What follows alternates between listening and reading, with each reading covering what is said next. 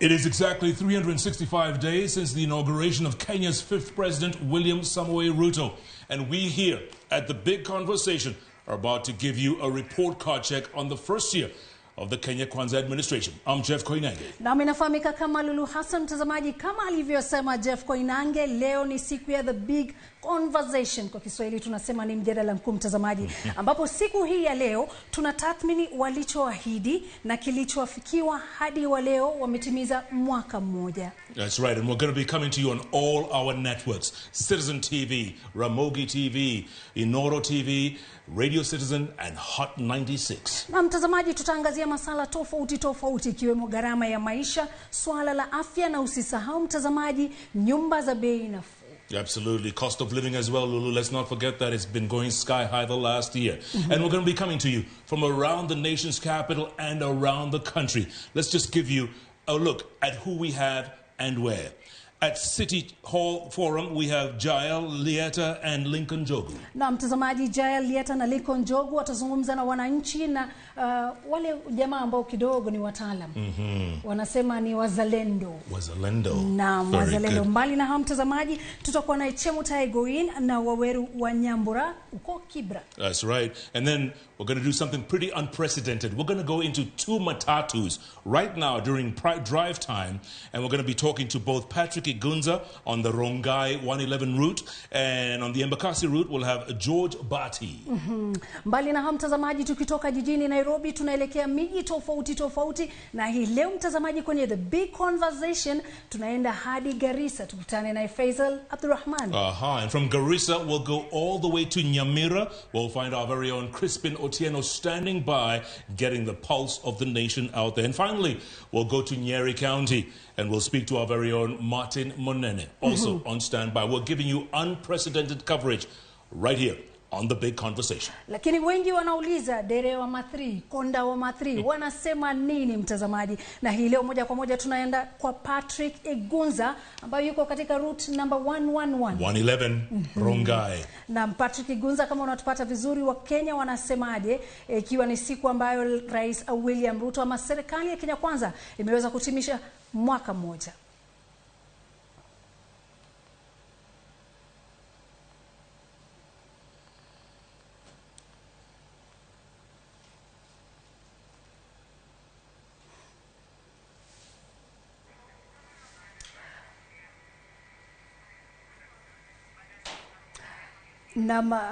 I think Igunza alikuwa tupati vizuri, lakini mtazamaji. And let's not forget, it's a moving matatu and we are live in there, so the connection could be a little slow, but we'll get him for sure. We'll get Patrick Igunza very shortly on that Rongai 111 line. Lakini moja kwa moja mtazamaji, kama tutampata Faisal kutoka Garissa, atujuze mengi zaidi. Faisal, wakazi wa Garissa wanasemaje kuhusiana na mwaka mmoja wa serikali ya Kenya Kwanza?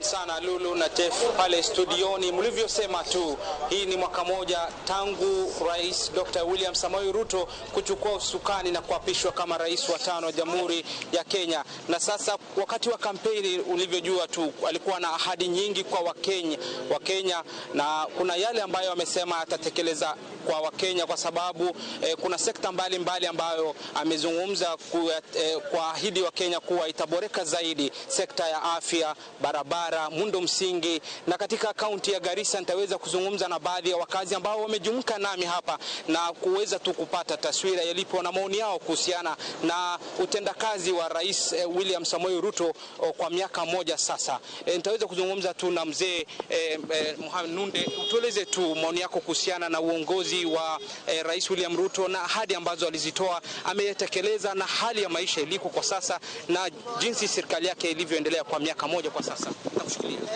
Kwa rais sisi ni nani kama rais yetu? Sisi kwanza kile kilikuwa tunasumbua ni amani. Watu walikuwa wanapigwa extrajudicial killing, walikuwa wanatupwa Rebayala. Sasa hakuna mtu ameguzwa mwaka hii nzima. This is a straight A for the president. Rais amejitengenezea jina Kenya, akajitengenezea jina Afrika, na akajitengenezea regional, na akajitengenezea jina international. Nani kama rais yetu? Sisi tukiwa watu wa Northeastern province, our bread is buttered. Tuko na lapset ile inaenda huko, barabara inaenda mpaka Mandera, lami. Hapa tuko na port ya Lamu, kuna Rona, kuna managing director wa KPA. Tunataka ngombe yetu isafiri kutoka hapa ipitie Lamu iende. Raisi is in a class of his own. Hii mambo ya maisha kwenda juu ni kila mahala. Ni mambo ya Ukraine, ile unga wheat yote ilikuwa inatoka Russia, hakuna wheat sasa. Ile gas ilikuwa inatoka Russia imefungwa. So ni hii embargoes na ni kila mahala iko na shida. Lakini rais amejaribu sana. Hiyo miaka 10 nyingine tulikuwa in a free fall. But now we have a president who is actually hands on and who has got an international recognition both in Africa and in his own term. Thank you very much. Labda swala ya ufisadi kwa jinsi anavyopambana naye, unaona kuwa amefanya kazi mzuri kabisa. Unaona watu sasa, jana tu juzi walikuwa na mention kesi 6. Kulikuwa na ile kesi ya what you call Kenya Bureau of Statistics. Sonko pia naye alikuwa anaulizwa maswali. All these cases were pending. Sasa they are being mentioned na watu wako kotini, na president aendelee kumaliza hii ufisadi, corruption, which is actually ruining this country of ours, na anafanya kazi mzuri kwa mwaka moja from 13th August to 13th August today. Nani kama rais yetu? Labda kwa mwisho tu dakika moja tu, maoni yako kuhusiana na utendakazi wa rais. I think kwangu nimeweza kufurahishwa sana. Kwa majina mimi ni Abdikadir Aden Hassan, mimi ni mkazi wa mji wa Garissa. Jambo la kwanza, mimi ni mwana mazingira. Rais ameweza kuzindua kampeni ya kupanda miti bilioni 15. Yeye amenipatia morali kama kijana, na pia ningeomba rais vijana wengi zaidi waweze kuhusishwa katika hiyo kampeni. Jambo la pili, sisi kama eneo la kaskazini mashariki, serikali za mbeleni ilikuwa inatutenga sana. Lakini kwa hii serikali ya Rais Ruto tunaona kwamba tunakaa kwa meza moja na wengine, Wakenya wengine. Jambo langu la tatu ni kwa mambo na ufisadi. Rais ameweza kupigana na ufisadi, na ningeomba kwamba counties ndio ufisadi kuu iko. Naomba kwamba hii fimbo ya ufisadi ikuje ingia kwa counties, kwa sababu Wakenya wameanza kuingiza baridi. Wale watu walikuwa naiba mali ya umma, hata wafanyikazi wa serikali wameweza kuwa na uoga zaidi. Na la mwisho, mimi naomba rais kwamba kaskazini mashariki tunaomba hizi miradi za serikali kuu ziweze pia kutufikia. Naona bado hajafika huku, lakini tunaomba aweze kutembelea, aweze kuzindua projects zaidi. Asante sana Lulu. Haya tu ni baadhi ya maoni ya wakaazi na fikra zao kuhusiana. Kuna wengi ambao wana maoni tofauti, lakini kwa sababu ya muda tu nitaregesha studioni, nitaweza kuzungumza nao baadaye, maana tutakuwa na nafasi nyingi kuzungumza na wakaazi kuhusiana na utendakazi wa Rais William Samoei Ruto. Kwako studioni. Naam, shukran sana Faisal Abdulrahman. Kwa hakika amepata sifa kede kwa mwaka mmoja. Wanasema our bread is buttered. Garissa wanasema wako salama. And they know where their bread is buttered. Naam, shukran sana Faisal. All right, thanks Faisal. Now, from there, we were telling you we have unprecedented coverage around the country, around the nation. And for now, we're going to go inside a matatu. That's right. In Embakasi, it's an Embasava Sako, Lulu, heading all the way to Umoja. Or is it Umosh? Umo. Umo, okay, there you go. We find our own George Bati there. George, what's happening? What's the latest?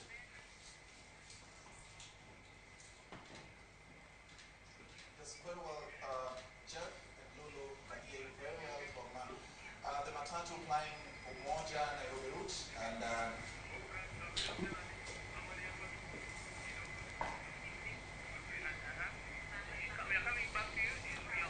Looks like the picture that has frozen. As you know, it's a moving matatu. We can expect anything, but you know, George Bati will get back to him as soon as we can. Okay, kabisa.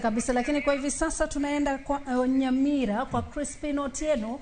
Amekuwa amesimama kwa muda mrefu, ana kiu pia cha kutaka kutujuza mengi zaidi. Wakenya wanasema nini hasa eneo hilo la Nyamira?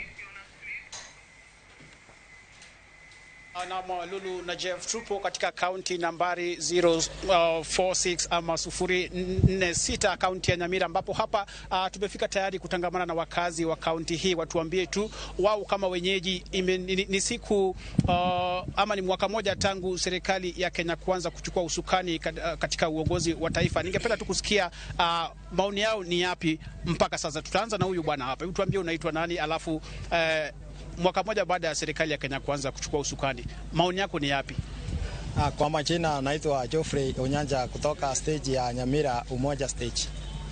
Kutoka Nyamira Umoja stage. Sasa kitu ya kwanza nilikuwa nauliza president wetu, kuna mambo ya pikipiki zile zimekuja ya stima. Sasa shida moja ni sisi tumeshachukua bodaboda zingine hizi saloni zile zilikuwa za kwanza zinatumika mafuta. Na saa hii hatujamaliza hiyo loan. Sasa hatujamaliza hiyo loan na ametuambia anatuletea zingine. Hizi zingine tutachukua wapi? Tutaenda kutupa wapi? Haya. Niambie maoni yako kuhusu jinsi serikali imekuwa kwa mwaka mmoja umepita. Kwa hii serikali kuanzia hii vile ilianza ni kama sasa ni kilio tu yenye iko Kenya hii. Ni tunaendelea kulia tu kwa sababu kila kitu sasa imepanda. Ukiangalia mambo ya mafuta imepanda, ndio hiyo. Mambo ya chakula imepanda. Hakuna kitu yenye imetusaidia. Sasa ni kilio tu. Wakenya wanaendelea kulalamika tu mambo ya chakula hakuna. Tukisikia mbolea iko lakini hatujaiona hiyo mbolea. Tunasikia tu machina mbolea imekuja. Asante. Maoni yake huyo. Hebu tuambie wewe kwa mtazamo wako mwaka mmoja serikali imefanya vipi? Asante sana Mr. Crispin. Kwa majina mimi naitwa Geoffrey Nyasani, mimi ni mkaaji hapa Nyamira. Serikali iko sawa. Ni mwaka mmoja imepita tangu ingie serikalini. Serikali ndio hiyo inaendelea kupanga serikali, maandamano, sufuria kwa kichwa, hata ichakaa kwa ofisi ipange maneno yake mzuri. Ukiangalia vizuri, Hasara Fund imekuja, mwenye aliomba Hasara Fund ameweka biashara yake, imemsaidia. Affordable houses ziko hapa. Kama hapa Nyamira tumeletewa hizi affordable house hapa Sironga. Zinaendelea kujengwa. Vijana wanaendelea kufanya nini hapo? Wanaendelea kupata kila kitu. Serikali iko sawa. Ipewe muda. Area gani labda iweze kufanya bora zaidi? Serikali ipewe muda. Ikipewa muda itapanga maneno yake. Asante. Haya. Kwa majina naitwa Alfayo Charo, mkazi wa Nyamira. Mwaka moja baada ya hii serikali kuchukua uongozi, yale ambayo tumeona ni maisha imekuwa ngumu zaidi. Kwanza tukianza na cost of energy, stima imekuwa juu sana na mafuta pia imekuwa juu. Mafuta ni 195, 194. Mafuta ndio inatumika katika uchukuzi. Hiyo inamaanisha kila bidhaa itaenda juu. Na hiyo imefanya maisha imekuwa ngumu zaidi. Pia tumeona wakiintroduce new taxes kama ile ya housing, pia kuna ile ya NSSF pia wameongeza.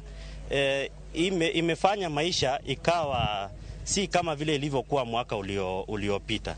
Na pia tumeona employment, hawajashughulikia maneno ya employment ya youth. Wanasema tu Hustler Fund, lakini hawajashughulikia vizuri maneno ya employment ya youth. So ningeomba hii serikali mafuta wapunguze na stima wapunguze, cost of living iende chini because hizi ndio zinafanya cost push inflation. Asante. Asante sana. Ngoja tupate maoni zaidi. Kwa majina naitwa James Nyakangi Jemo. Mimi ndio kiongozi wa wafanyabiashara kaunti ya Nyamira. Nataka kusema kwamba tunashukuru serikali kwa saa hii kwa kutuletea tu amani, kwa kukubali bipartisan talks ambazo zinaendelea, ile mambo ya mgomo na vita ambayo ilikuwa inatusumbua kama sisi wafanyabiashara, ndio naona imeisha na tunajipigania kwa biashara. Kwa hiyo upande nataka kushukuru serikali na kuambia waende waelewane na opposition ili tuendelee kuwa na amani, tufanye kazi. Lakini kwa zile ahadi zote walitoa, ahadi ya bottom up kusaidia watu wa boda, mama mboga, sisi wafanyabiashara, upande hiyo naona kama serikali haijafanya chochote, kwa sababu mpaka saa hii tax ziliongeza, nyumba za wenyewe landlords waliongeza hiyo tax, kila kitu imekuwa bei kali, maleseni ziko mingi na sasa sisi wananchi tunasumbuka sana. Asante sana. Na tunaye pia mama hapa, tutampea fursa pia na yeye pia aseme labda maoni yake mwaka moja baada ya serikali ya Kenya kuanza kuchukua usukani. Maoni yako ni hapo. Thank you Crispin. Mimi naitwa Edina Misati kutoka Nyamira County. Mimi ningependa kuongelea mambo ya corruption. Corruption iko juu sana. Naomba Mheshimiwa William Ruto angalia mambo ya corruption adili nayo. Kwanza hata kama ni maskini ama ni mwenye tuseme ni tajiri, akienda kama ni kwa ofisi kushughulikiwa, at least apate services kama mwananchi kawaida. Kitu kingine yenye ningeongelea ni mambo ya shule. Watoto wanafukuzwa kila time. Halafu mambo ya industrial park, tunamshukuru William Ruto, but kitu kingine mambo ya affordable houses ningependa aiweke kando kiasi, at least watoto kama wa CPC grade 7 hawana classes, angalie kwanza achenge mashule, watoto wasome ndio aone mambo ya affordable houses. Kitu kingine, wana biashara Hata kama wanafanya biashara hawapati faida kwa sababu uchumi imekuwa mbaya, vitu zimeongeza kutoka Rocky Cube, chumvi na kila kitu. Na stima inaenda kila time saa 1 mpaka saa 3. Watoto watasoma aje? Angalia mambo kama haya. Nyamira pia tunafahamu kwamba ni kaunti ambayo inajulikana kwa masuala ya kilimo. Tumeona serikali imesema kwamba imetoa ama imepunguza bei ya mbolea kutoka shilingi 7,500 hadi shilingi 2,500. Nyinyi kama wakazi wa kulima wa kaunti hii ya Nyamira, maoni yenu ni yapi, na labda serikali imefanya kivipi mwaka mmoja uliopita? Asante sana Crispin. Kwa majina naitwa Tiberius. Mimi ni mfanyakazi wa kaunti ya Nyamira. Kwa mwaka huu mmoja ambao Rais William Ruto na serikali ya Kenya Kwanza imekuwa uongozini, ile jambo tu alilolifanya jema ni lile jambo alilofanya siku ya kwanza akiwa ofisini, ambapo alikubali uamuzi wa Judicial Service Commission, akawaapisha majaji ambao mwanzilishi wake ama mtangulizi wake alikuwa amekataa kuapisha. Tokea huo wakati hamna jambo lolote ambalo unaweza kuipongeza hii serikali. Kwanza ni serikali iliyokuja na chini ya mwaka mmoja maafisa wa polisi wameua Wakenya wengi zaidi, na ikawa aibu zaidi wakati IG wa polisi anasimama na kusema kwamba wanachama cha upinzani wameenda katika vyumba vya kuhifadhi maiti, wakachukua maiti wakakuja kuparade. Jambo la mbolea, ndio amesema amepunguza mbolea. Iko wapi? Amepunguza mbolea, inapeanwa kulingana na misimamo ya kisiasa. Mheshimiwa mbunge wa South Mugirango Silvano Sosoro alisema kwamba alimkataza waziri wa kilimo asiweze kuleta katika maeneo ambayo wabunge wanaoongoza katika eneo bunge hizo ni wa muungano wa Azimio. Asante sana. Naam, ulivyosikia hapo ni hisia mseto tu kutoka kwa wakazi wa kaunti hii ya Nyamira, wakiwa na hisia mseto tu. Wengi waliozungumza wakizungumzia tu kuhusu gharama ya juu ya maisha. Wangependa tu labda serikali iweze kushughulikia swala hilo. Kwa hivyo tutakuwa tukiachia hapo kwenu tena studioni.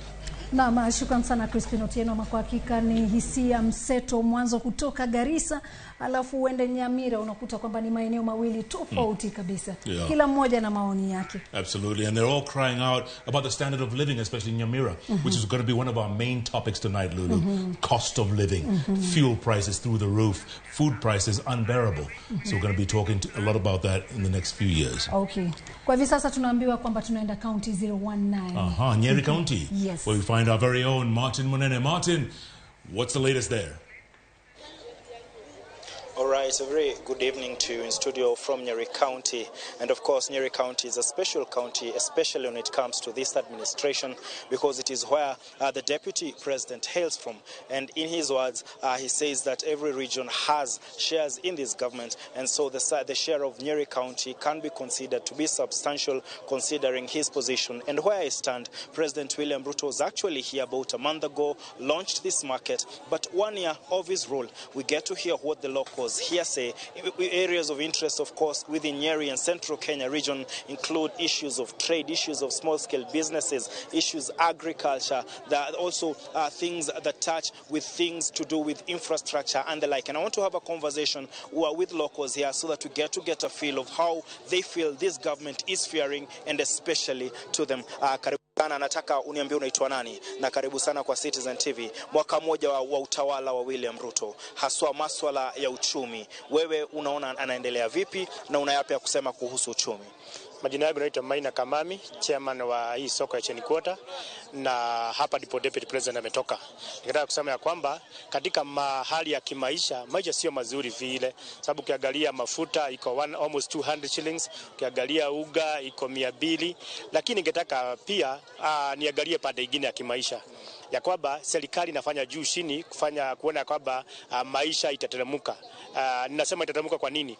Vile wamefanya kuleta fertilizer ya bei rahisi, inaonyesha ya kwamba wakiendelea hivyo maisha itateremka. Lakini as we talk now, maisha sio mazuri. Ningetaka serikali itilie manani mwananchi wa kawaida, ili at least maisha ipunguke kidogo.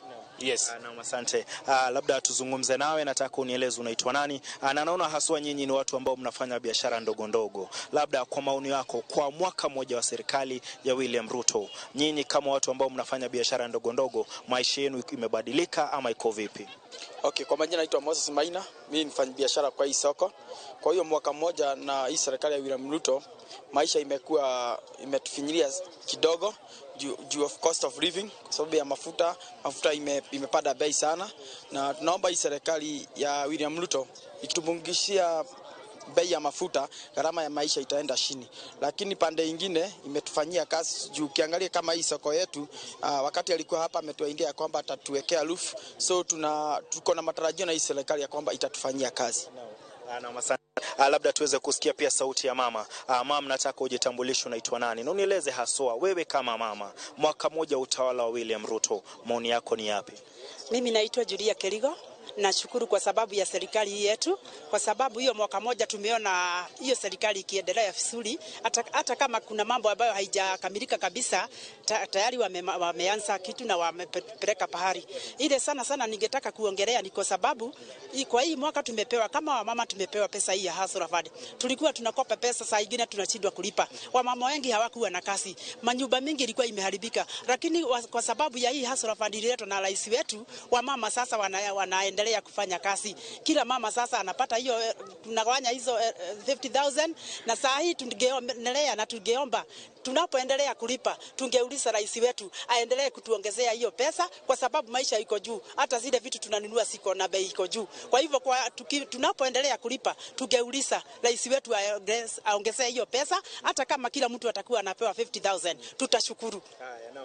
Na mtuweza kusikia mwingine hapa, nataka ujitambulishe, unaitwa nani na unieleze wewe kwa mwaka mmoja utawala wa William Ruto, haswa ukiangalia eneo hili kulikuwa na miradi kwa mfano ya barabara, mahali imefika sasa, umeridhika au la, ama ungesema yapi haswa kuhusu maendeleo? Majina yangu naitwa Rose Wajiro. Mimi ni mfanyabiashara huku Isheni Quarter. Na kwanza kushukuru hii serikali, sababu wakati wa hiyo serikali nyingine ilikuwa imeanzia miradi ya barabara na haikuwa imemaliza. Sasa hii serikali imekuja ikatumalizia, na bado tuko na matarajio na wao watamaliza hata pale pamebaki. Na tunawaomba sasa, kwa sababu mvua iko karibu kunyesha, tunawaomba tu watuharakishie hizo barabara ndivyo tuwe sawa. Asante. Mama, naye nataka unieleze, nimeona mpaka hapa kuna watoto, masuala ya masomo, serikali hii unaona imefanya vipi kwa huo mwaka mmoja wa William Ruto utawalani? Masuala ya masomo umeridhika kama iko vipi? Iko mzuri. Mimi naitwa Elizabeth Kuria, lakini tunafurahi ni serikali yetu. Mimi naongelea juu ya masomo ya CBC, iko juu sana, lakini tunasema hata kama serikali tupunguzia hata kama ni kidogo, na tunashukuru serikali sana. Asante. All right.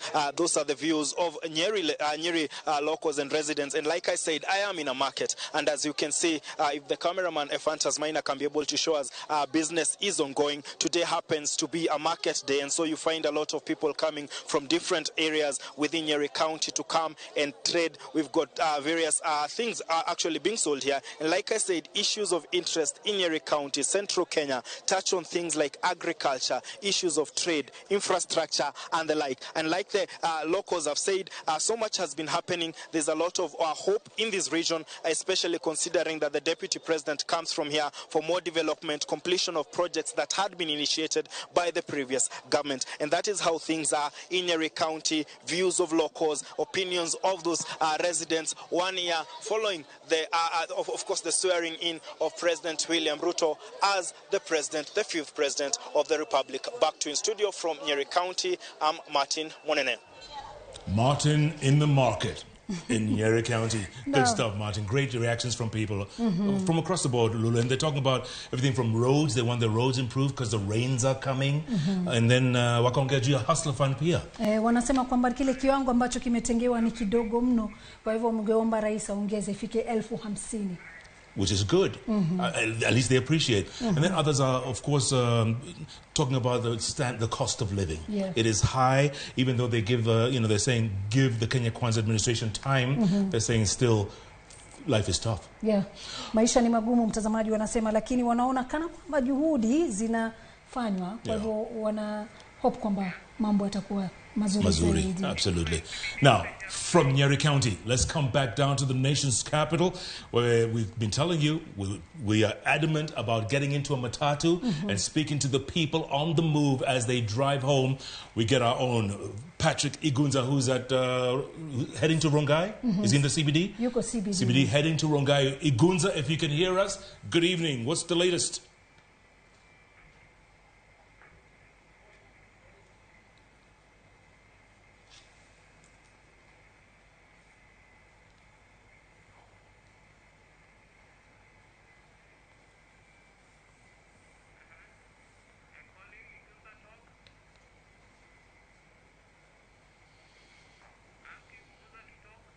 Igunza, if you can hear us, we're in the studios. Tell us if you can hear us. Igunza, yeah, go ahead. Go ahead. What's the latest? What's happening? Where are you?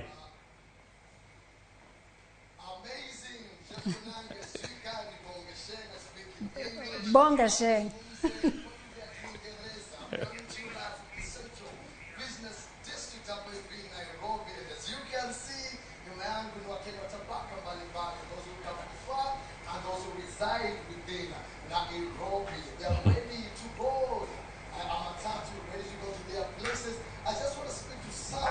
So that we can get to hear. Wanasemaje kuhusiana na uongozi wa Rais Ruto? Mwaka mmoja tangu achukue hatamu.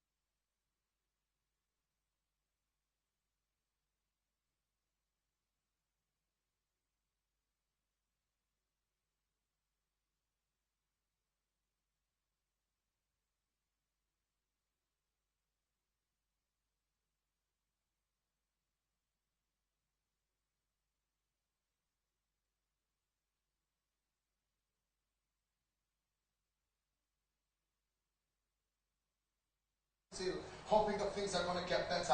Time ikiendelea. I will have to toss it back to you guys in studio so that you can engage the experts and you will wonder why I cut it short very fast. Ni kwa sababu kuna mahali nafaa kwenda na ni sahi sio sahi inakuwa juu inakuwa bei inakuwa amazing inakuwa ni italiguza the street side Ital.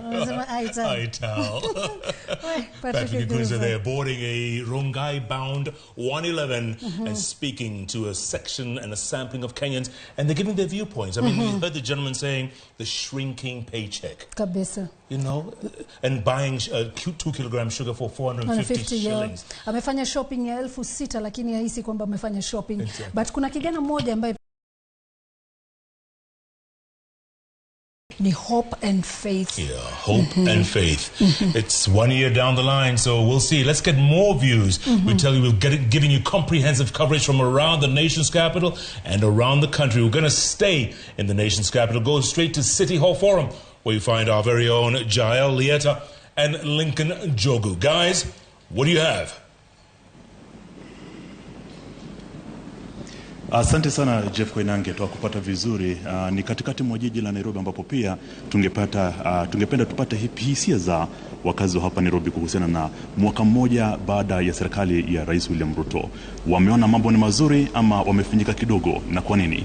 Siko peke yangu na mwenzangu Jalieta. Thank you very much, Lincoln Jogo. And just as you've rightly said, we've had some of the opinions from the streets of Nairobi and other areas around the country. Here at Charter Hall, we also want to speak to the Bunge la Wazalendo and get to hear the highs and lows of the government 365 days later. Bila shaka na moja kwa moja tupate kupata hisia zao, watuelezee wanaona namna gani. Ni mwaka mmoja baada ya Rais William Ruto na naibu wake Rigathi Gachagua kula kiapo chao na kusema watahudumia taifa chini ya katiba. Mwaka mmoja baadaye, tukianza nawe, wahisi mambo ya kumekuwa namna gani? Uko sawa ama kuna matatizo kidogo? Asante bwana Njogu. Mimi kwa majina naitwa Edward Rioba, mimi ndio katibu mkuu wa Bunge la Wazalendo Kenya. Nafikiri sasa imepata siku 365 tangu serikali ilipoingia uongozini. Yapo waliofanya ambayo either wameona wamewafurahisha wananchi, lakini bado, ila tunasema bado tunawapa kama 45% kwa sababu bado ni kama wanayumba yumba, hawajafikia jinsi wananchi walitarajia wao wafikie. Kwanza naanza kwa kusema hivi, ukiangalia hizi wizara ambazo rais alizipatia watu waweze kumsaidia, ni kama hawa watu bado hawajawa na umakini katika kazi zao. Hiyo ni moja. Pili, hawa watu bado wanayumba, wamekuwa ni watu wa maneno, hawajajua kwamba wao ndio wako ndani ya wizara. Tunachokiomba ni kwamba saizi rais akae na hawa watu, awaeleze kwamba wao aliwateua kwa ajili ya kumsaidia kazi, sio wawe watu wa maneno kurushiana maneno huku na kule ili tuweze. Ukiangalia kwa mfano wizara ya mambo ya ndani, internal jamaa huyu anajaribu kiasi chake, mimi naweza kumpatia 50% kati ya 100. Ukiangalia wizara hii wizara ya biashara ambayo inaongozwa na Moses Kuria, ni kama bado hajajua anafanya nini, bado ni mtu anakula raha yake, bado yuko honeymoon, hajajipanga. Tukienda wizara ya elimu ambayo sasa hivi ndio inaleta shida katika nchi hii, bado serikali haijajipanga vizuri. Tunaomba serikali ijipange hapo, kwa sababu kutakuwa na msukosuko si muda mrefu, kwa sababu 1% kubwa ya watoto hawataenda shule, wengi watakuwa maskini, kwa sababu unaona hapa kuna gap linatengenezwa la watu ambao si wasomi na ambao ni wasomi, kwa sababu elimu itakuwa ghali, mtoto wa maskini atashindwa kusoma. Tukirudi hizi wizara zingine, bado tunaona hawajajipanga vizuri. Tunaomba wajipange ndio tuweze kujua sasa tunatoka wapi na tunaelekea wapi. Kulingana naye ni 45% ambazo anaipatia serikali ya William Ruto. And on this other end, just speak with the woman seated right here, just to get to know your thoughts about Ruto's administration 1 year on. What do you say about it? Kwa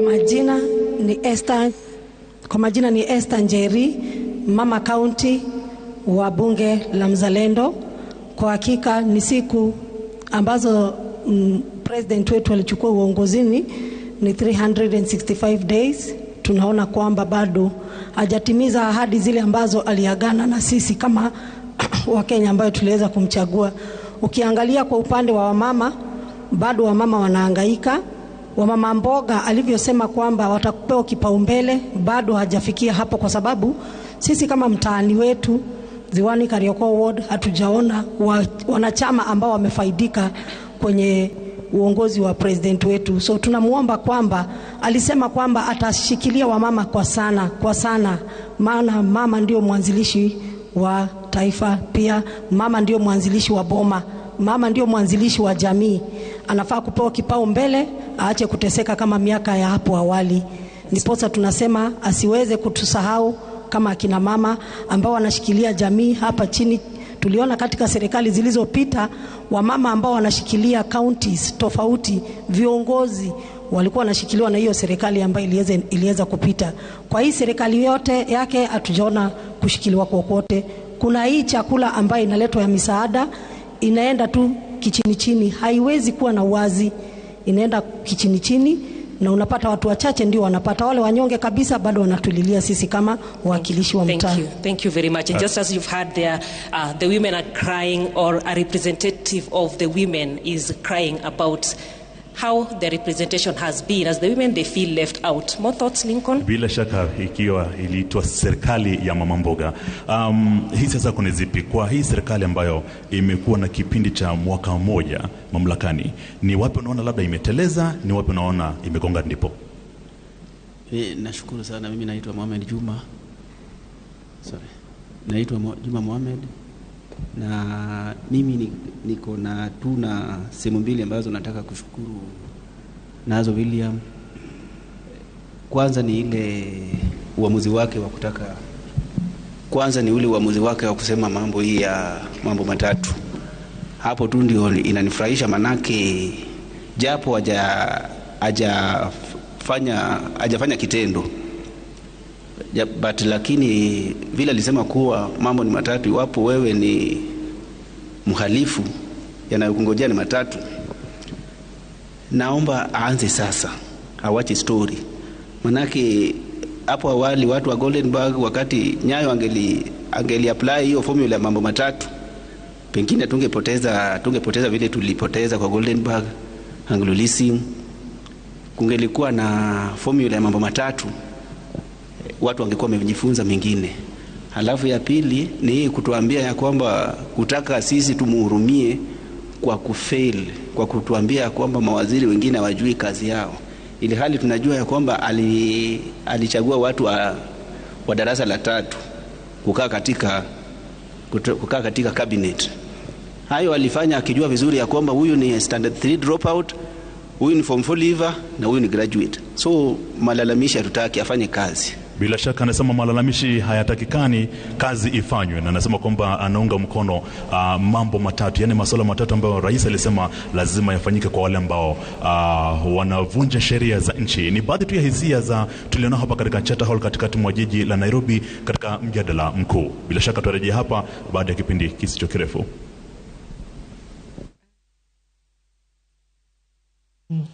And Jael in Charter Hall in the nation's capital. We're going to be going to several forums, so folks stay tuned for that. In the meantime, we get the people's views. The Wazalendo right there. Wameongea mengi na mpaka sasa wanazungumza, lakini kwa hivi sasa moja kwa moja mtazamaji tunaenda katika msikiti wa Makina katikati mwa mji ni Kibra, eneo la Nairobi, ambapo tunakutana naye Chemuta Egoin.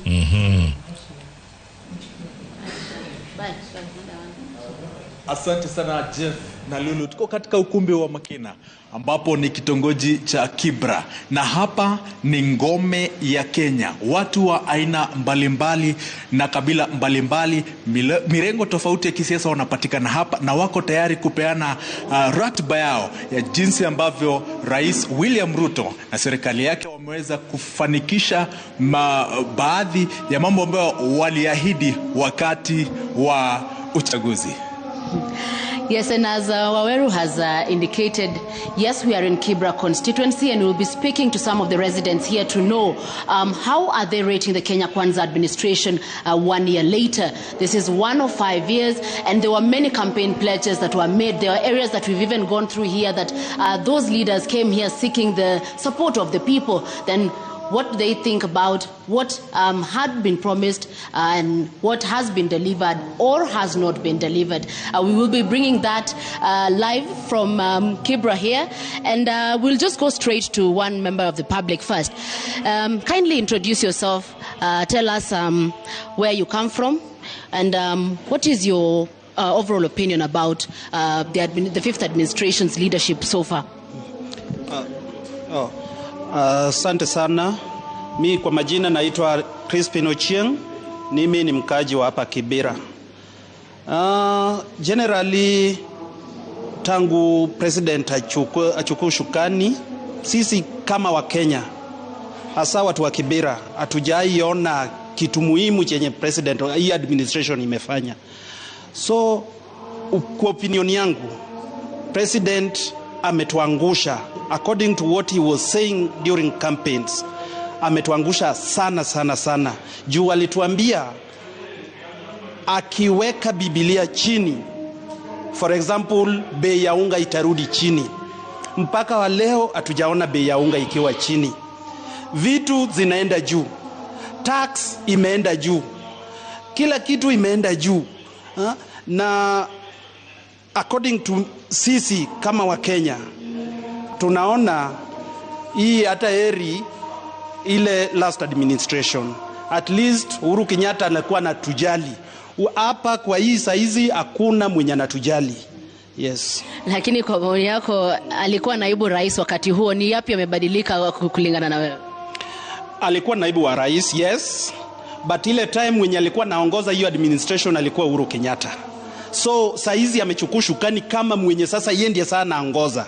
So amebadilisha kila kitu yenye Uhuru Kenyatta hakuwa anafanya. At least Uhuru alikuwa anatujali, akisikia wa Kenya wanalia sana, anarudi chini, anaangalia ni nini hao watu wanalia. Lakini huyu hata watu walie aje, yeye tu ako tu hivyo. Then akona deputy wake mwenye anafaa mpatia advice, but advice yenye deputy wake anampatia ni shares. Hakuna kitu ingine, shares tu peke yake ndio kitu yenye deputy wake anafanya, anaweza muadvise nayo. Asante sana. I don't know, Waweru, labda upande huo mwingine ni yupi unaweza zungumza naye? Hapa ni naye ndugu yangu, karibu sana katika kipindi hiki. Wewe ndiye mwalimu. Ndiyo. Katika darasa la mwanafunzi Rais William Ruto. Ndiyo. Unampa alama ngapi baada ya mwaka mmoja? Mimi out of 10 naweza mpatia 2. Naweza mpatia 2. Ndiyo. Kwa nini 2? Kwa sababu naweza mpea 2 kwa sababu nikiangalia yale mambo alikuwa anazungumzia wakati wa campaign na yale mambo ambayo anatekeleza kwa sasa, mimi naweza sema ni opposite. Ya kwanza, sasa zile immediately bei ya mafuta ilipopanda, hapo ndo maisha ilianza kupanda zaidi.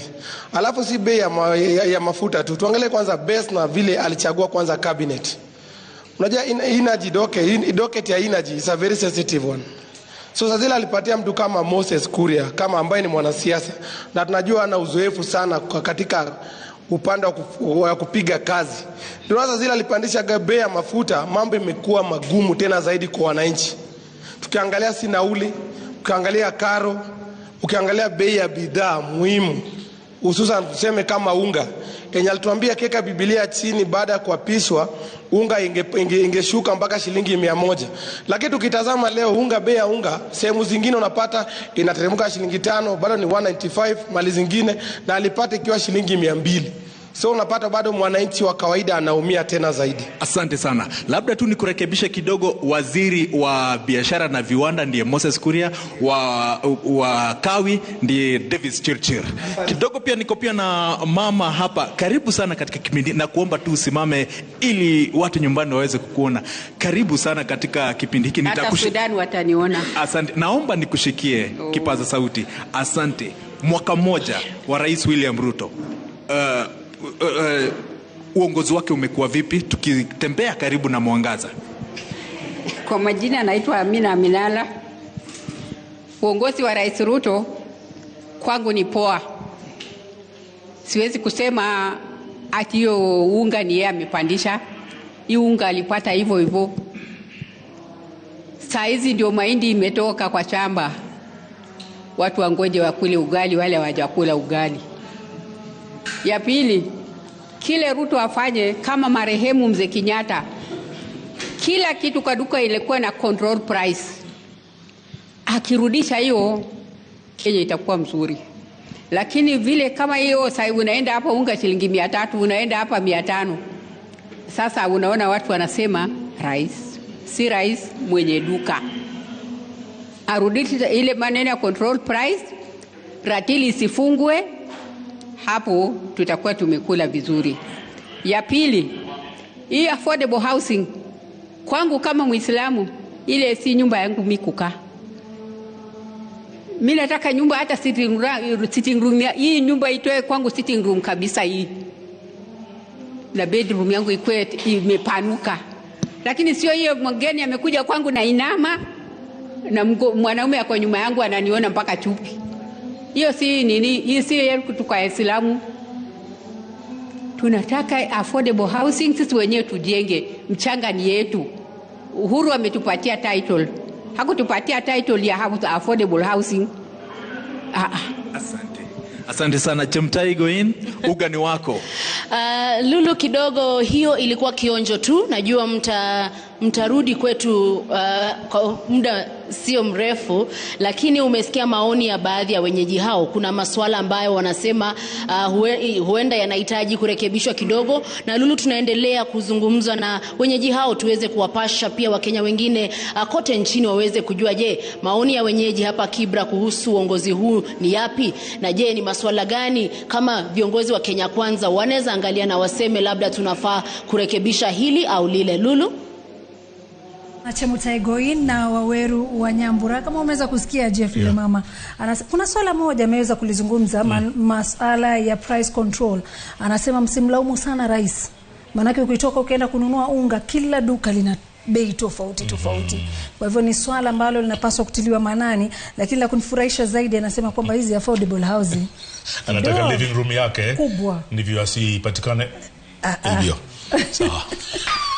From Kibra, we're going all the way down to Jogoo Road, I think. Yeah, George Bati, who boarded a matatu earlier on in Embakasi, has arrived on Jogoo Road. George, what's happening on Jogoo Road?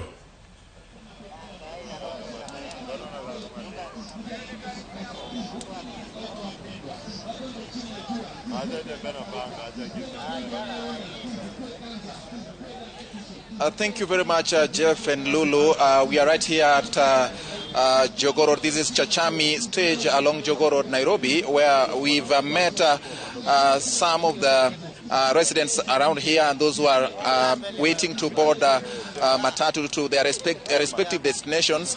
And I just want to get their opinion with regard to now the Kenya Kwanza administration celebrating 1 year since they assumed office on the 13th September of 2022. So nataka tu nisikie maoni yao ni yapi kulingana na utendakazi wa Rais William Ruto na serikali yake ambayo ilichukua hatamu za uongozi tarehe 13 mwezi Septemba mwaka 2022. Kuna baadhi ya vijana na pia kuna kina mama hapa. Watueleze tu, kuna wafanyabiashara ambao pia walilengwa sana wakati wa kampeni za Rais William Ruto ambao walikuwa wamepewa jina la mama mboga na watu wa bodaboda. Kuna baadhi ya vijana kina mama ambao wamekusanyika hapa, wengine wanajaribu kusubiri gari kuabiri kwenda makwao na wengine pia wanafanya biashara.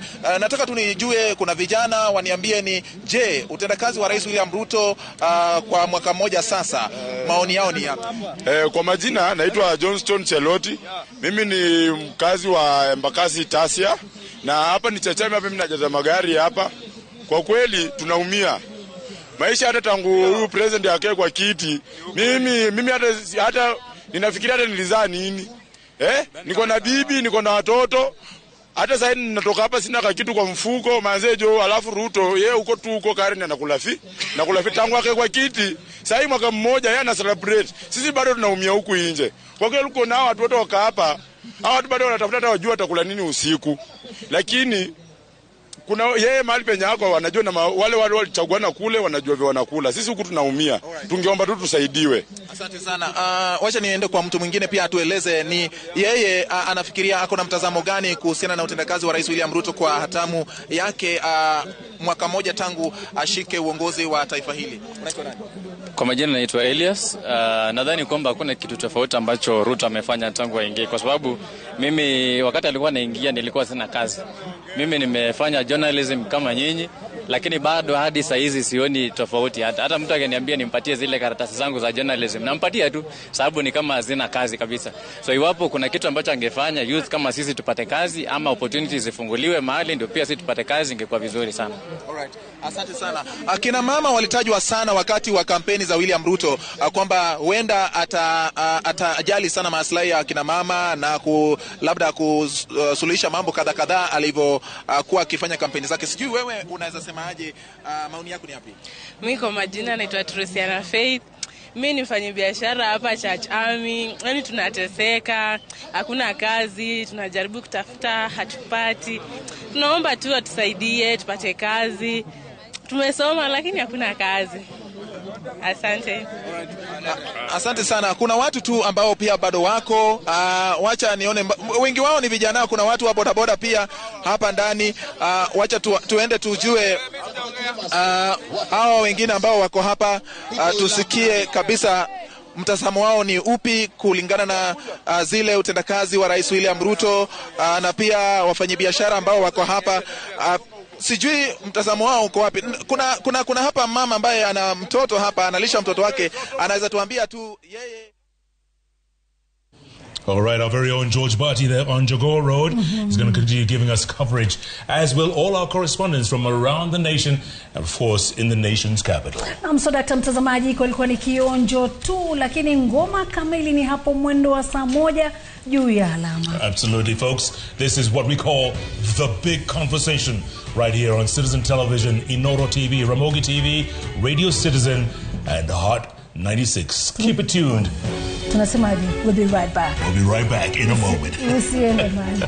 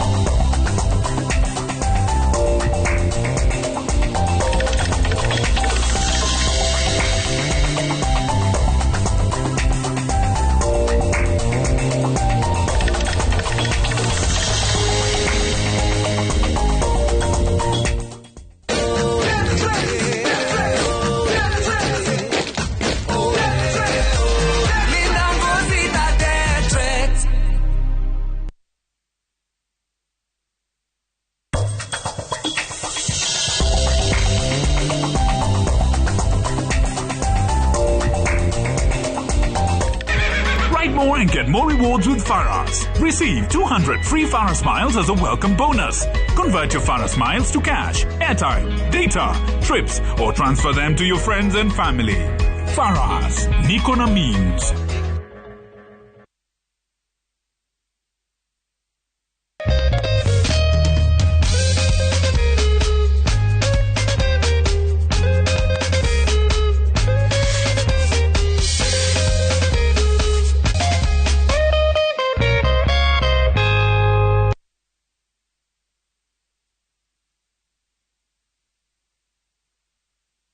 Nchi yetu inaandamwa na kolera, inaharisha na kutapisha ninao. Je, unajua kuna mkurupuko wa kolera nchini? Kolera inasababisha kuharisha, kutapika na inaua haraka. Yoyote aliye na dalili hizo apewe ORS au maji mengi na apelekwe hospitalini apate matibabu haraka. Ingawa kolera ni hatari, kuitwanga ni rahisi. Kwanza, tumia choo kujisaidia wakati wote. Pili, osha mikono na sabuni na maji safi kwenye nyakati muhimu. 3, zingatia usafi wa chakula.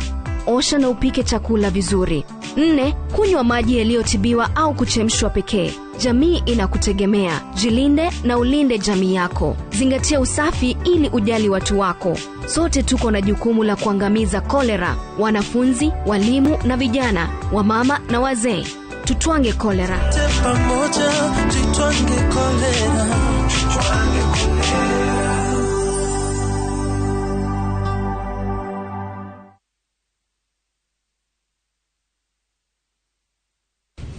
And do you have any question for us? How juicy? Juicy. Niko fiti maze niko fiti majamana mabenti wako fiti. Juicy fruit, juicy. 200 bob tu. Buda, the transaction ndio imekushinda ama? Relax.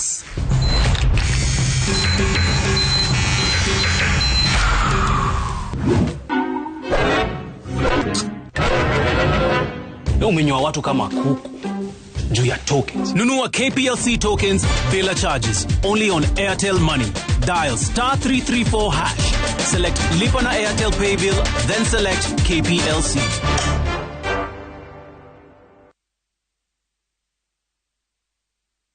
Love Nairobi Festival with evangelist Andrew Palau is coming to Nairobi. All are welcome at this free event. 3 days of great music with Don Moen, Honky, Evelyn Wanjiru, and more of Kenya's best artists. Bring the kids to the family fun zone, see high-flying motorcycle and BMX bicycle demonstrations. Love Nairobi Festival, 15th to 17th September at the University of Nairobi Sports Grounds. More details at lovenairobifestival.org. It's free. Love Nairobi Festival 2023 is supported by Citizen TV, Hot 96 and Citizen Digital.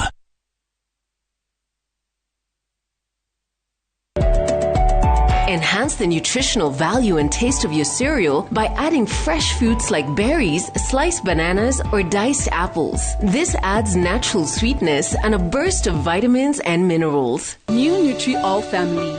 High-quality instant cereals for kids and the whole family. Nutritious, great tasting, convenient. Nutri, good nutrition, healthy growth.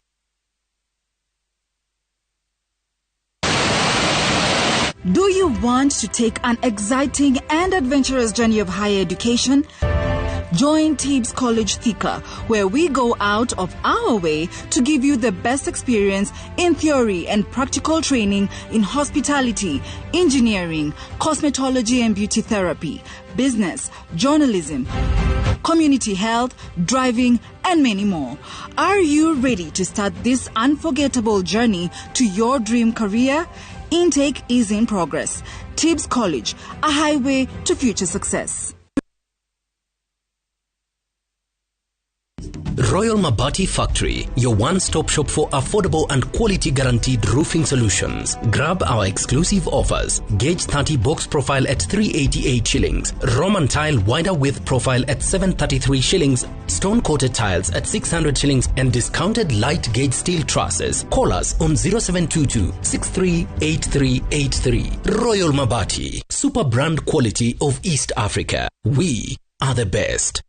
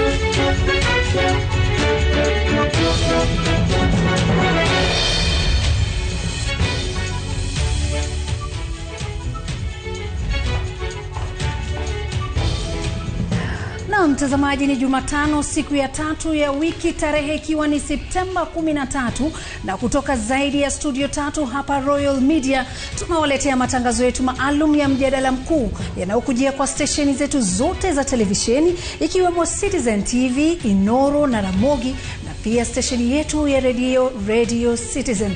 Ni usiku wa mazungumzo mapana yatakayoangazia yote yaliyoahidiwa na yote yaliyotimizwa au yaliyokosa kukamilishwa ndani ya mwaka wa kwanza wa utawala wa Rais William Ruto na serikali yake ya Kenya Kwanza. Mimi ni Lulu Hassan. And I'm Jeff Koinange on this first year anniversary for President William Ruto and his Kenya Kwanza administration upon taking the oath of office exactly a year ago. President Ruto famously pledged to instantly bring down the cost of unga immediately he brings down the Bible after his swearing in. So, where are we? Is it an extensive one-year scorecard night here on The Big Conversation? Extensive indeed, Jeff and Lulu. The pollsters have been releasing their findings over the last 2 days. What are Kenyans saying? Well, I have them here in studio as we try to make sense of the surveys. I'm Victoria Rubadiri.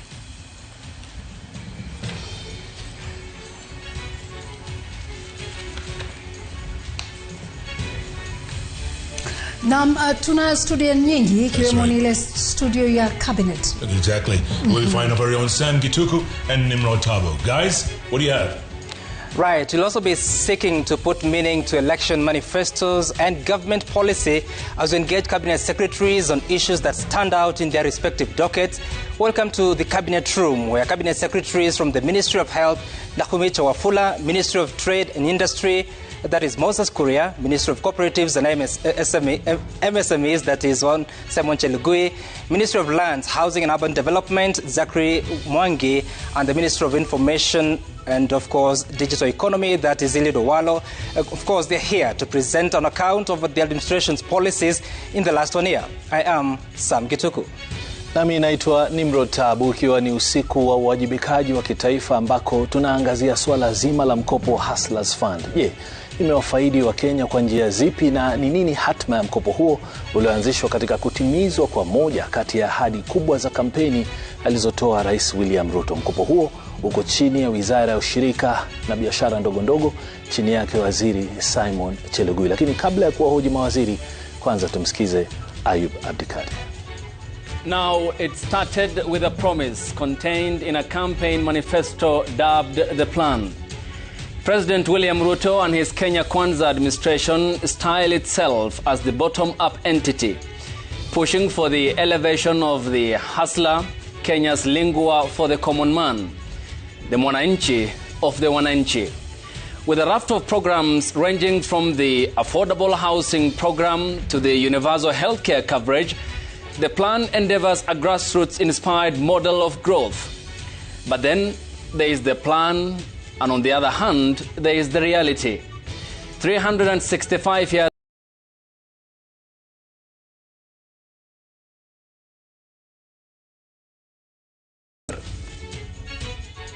due to the shareholders center, all pun intended. This is the port of uniquely Kenyan interest. We'll be speaking to political leaders, medical experts, civil society, and of course, special interest groups.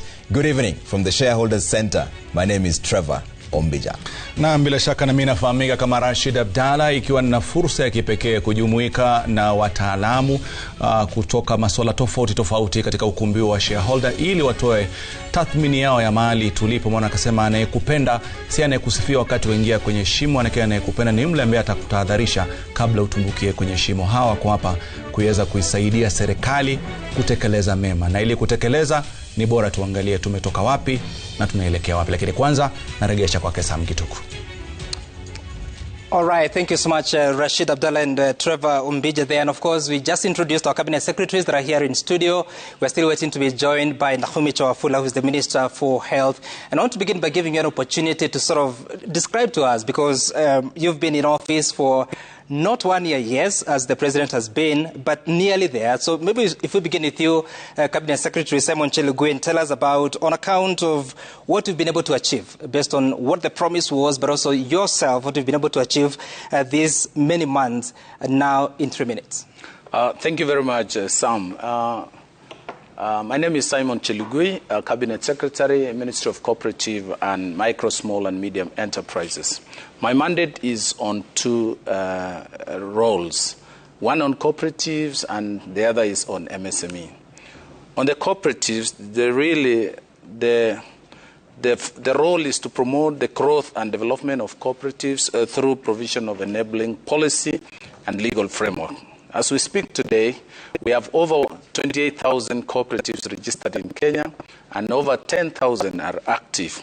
This year alone, we've been able to register about 1,874 cooperatives. These cooperatives spread across all overall economic productive sectors, including agriculture, like dairy, coffee, tea, and also cotton. And then in financial services, we have SACCOs and investments. We are also in housing, transport, mining, fishing, among others. Mm-hmm. During this year, we focused on reforms in the reforming the legal instruments, like resubmission of the Cooperatives Bill, the proposed amendment on SACCO societies, like to have a deposit guarantee fund to ensure that the shilling in a SACCO is as safe as a shilling in a bank. We've also promoting the shared services. All these are before cabinet now, and also we are focused on modernization to increase. You remember our Kenya Kwanza manifesto was increase milk production in Kenya from 4.2 billion liters per year to 10.2 billion liters per year. And to manage that production, we need to modernize. Already, we finished during the year Nyambene KCC plant in Meru. We finished Kiganjo in Nyeri, and we have finished Nyahururu. And also, we have equipped Eldoret, Kitale, Meritini in Mombasa, Dandora, and even Sotik. Okay. Currently, we have about a budget. We've already gotten support from government, and we are embarking on a program to modernize. On the MSME sector, you remember, Sam, our campaign was premised on the ASLA, the bottom-up economic transformation agenda. At that time, two things were found out. Number one, access to affordable credit and aggregation of markets. Hence, the president immediately after taking office and giving us this assignment, he gave me 23 days to establish, come up with regulations and the establishment of the ASLA fund. We went full throttle, met with Parliament, approved the regulations, submitted to cabinet and approved, and then eventually setting up of the ASLA fund. As we speak today. We'll be talking about the details, Waziri. I just wanted to move to the next cabinet secretary, Nimrod. Nafikiri vyema ni kukaribishe Waziri Moses Kuria, uweze pia na wewe kwa dakika chache tu kuweza kutueleza manake kwa misingi ambao mliingia serikalini, na nafikiri mmehudumu sasa miezi kama 10 hivi, uwezo wa watu kuweza kufanya biashara hapa nchini. Pengine utugusie, tuko wapi na tulianzia wapi? Kwanza asante sana, nataka kukushukuru na kushukuru Higa Citizen na shirika Loyal Media Services, kwa sababu nimerudi kwa rekodi za historia. Nikauliza kama mlifanya Jomo at one, nikaambiwa hapana. Nikauliza kama mlifanya Moi at one, nikaambiwa hapana. Nikauliza kama mlifanya Kibaki at one, nikaambiwa hapana. Pia nikafanya uchunguzi nikakuta hata Uhuru at one hamkufanya. Kwa sababu sasa mnafanya Ruto at one kwa mara ya kwanza katika historia ya Jamhuri ya Kenya, ni kusema ya kwamba tunapiga hatua na mjadala vile tuliahidi wakati wa uchaguzi, kwamba mjadala wa Kenya utabadilika. Tutaacha kuongea maneno ya makabila, maneno ya watu binafsi, na tuongee maneno ya sera. Kwa hivyo kwanza ni washukuru. Kwa hivyo kwa sababu ni kusema sababu hamukuona inafaa wakati huo mwingine. Waziri, hatukuwepo wakati wa Jomo na Moi. Biblia imesema ya kwamba to those whom more is given, More is expected. Kwa hivyo sisi mmeona wale watu ambao wako na uwezo wa kuwajibika ni serikali ya William Ruto na Kenya Kwanza. Kwa hivyo niwashukuru kwa sababu huu mjadala ni nguzo, inaambatana na ile nguzo kusema kwamba mjadala ubadilike, tuulizane maswali ya sera, maswali ya kiuchumi na maswali ya vile maslahi na manufaa ya watu wetu iko. Mheshimiwa, kutoka hapo utangulizi kwa kifupi tu kuhusu biashara kwa sababu ni utangulizi. Naam, nafikiria ilikuwa ya muhimu kwangu kuweka hii maneno katika perspective ndio wale watu wadadisi wa kihistoria pia waweze. Kusema kweli, Nimrod, wakati sisi tulichukua serikali mimi binafsi nimekuwa kwa ofisi ya miezi 10 na tumeweza kupiga hatua sana. Kwanza ule uchumi ambao sisi tulirithi kutoka kwa serikali ambayo tulipata hapo mbeleni, mimi kwangu nilipata all the indicators, all the critical economic indicators were not pointing to a good picture. Manufacturing had dropped as a contribution of GDP from 9% to 7%. Export as a ratio of GDP had dropped from just 8 years, from 28% to 10%. And on the issue of foreign direct investment, it had stagnated at around $500 million. So what we have been doing, without a template that we found in the office, is to actually restart the cogs of the engine of things to do with manufacturing, to do with industrial parks, to do with the special economic zones, and actually restart the engine of growth. Because what we found in the office, Nimrod, is that we were talking about inflation, debt, and all these things. But we were able very quickly to refocus the country to the fact that you cannot have economic growth when you stopped production. And I'm very proud at what we've done now to set up a foundation of restarting the engine of production. And of course, we'll get more details as we get into it. But CS Zachary, maybe in a short statement, you can tell us about your 10 months in office and what you've been able to, that you would say the key highlight of your tenure. Thank you very much, Sam. And good evening to all the viewers. As you've heard, my name is Zachary Njeru, Minister for Lands, Public Works, Housing and Urban Development. One of the key aspects that we have done as a government in the last 10 months touches on matters housing. It's good to let Kenyans know that the housing demand in urban areas in Kenya is 250,000 units per year. But what the market is providing through the private sector is 50,000 units. Also to note that out of the 50,000, 2% is only 2% that goes to the low-income earners. So the gap, the deficit of 200,000 needs to be, to be closed, and therefore, as a government, we have taken that deliberate effort to make sure that through affordable housing program, yes, we come up and fill that gap. Two, when it comes to lands, I'm just highlighting the few ones because I'm sure we'll go into details. Mheshimiwa, tusamehe kwa sababu ya muda, tutataka tu kwenye taarifa alafu tutarudi tufafanue zaidi kwa maswali na majibu. Asante sana, nashukuru. Sam.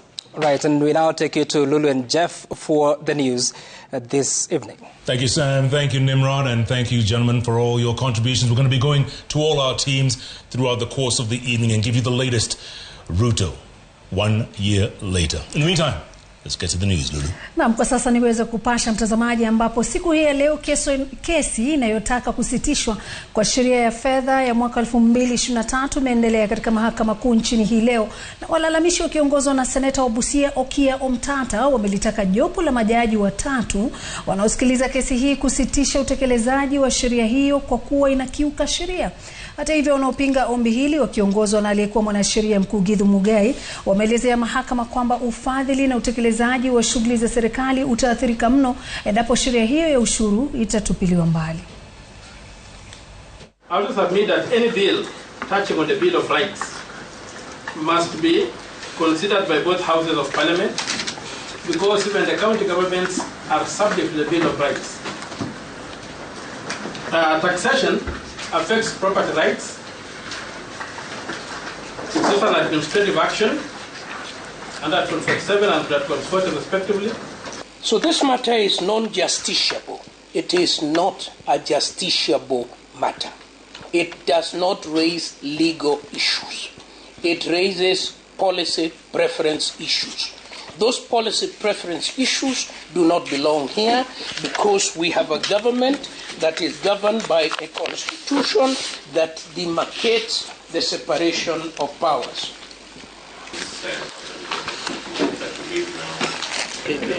You were preaching to the Lord.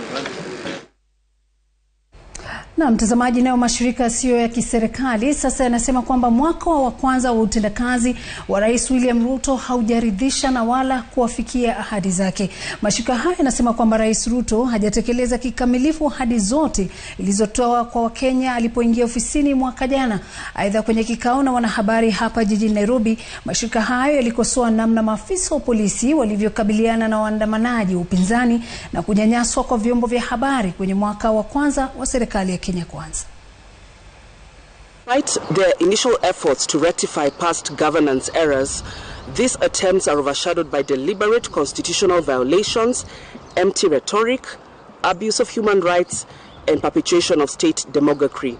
President, his deputy, and other key officers are taking irresponsible actions and using illiberal language in clear breach of Article 10 of the Constitution. The assertion that Kenya operates as a country of shareholders is a violation of the Constitution. It is regrettable and it's threatening to the public that this government is yet to learn the value of life. For police to shoot unarmed civilians to death or to go in their homes and beat them to death, this is unconstitutional. Civil society documented over 75 cases of extrajudicial killings and forced disappearances during the period between March and August 2023. Shockingly, police killings have become normalized in this administration. Na utafiti wa punde zaidi uliofanywa na kampuni ya Tifa unaashiria kwamba 38% ya Wakenya ndio wanaamini kwamba serikali imetekeleza ahadi iliyotoa kwa Wakenya. Utafiti huu uliotolewa siku ambayo serikali ya Kenya Kwanza inaadhimisha mwaka mmoja wa utawala wake unaashiria kwamba 50% ya Wakenya wanahisi kwamba ahadi ya kushukisha gharama ya maisha haijazaa matunda. 49% ya Wakenya nao wakihisi kwamba taifa linaelekea mahali pazuri, huku 26% wakisema kwamba hawaoni mabadiliko yoyote hasa kiuchumi. Utafiti huu ulifanywa kati ya tarehe 8 na tarehe 10 mwezi huu wa Septemba na ulilenga Wakenya 1007 kutoka maeneo 9 nchini.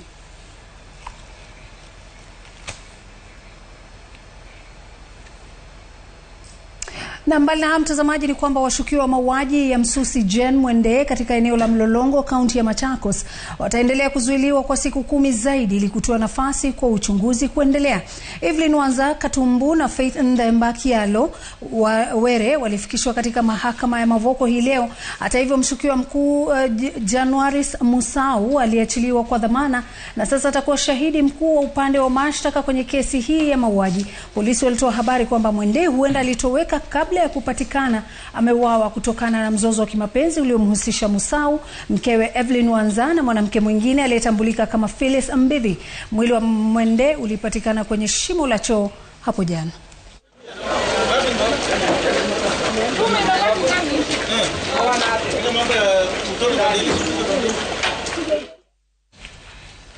All right, Lulu, thanks so much for that. We appreciate it. We'll continue our coverage. And we're going to go first because there's been a whole slew of polls that just came out in the last few days. We find our very own Victoria Rubadiri in the Wananchi studios with some guests. Vicky? Indeed, Jeff and Lulu, I'm in the opinion poll studio. Let me quickly introduce my guests. We have Angela Mbido, who is the founder and CEO of InfoTrack Research and Consulting. Thank you so much for coming in. We have Caroline Gaita, Executive Director of Mzalendo Trust. And last but not least, Dr. Tom Wolf, Research Analyst at TIFA. Thank you all for joining me. What's been interesting, the common theme across the poll findings was most Kenyans feel the country is going in the wrong direction. And this is primarily linked to the cost of living. Angela, interesting stat that came out of the InfoTrack poll. The president got a C. You know, we're obsessed with grading. What does that mean? Because it showed the average in terms of how he's performed in the last year. But what informed that grade? Victoria, thank you very much. This was a very simple question, which is a perception question on the president's performance based on, you know, that which the citizenry perceives to be the president's role. So we didn't actually query in detail, as we did in December, all the promises that he had made and said that he would do in his first 100 days. That we did, you know, in detail. So this time round, we just asked a simple question for the citizenry to rate the president's performance, overall performance in his first year, on a scale of 1 to 10. And so different people on the sample of 1,000 gave the president a score, and that was then consolidated into a mean score, which then was the 55% that he got. Okay. So in essence, it's an average score. And if you perhaps looked at the poll findings, then you'll see that there was quite a substantive number of people who actually gave him a poor rating. Now, the way the averages work is that if you also have on the extreme side quite a number of people giving you a good rating, then indeed it will, you know, when you average it out, your mean score would be a mean score that sits pretty much in the middle. Right. And so, you know, it depends on how one wants to look at it. I mean, you and I were just talking about our kids going into university, and of course the grades they have to get to make it, the threshold. Right. And so a C score at this stage for, you know, a government that came in on a pedestal of wanting to do better, claiming to have the solutions, is by no means not a good score and should worry the government of the day. Let me bring Tom in here, because you gave him an average of 38. What does that number actually mean, and what were you kind of using to appraise the president? Well, thank you very much for asking the question. In a way, it just piggybacks onto what Angela just said. And dada lulu hata nisamee kumsaisha kidogo vile nilikuwa namsikia akisema 38% walikuwa nampongeza serikali kutekeleza ahadi. It wasn't actually, the percent does not represent a proportion of respondents. What we did is exactly what Angela said. We asked all of our respondents to give a score from 0 to 5 on to what extent they think that the government has implemented its promises. Now, I have to confess, and I shouldn't be doing this in front of our competitor, that when we asked the original question, which was, can you remember 2 promises that were made during the campaign by Kenya Kwanza? 18%, they said they couldn't remember any. Now, I know some people are busy milking cows or digging shambas or whatever. My guess is, I guess I would have to check their education level, some people who voted for this government and continue to support it didn't want to mention any promises because they know most of them, especially the cost of living one, they haven't made much progress with. So maybe they were lying and saying they didn't remember any promise. That one I can't know. But what I will say, to directly answer your question, we asked everybody on a scale of 0 to 5 how far the government has gone in implementing the promises. Only 7% gave a 5, meaning completely implemented. Okay. Just to go through these percentages, 18% said 0. Hakuna ahadi yoyote imetekelezwa hata kiasi. And then score 1, 12%, score 2, 23%, score 3, 27%, score 4, 11%, and score 5, 7%. So we did just what Angela did. We just calculated an arithmetic mean so that the result was 38%. Again, of the total public's view of the extent to which promises have been implemented, not a proportion of respondents who think that the government has done that. But for many people, you know, it's not a simple, I was never good in maths myself, but I think it's very important for Angela to make that point, because even if the topic was a little bit different, that's the same method we used to come up with that percent. Let me come to Caroline, because even though Kenyans may not have remembered the promises, Mzalendo Trust has been tracking those, and that's by status, and you're also looking at categories. So take us through that promises dashboard and what kind of informed it as well. Thank you so much, Victoria. Thanks to my panelists. So yes, we did develop a promise tracker, and this was informed by two things. In 2019-2020, we undertook a research to review what the previous administration had promised Kenyans in their manifesto and how that had been implemented, especially in terms of legislative proposals. As you're aware, Mzalendo Trust, we keep an eye on Parliament, and we wanted to see whether the executive and the legislature were really speaking the same language. And what we realized was that, one, there was a disconnect, but most importantly, Kenyans were not very interested in what political parties promised during campaigns. So during the elections, we then came up with different tools that would enable Kenyans to know what was in these political manifestos. And subsequent to the elections then, we looked at the manifesto, the plan, but we also looked at the Azimio manifesto, the two of them, and said, look, Kenyans, whichever government comes into office, these are the promises that they have made for you. And so we came up with this tracker that only is based on the promises that were kept and the progress that has been made. And because for us the interest is also on Parliament, we were interested to then see what or how many of these promises are translating into the legislative proposal. And I could get into that a little bit later. Certainly. So in total, just looking at the promises in the plan, about 187 of them touching on different things. Right. Others, of course, have been made subsequent to the elections. You know, the president has been addressing either a rally or a meeting or a cabinet briefing, and they have come up with things they have promised they will do. And so we've kept populating those. Why did we do it? One of the things that people have talked about the last elections was that it's one of the few that has really been issue-based. And so we hope by keeping track of what has been promised and what's being done, Kenyans can begin to change the narrative and begin to look at promises and implementation as opposed to issues that are outside what has been promised. So out of the 187, how many have been fulfilled so far? So we went a step further, first 100 days, 1 year, short term and long term. So the idea is that at the end of the 5 years, we'll do an analysis. For the average, looking at what has started and what is continuing, it's about 43%. 43%. Yeah. What's ongoing at 34%. What's completed at 9%. And we'll dig deeper into what that 43% actually is in terms of the projects. But let's quickly cross over to the Shareholders Center, where Trevor and Rashid are standing by.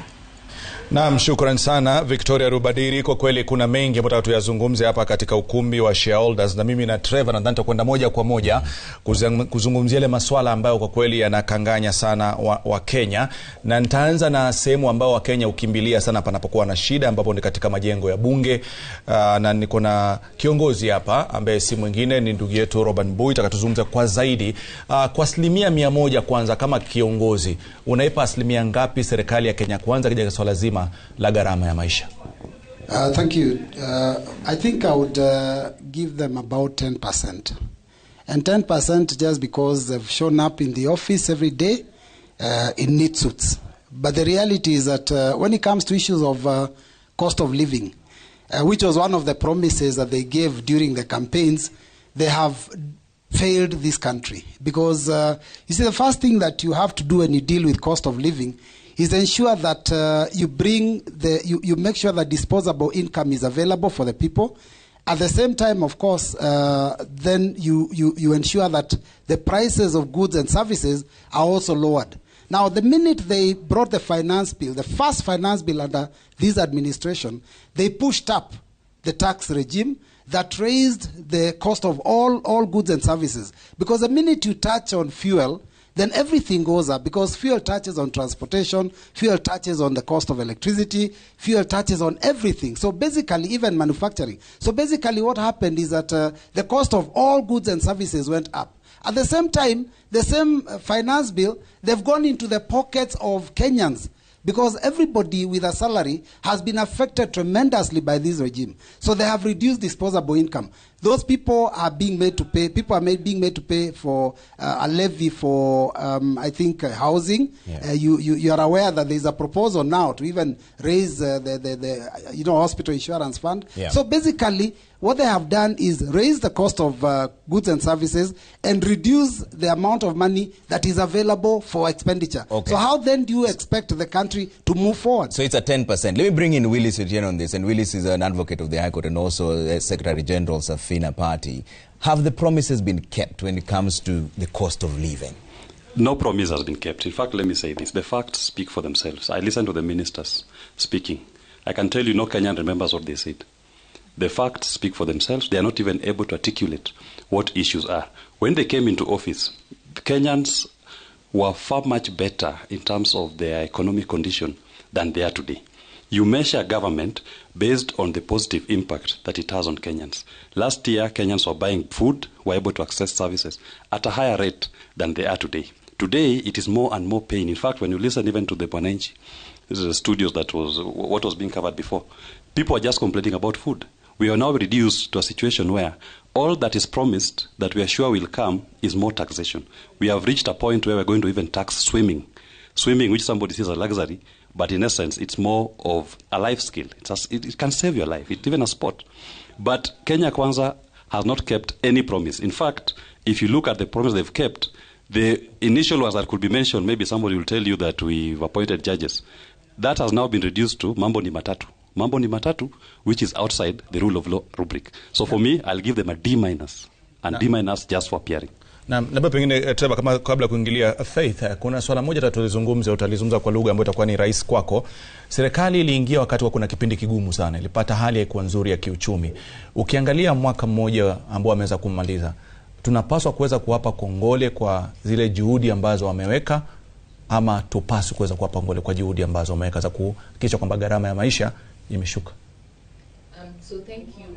Now, when you look at 1 year since the president took on the reins, I can say that his inaugural speech was quite encouraging. He mentioned sectors that he's going to work on, particularly cooperative, SMEs, the healthcare center, particularly revamping NHIF and the likes, ensuring affordable housing.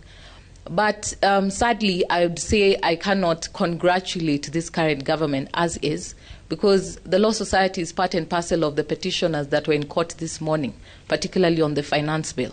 So there are challenges, and the weight on the people is quite heavy. And so we ask ourselves, is the government weighing based on IMF requirements, or looking at how can they jumpstart this economy? How can they ensure that there is access to credit to more people, that even the driver or the Uber rider can be able to afford to take loans to take on Uber driving? You see, more and more people are going into informal sectors to supplement their other formal work, because you cannot afford the current cost of living. We're having situations where people who live on their own are now opening, sharing spaces so that they can have B&Bs within their own living spaces. So this shows that the economy is not doing well. So how do you rate the government's performance in terms of cost of living? For myself, unfortunately, I'd rate 30%. So 30%, that's Yeah. close to an E, also D-. Let me bring in Diana Geshengo really fast there. Diana, they say there's a plan. At least when you talk about fertilizer, subsidized fertilizer, it's there. They're saying that eventually will lower the cost of living. Aren't you convinced that there is a plan in place and they just need a bit more time before you give your rating? Is there a plan? Was there ever a plan? Unfortunately, this government was able to articulate that there was a plan. But everything that has happened in the first year moves away from anybody who had trusted that there was a plan. Because what was projected around agriculture, around financial inclusion, around the plan was women 50-50. The cabinet studio has all men right now. They are struggling to get the women who will make it 50-50. Where is the plan? The plan was abstract. It has now remained, it is now vague. Maybe it's being recreated. There was no plan. Either that or the reality that they found within government was a huge shocker, that then they set aside the plan, and I think it's time they acknowledged that and recreated a plan with all Kenyans afresh. That will be something that we would believe, but I'm not sure. I'm actually waiting for Mzalendo to tell us where we are at, where there seems to be hope, but from where I sit, the plan has been vacated. And your score would be a what? In line with the new higher education guidelines, we would keep it at a D. Okay. Yeah. All right, let's cross over back to Ayub and get some answers from there. Ayub? Thanks, Trevor. And this is the expert studio. I'm joined by Ndindi Nyoro. He is the lawmaker representing Kiharu constituency, who as well chairs the National Assembly's Budget Committee. He's joined by Dr. Joy Kiru, who is an economic expert from the University of Nairobi, and also Nderetu Mureithi, who is the former governor, Laikipia County, and a member of the Azimio la Umoja One Kenya Coalition political party. I first come to you, Dr. Joy Kiru. 365 days later, does the reality match the pledge made by the government? Thank you so much for that question. I am privileged because almost one year ago, I sat in this same seat, in this same studio, and I told Kenyans, come on, people are asking for your vote. What do you expect them to tell you? And I told Kenyans about a year ago, what you are seeing is persuasive rhetoric. Something to help with the objective of winning the vote. And I told Kenyans, what you are hearing, that is the main objective, to get into power, to get into office. And I told Kenyans, now, if you look at the indicators of what happens to whoever comes into this power, you can only see how much hard work they have ahead of them. Like, for example, we were inheriting an economy whose debt was about 70% GDP. We were inheriting an economy whereby the global economic situation was not encouraging at all. We were seeing fuel shocks. We were seeing a war in Ukraine complicating the food situation. And we were seeing already Kenya was undergoing through a drought, and the sector of agriculture was already receding. That is, it was going down even before they took off power because of a drought and so many other challenges. And so we told Kenyans, whatever you are hearing now, no, the objective is to get into power. Okay. When they get into power, the job begins. Okay. Well noted, Daktari. Coming to you, Honorable Ndindi Nyoro, you promised a lot, especially in wanting to change the Kenyan people's lives, the cost of living. That was the pillar of your campaigns. A year later, have you improved the lives of Kenyans and generally the cost of living in the country? Thank you very much, Ayu.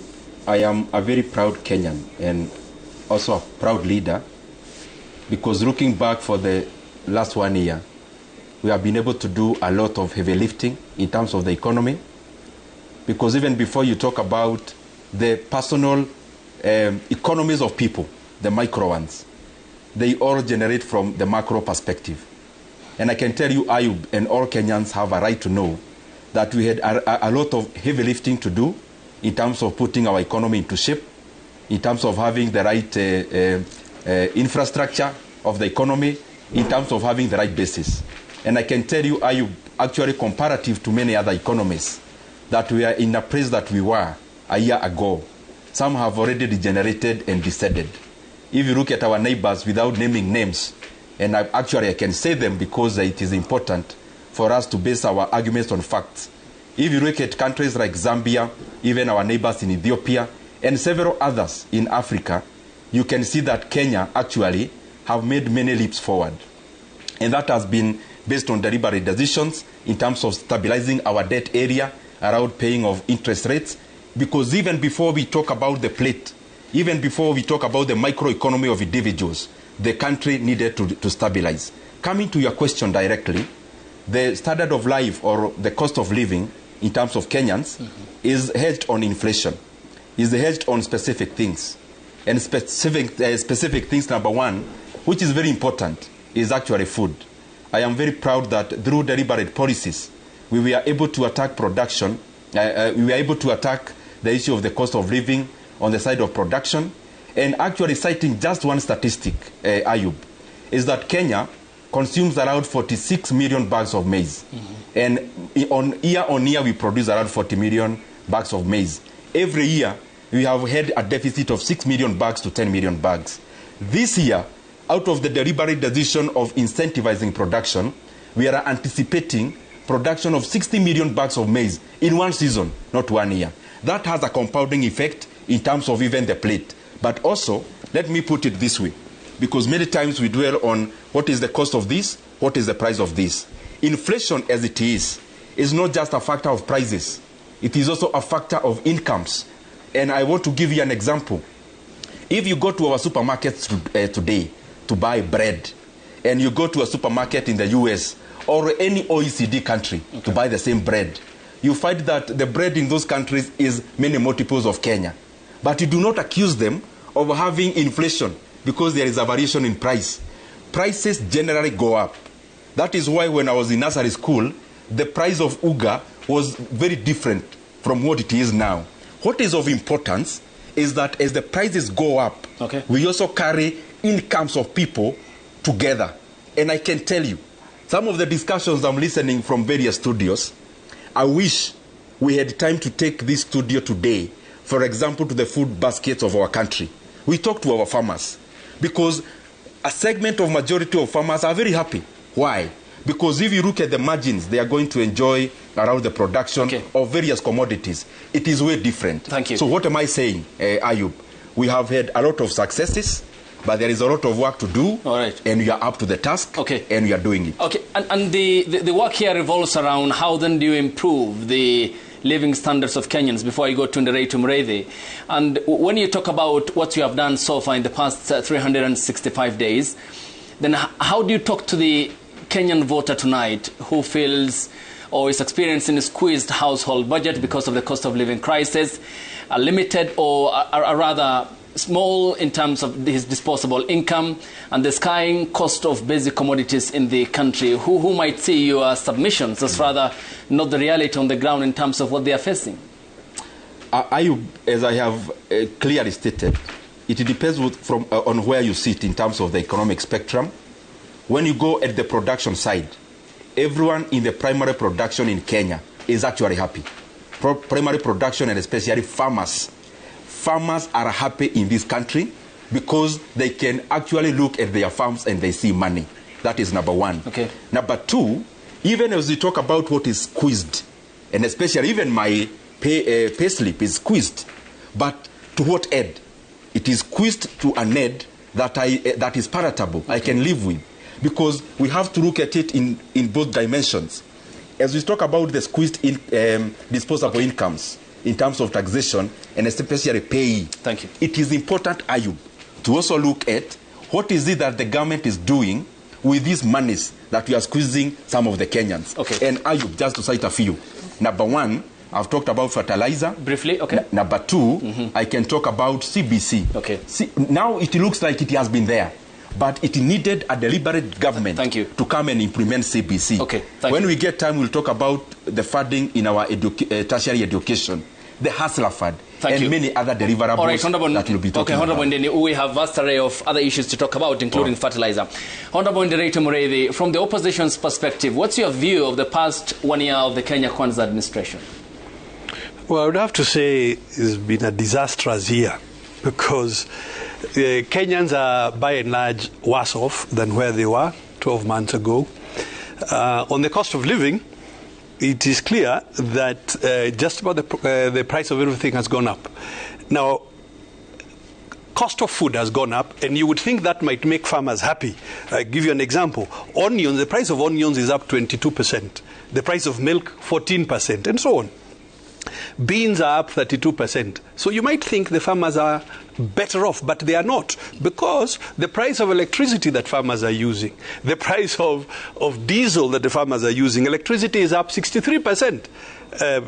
Diesel is up 28%. Paraffin that we use in the homes is up 32%. So even though the farmers may be getting slightly more for what they produce, they are actually worse off because the cost of that production, with the exception of this story of fertilizer, the costs are up. If you look at transport fares from Githurai here to town, just in July alone, the fare went up 17%. So Kenyans are by and large worse off. If you look at debt and the management of the debt position, this government has borrowed more, and it is borrowing at a much higher rate. I give you one example.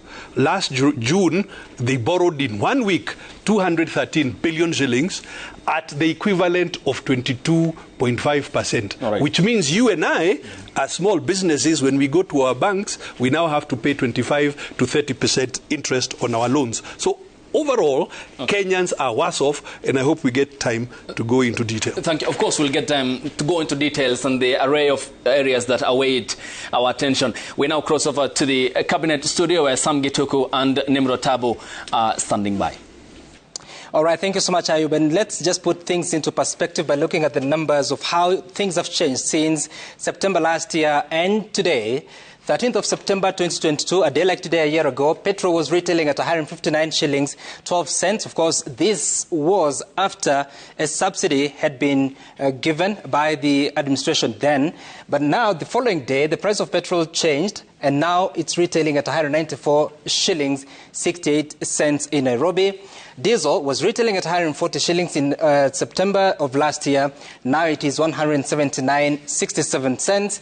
Kerosene was retailing at 127.94 cents. It's now 169 shillings 48 cents. If you have to focus on something else about the cost of living, this is what the government has done. It scrapped these subsidies, the fuel subsidies that were at that time, and now there's something that has been introduced. The president says it is not a subsidy. It is a price stabilization which has been introduced. It is between 3 shillings 59 cents and 7 shillings 33 cents. Of course, 7 shillings being for petrol, it should have been retailing at about 202 shillings without that price stabilization. But if you have to look at the foods that Kenyans consume, bread was retailing at, no, this is not the accurate figure. It was the bar of soap of 800. This should actually be sugar. Sugar was supposed to be 316 shillings last year. It is now between 420 shillings and 500 shillings. Some shops will find it at a higher price. If you are to talk about maize flour, it was retailing at 200 shillings plus. It is now between 170 shillings and 200 shillings, depending on the shop that you buy. But this is the packet unga. If you are to talk about something like cooking oil, at that time it was 450 shillings per litre of cooking oil. It is now 340 shillings. Has been a decline, but along the way, there's a time that it had spiked, but now it's settling down and getting back to that point. For something like, this should be what? Bread. It was retailing at 55 shillings. At that time, it is now retailing at 64 shillings. And of course, different prices for different commodities. But I want us now to subject this to the Cabinet Secretaries who are here in studio. And just to introduce that Nakumicha Wafula, the Cabinet Secretary for Health, has now joined us. Good evening. And we'll be talking to you. But let's begin with you, Cabinet Secretary Moses Kuria, as far as the cost of living is concerned, because this was one of the biggest promises that was made by the campaign of William Ruto before he became president. In fact, the promise was that that would be one of the issues to be focused on. There has been a bit of change, but not necessarily where people would want to see it, especially if you talk about the cost of fuel and cost of food and other commodities. What would be your response in terms of the action, and what should Kenyans wait to see happening in the coming months?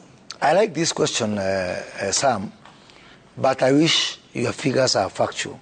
And you know, you pride yourself that your TV is the most watched in the country. So don't forget there's somebody who is watching you from a supermarket. So be careful. What is the figure that you have a question about? Let's take cooking oil, for example. Right. It's much lower than what you project there, and Kenyans know that. Yes, you've said correctly that the price has come down, but it's not even to the level you have said. It is by 50% since we came to government. So our figure is an estimate of 340. No, it's much lower than that. What is it's much lower than that. It's in the region of 230, 240 shillings. 230 shillings a litre of? Yeah, a litre of edible oil. And I'm sure there are some Kenyans who are watching you from a supermarket.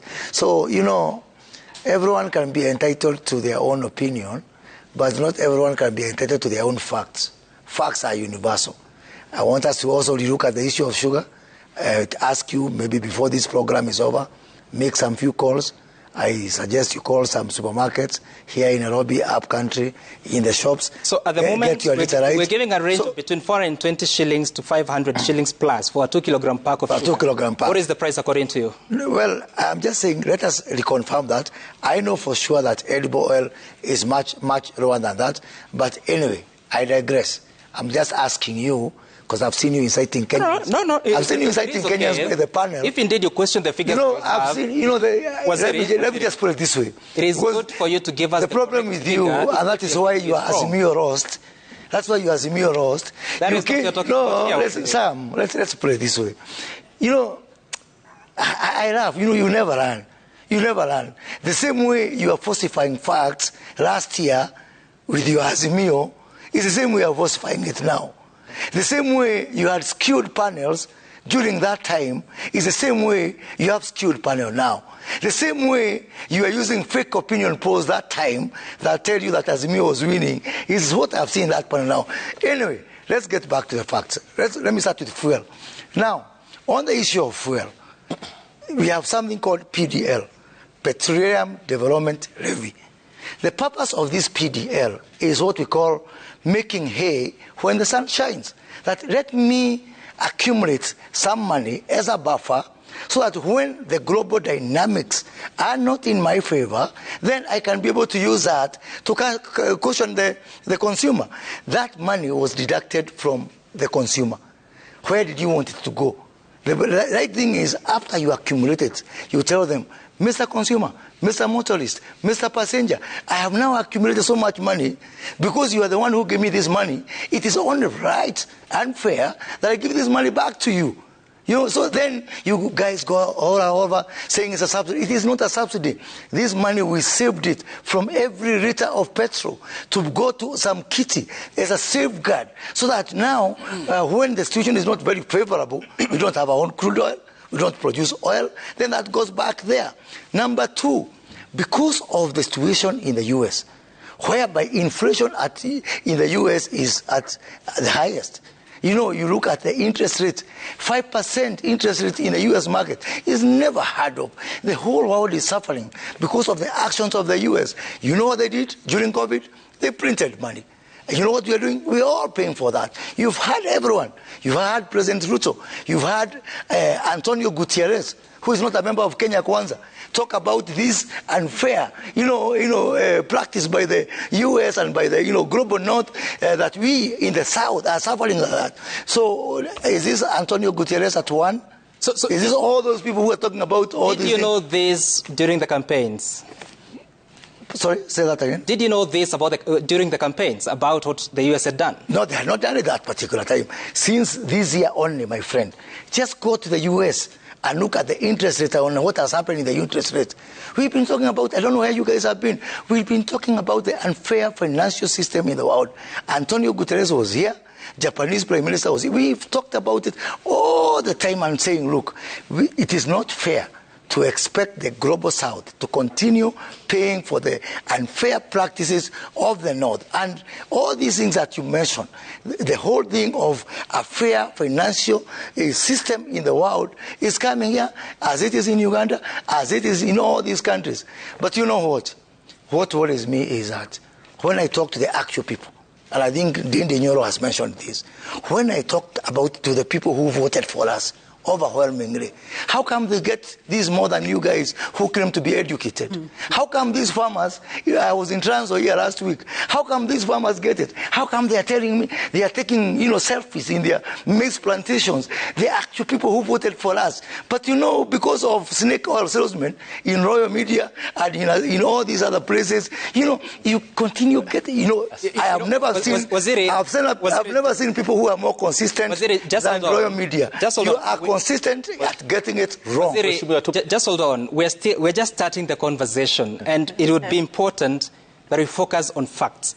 I have told you that the price of unga was 200 shillings plus September 2022. Today, it is a range of between 170 shillings to 200 shillings. Is that an Azimio figure, or it is the reality in the market?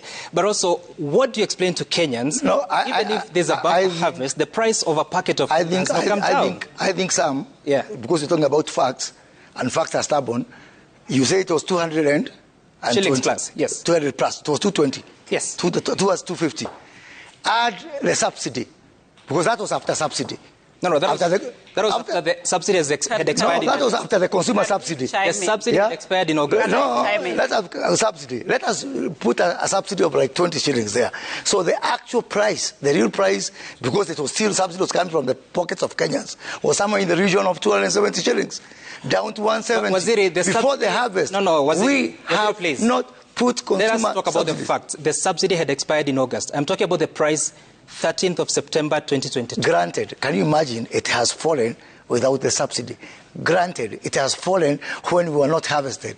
Granted, it has fallen when there has been, the worst drought in the country. It has fallen. Don't you think we deserve a medal?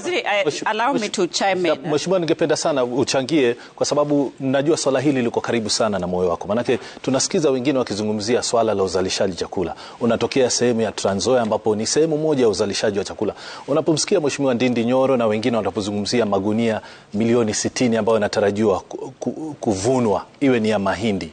Tupe taswira kamili ya Trans Nzoia, kwa sababu kuna wengine wanafisi kwamba baada ya kupata mbolea ya bei nafuu kuna watu waliongeza ekari za kupanda, lakini hali si kama hivyo ilivyo Trans Nzoia. Trans Nzoia watu wamekuwa wakipanda kadri ya uwezo wao jinsi ilivyo. Tupe hali halisi. Kwanza ni changie hapo kwa bei ya unga. Naam.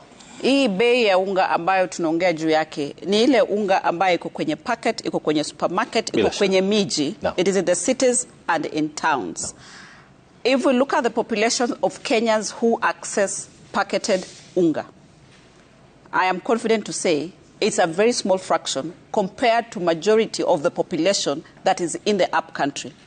In the at the up country, they siaga their unga, gorogoro. I come from Trans Nzoia. Over the weekend, I was at home. A gorogoro of maize right now is retailing between 70 and 90 shillings. That 70 and 90 shillings gorogoro of maize, if you take it to the portion mill, you'll spend another 10 shillings to make it into unga. That means at the end of the day, you have 2 kilos of unga at 100 shillings. So that is what it is right now for the larger people at Mashinani. I am a farmer. I have farmed. And I can tell you for sure, this year, my harvest is not what I got last year. It is a bumper harvest. And I want to confirm, from majority of the people who are farming in Trans Nzoia, we have a bumper harvest this year. In fact... Unaweza kusema hiyo kwa sababu ya kuwa mbolea imeshuka ama kwa sababu gani inakuwa bumper? Mbolea imeshuka, na pia Mungu ni mwema, tulikuwa na mvua nzuri. Hizo vitu mbili zimefanya tukakuwa na harvest ya kutosha. Yeah. No. Okay. Pia nichangie kidogo vile mwenzangu amesema hapa, mpangilio wa serikali wa mbolea na kuhahamisha wakulima kwamba kuna hii bei rahisi ya mbolea iliwafanya wengi ambao pia walikuwa hawajihusishi na ukulima kujihusisha, sababu wengi waliacha ukulima kwa sababu ya bei ya mbolea na bei ya mambo mengine ambayo yanachangia katika ukulima.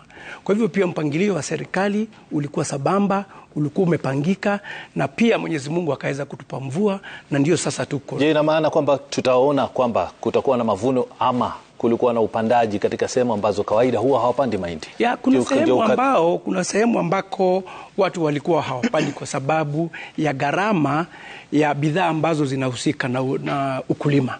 Lakini na hasa kabisa bei ya mbolea iliwafanya wengi ambao wana ardhi lakini hawakuweza kutumia ardhi hiyo viwavyo kwa sababu hawakuwa na uwezo wa kuweza kununua bei ya mbolea wakati huo 7,000, na sasa wakati iliposhuka 3,500 wengi wakajihusisha na ukulima. All right, of course we'll wait to see the ultimate harvest and weigh against what has been done before. But Waziri Chelugui, talk to me about, because Waziri Nahumicha here says that the portion or proportion of Kenyans that buy unga at supermarkets are very minimal. But they are Kenyans, isn't it? Right. True. If you look at the cost of production of maize flour, it is not just about the raw material. There has to be the input costs. There has to be the production cost in terms of the cost of energy. It has gone up. If you look at the field that we're talking about, transportation has gone up. So really, this question has not been answered by the government. And if it has been answered, not as far as it had been promised. Thank you, Sam. When you talk of cost of living, you look at what do Kenyans require to sustain their livelihood. One of the biggest factor in this cost of living is food, cost of food. And food, you talk of what is our staple food, as she says, is maize, ugali. Majority of our homes are taking ugali. Some of them taking mudokoi, some of them taking githeri. All these are food products from maize. Now, government at the onset identified this as a key challenge facing many Kenyans, facing this government. And therefore, the intervention was not on subsidizing consumption, but subsidizing production. So that effort, what was done through KNTC, that was done by National Cereals and Produce Board, registration of farmers. I participated actively through the cooperative movement to register farmers. Today we have 5 million farmers who are engaged in production of maize and other products. Right. So as we speak today, I believe if you look at the statistics, by the way, even though many Kenyans are making a lot of, I've had them on TV, making noise about the cost of living. But when you look at the statistics, Kenya is 46.6% lower than UK in terms of cost of living, and 54% lower in cost of living than the US compared to US. So what do we need to do? As a government, we need to invest in production. The more we increase supply, the lesser the economies of scale in production if we have many farmers who are supported. My ministry will be working with the Ministry of Agriculture in ensuring that extension services, aggregation of farmers through cooperatives so that we increase production. And hence, when the supply is high and demand is lower, the cost definitely, the market forces will fix a better price. And that is how we're going to reduce the cost of living. Asante sana Mheshimiwa Chelugui. Mheshimiwa Moses Kuria, nikurejeshe kwenye lile swala la bei ya mafuta. Na kuna Wakenya ambao wanakutazama kwa sasa hivi ambao kuna makisio kutoka kwa wadadisi na hata shirika la EPRA kwamba huenda bei ya mafuta kufikia kesho itakuwa inabadilika. Ina maana kwamba huenda ikapanda juu zaidi. Kwa wale wanaokutazama, haswa kutokana na msemo uliotoka kwa Rais William Ruto mwenyewe na naibu wake wakati wa maagano mapya na serikali ya Saudi Arabia na milki ya Kiarabu kwamba sasa tunanunua mafuta kwa kutumia sarafu ya Kenya ambayo ni Kenyan currency. Akasema mwenyewe na kutangaza kwamba kwa muda fulani bei ya mafuta itakuwa inapungua, lakini sivyo. Na kuna wale wanaokutazama kwa sasa hivi, una yapi mengine ya kuwapa kutoka kwa serikali ambayo itawatia moyo kwamba bei itashuka hivi karibuni au la? Kwanza kabla niingilie mafuta ya petroli, naamini ya kwamba unaongea mambo ya mafuta ya petroli. Kwanza nimepata risala mbili. Moja ni kutoka jamaa kwa Ruiro. Amesema kama mnaweza kupika pale Ruiro mafuta ya kupikia, akasema ni 210. Amenitumia risala hiyo moja.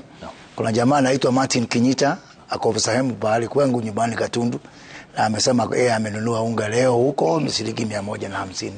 So tuamini ya kwamba hao ni Wakenya pia, na pia sababu wanatazama hii runinga.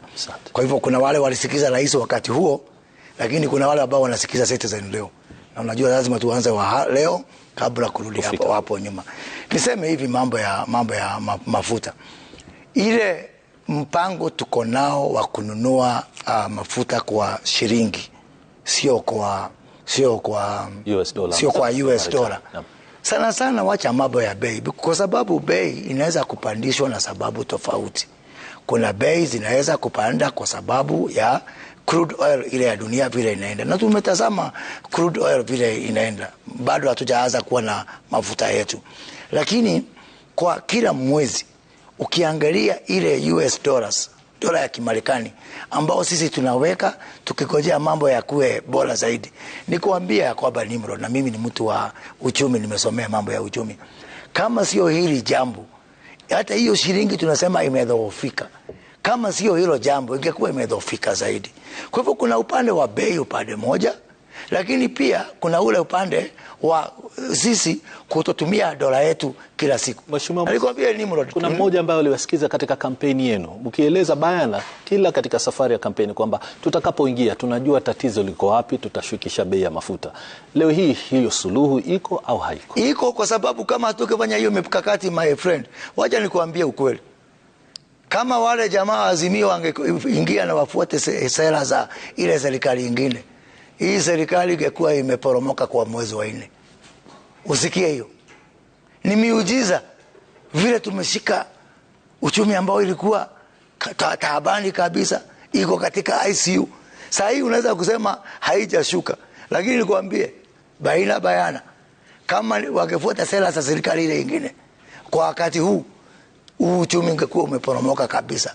Tukiona ya kwamba uchumi yetu umejizatiti, licha ya kwamba duniani mzima bei ya crude oil imeenda juu, licha ya kwamba vita ya Ukraine tulikuwa tunakadiria kwa wakati utakuwa imeisha, haijaisha, licha ya kwamba uchumi wa Kimarekani unaendelea kudhoofisha nchi mingi mpaka China, mpaka Europe, bado wako na hii shida ya uchumi ya Amerika, na ile sera inachukuliwa na serikali ya Kimarekani.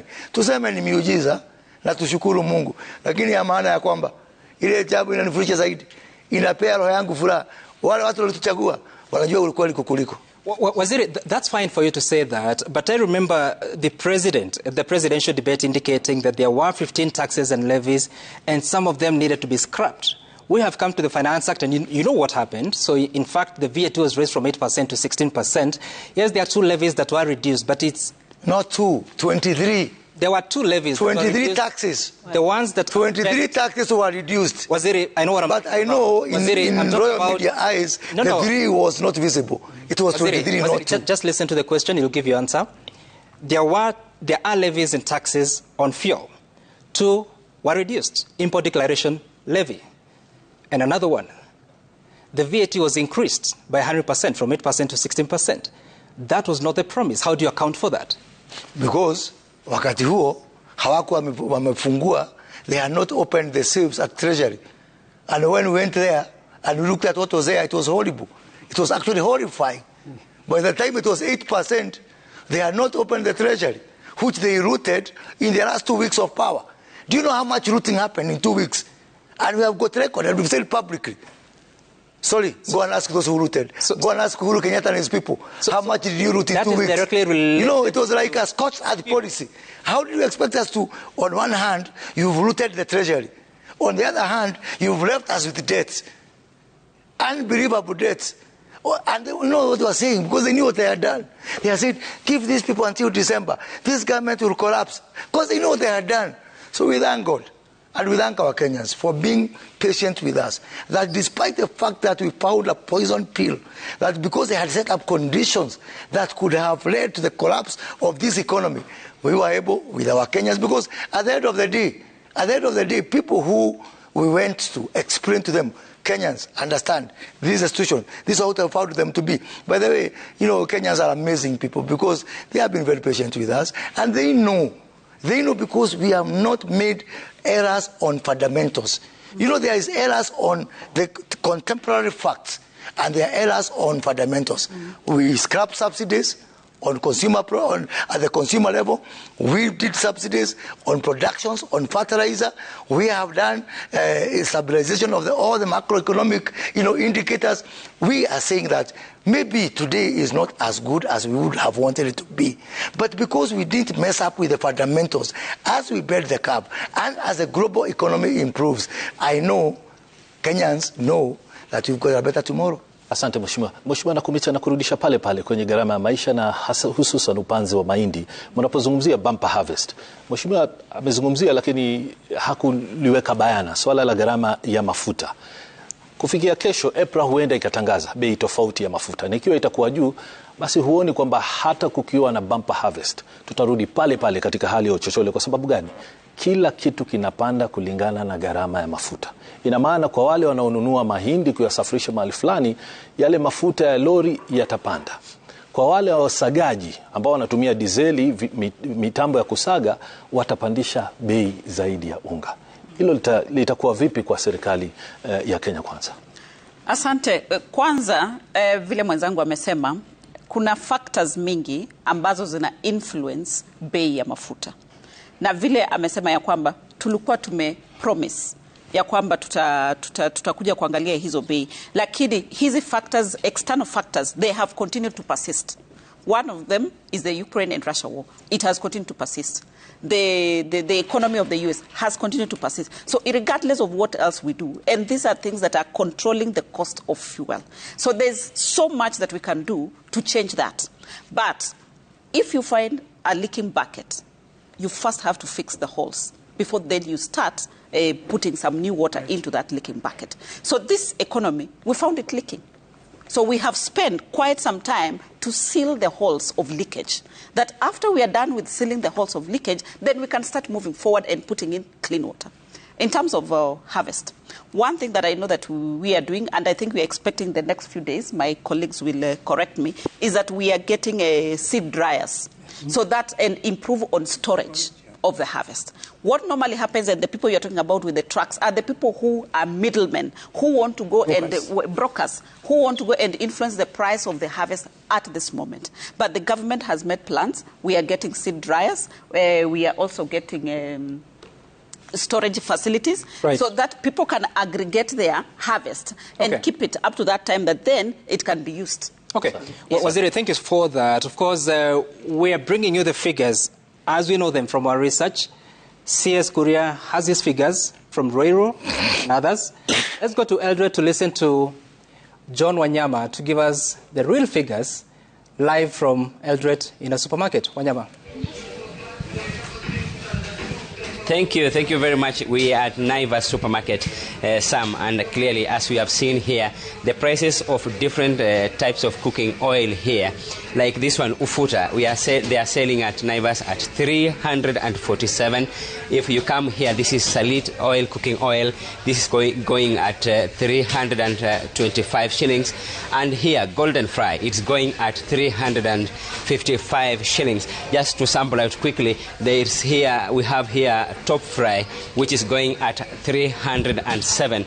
Clearly an indicator that really the cooking oil has gone up in their prices since maybe in the few years or few months ago. Those whom we have talked to, they are saying it has gone up to maybe 3 times of what they used to buy. That is what we have found here at Naivas supermarket. Sam. Okay, all right. Thank you so much, John Wanyama. I see Waziri Nakhumicha, you're perturbed by the figures saying on this. You have it on your board. That is 450, September 2022. It was 450. Yes. Right now, the figures that he's reading, the list that he has talked about is 307. And that's 5 liters. No, Waziri, he has given a range. There are different brands. Some are 347, others are 325. Yes. We've given there an estimate per liter or per of 5 liters? per liter, 1 liter. Yes. September 2022, a liter of 340 shillings. Totally. We will be patient with you. Just go now to Ruto. That's not go to Ruto. Yes. Send a crew there.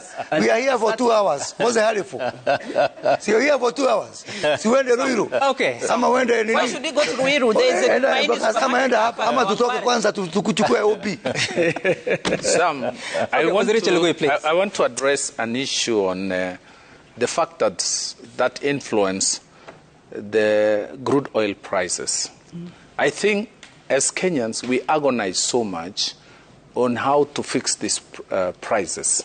One, we are not producers of oil and petroleum. We import this commodity. And just like any other commodity, faces many factors. And there is import, there are insurances, there are logistical costs that determine the cost of oil.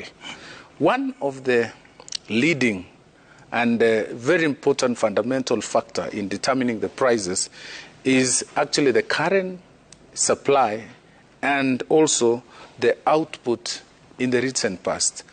The second one is OPEC, that is Organization of Petroleum Exporting Countries. They always supply this commodity through quotas. So any time that we import this oil, this has to come into play. Okay. Then we also have the future supply and reserves, which is also a consideration in determination of price and the demand from major countries. Remember, our consumption is relative to other major countries. And finally, the political events and crisis. As we speak today, we have an issue, a crisis in Europe, Russia and Ukraine. All these have contributed. They have affected the routes, the shipping routes of oil across the world. The price of wheat, we import our chapati unga, largely comes from Ukraine and Russia. So all these have contributed. So as we struggle to fix this problem as a country, as a people, as an administration, let us remember we operate in a global village and we are all subject to all these factors. So it is good to beat ourselves, but also understand and appreciate where the environment that we operate in. I have a question. I have got Mercy Ruseno, my friend from Kakamega.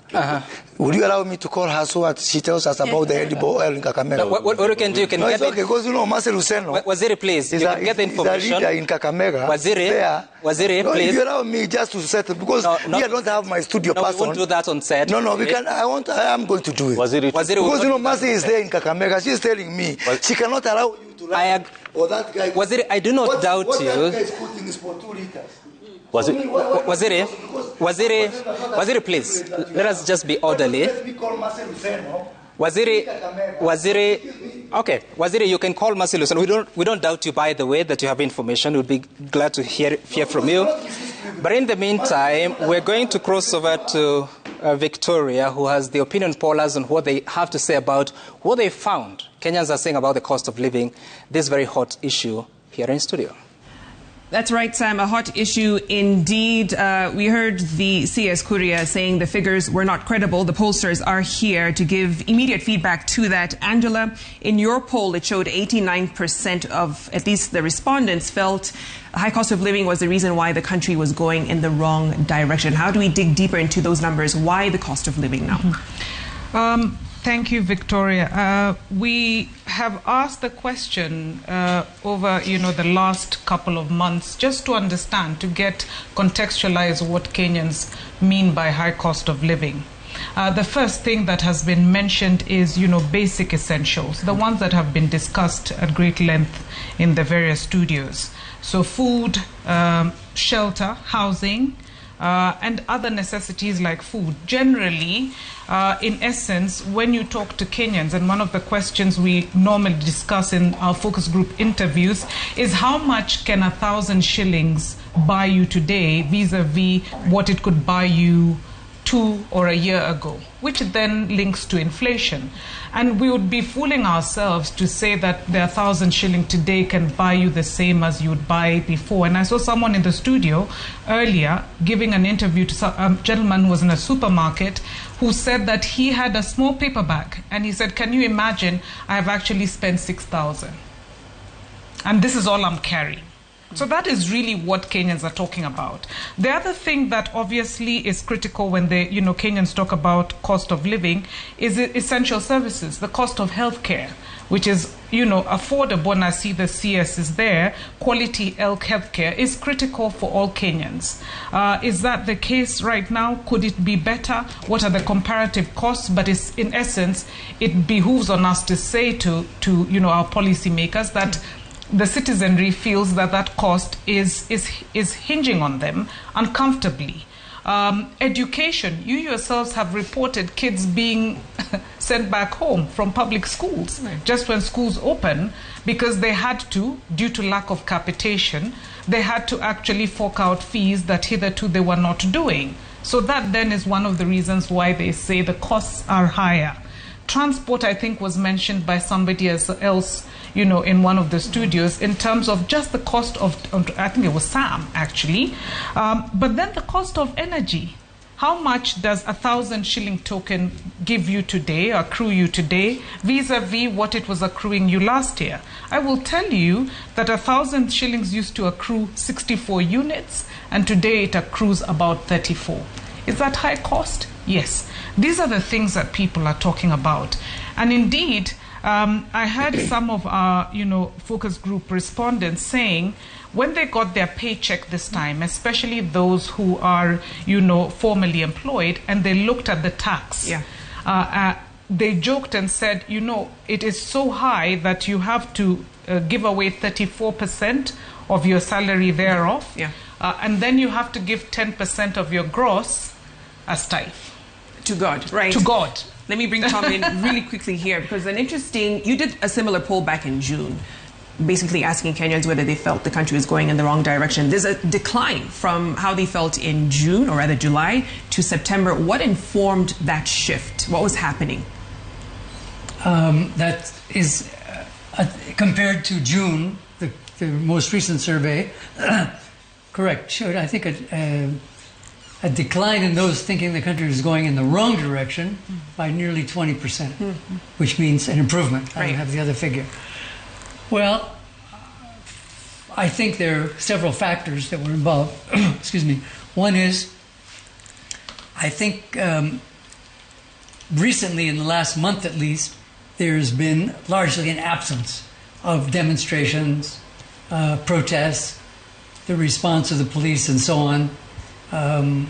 We saw in an earlier clip the deaths that have been attributed to police violence and so on. One factor. I think also that survey that was done at the end of June, well, I can't prove this, the data collection ended on the last day of the month, one day before the new Finance Act was supposed to take effect. And I think, especially with regard to the housing levy, most Kenyans were thinking, and I have the data, but I don't have time to look it up, far more Kenyans were expecting to be subjected to that 1.5% than actually turned out to be the case. So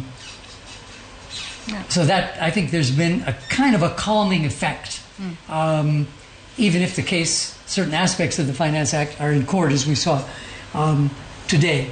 Also, on the other side of the demonstrations, the reconciliation talks have taken off. So I think these other factors help to, and also perhaps, again, I can't prove it, but the very, very positive publicity that the president got last week at the climate conference, just before we started our interviews. Now, we didn't ask people, are you aware of a climate conference? How do you evaluate the president's performance, for those who are aware? So we didn't track that. But I think those are some of the factors that led to the more positive estimation of the country's direction.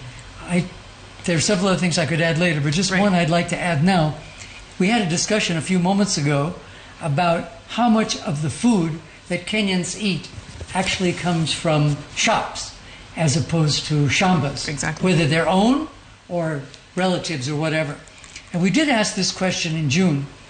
We found that only 29% of Kenyans say that all of their food, or most of it, comes from a shamba. Only 24% said none of it comes from a shamba. So I think the point that was made by one of the CSs is that when we're looking at, I'm not saying that the price of unga in the shops is not important, and we have the figures which obviously show that in the urban population is much more dependent on bought staple of unga than people in rural areas. But it is definitely a mixture, and that was even in the aftermath of this long drought.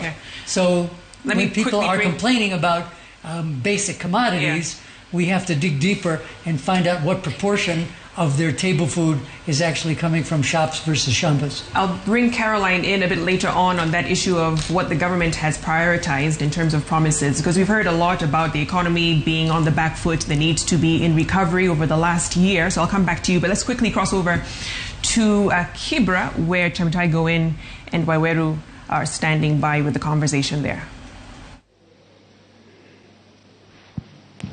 Thank you, Vicky. It doesn't get any better than this when those in authority are checked by those who put them there. And right now in Kibra, we are with people who have been following the discussions in studio, and we want to check whether what is being said by those in power is actually what is happening at the ground. And I'm joined with them. Some of them are joining me here. Excuse me, sir. Karibu sana. Mheshimiwa, viongozi ambao wako studio tukiongozwa na mawaziri wamesema ya kwamba bei ya vitu imeshuka. Hapa Kibra bei ya vitu iko chini ama hali iko vipi? Tanisame kwa bei ya vitu bado ingali iko juu zaidi. Na la kunishangaza ni hili. Swali lile mimi huwa najiuliza ni kulikuwa na bilateral agreement katikati ya mataifa ya Kiarabu na serikali ya Kenya kuhusu ununuzi wa mafuta. Na tuliambiwa ati shilingi ya Kenya itashuka itakuwa chini ya shilingi 120. Lakini leo imefika 150. Swali lile najiuliza jamani, yale masikizano ilikuwa namna gani? Number 2, inafaa kuna economic growth and economic development, ambapo serikali ya nchi ingehakikisha kuna ile economic development, alafu ndio tuambie watu walipe ushuru, ingekuwa bora sana. Hayo ndio ningesema tu. Asante. Going, what is happening on your end? Well, in studio we have Cabinet Secretary for Cooperatives, Simon Chelugui. And one of the issues you expect him to talk about, of course, is the Hustler Fund. And here are a number of young people that are here. Je, unafahamu mkopo huo ama hazina hiyo mkopo ya Hustler Fund? Umenufaika nayo ama maoni yako ni yapi? Mi kwa kusema tu sijanufaika kwa sababu tukienda kuclaim hiyo mambo ya Hustler Fund hizo zingine unaambiwa hujakuwa qualified,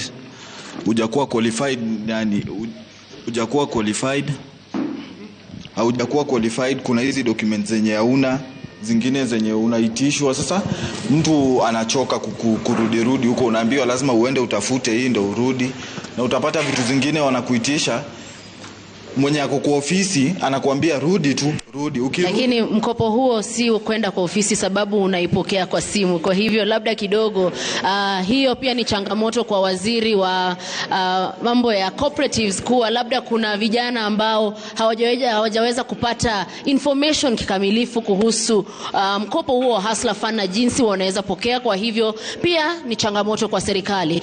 Kidogo pia tusikize kwa kijana wengine kutoka hapa eneo la Kibra, labda tueleze mwaka moja ya uongozi wa Kenya Kwanza, maoni yako ni yapi?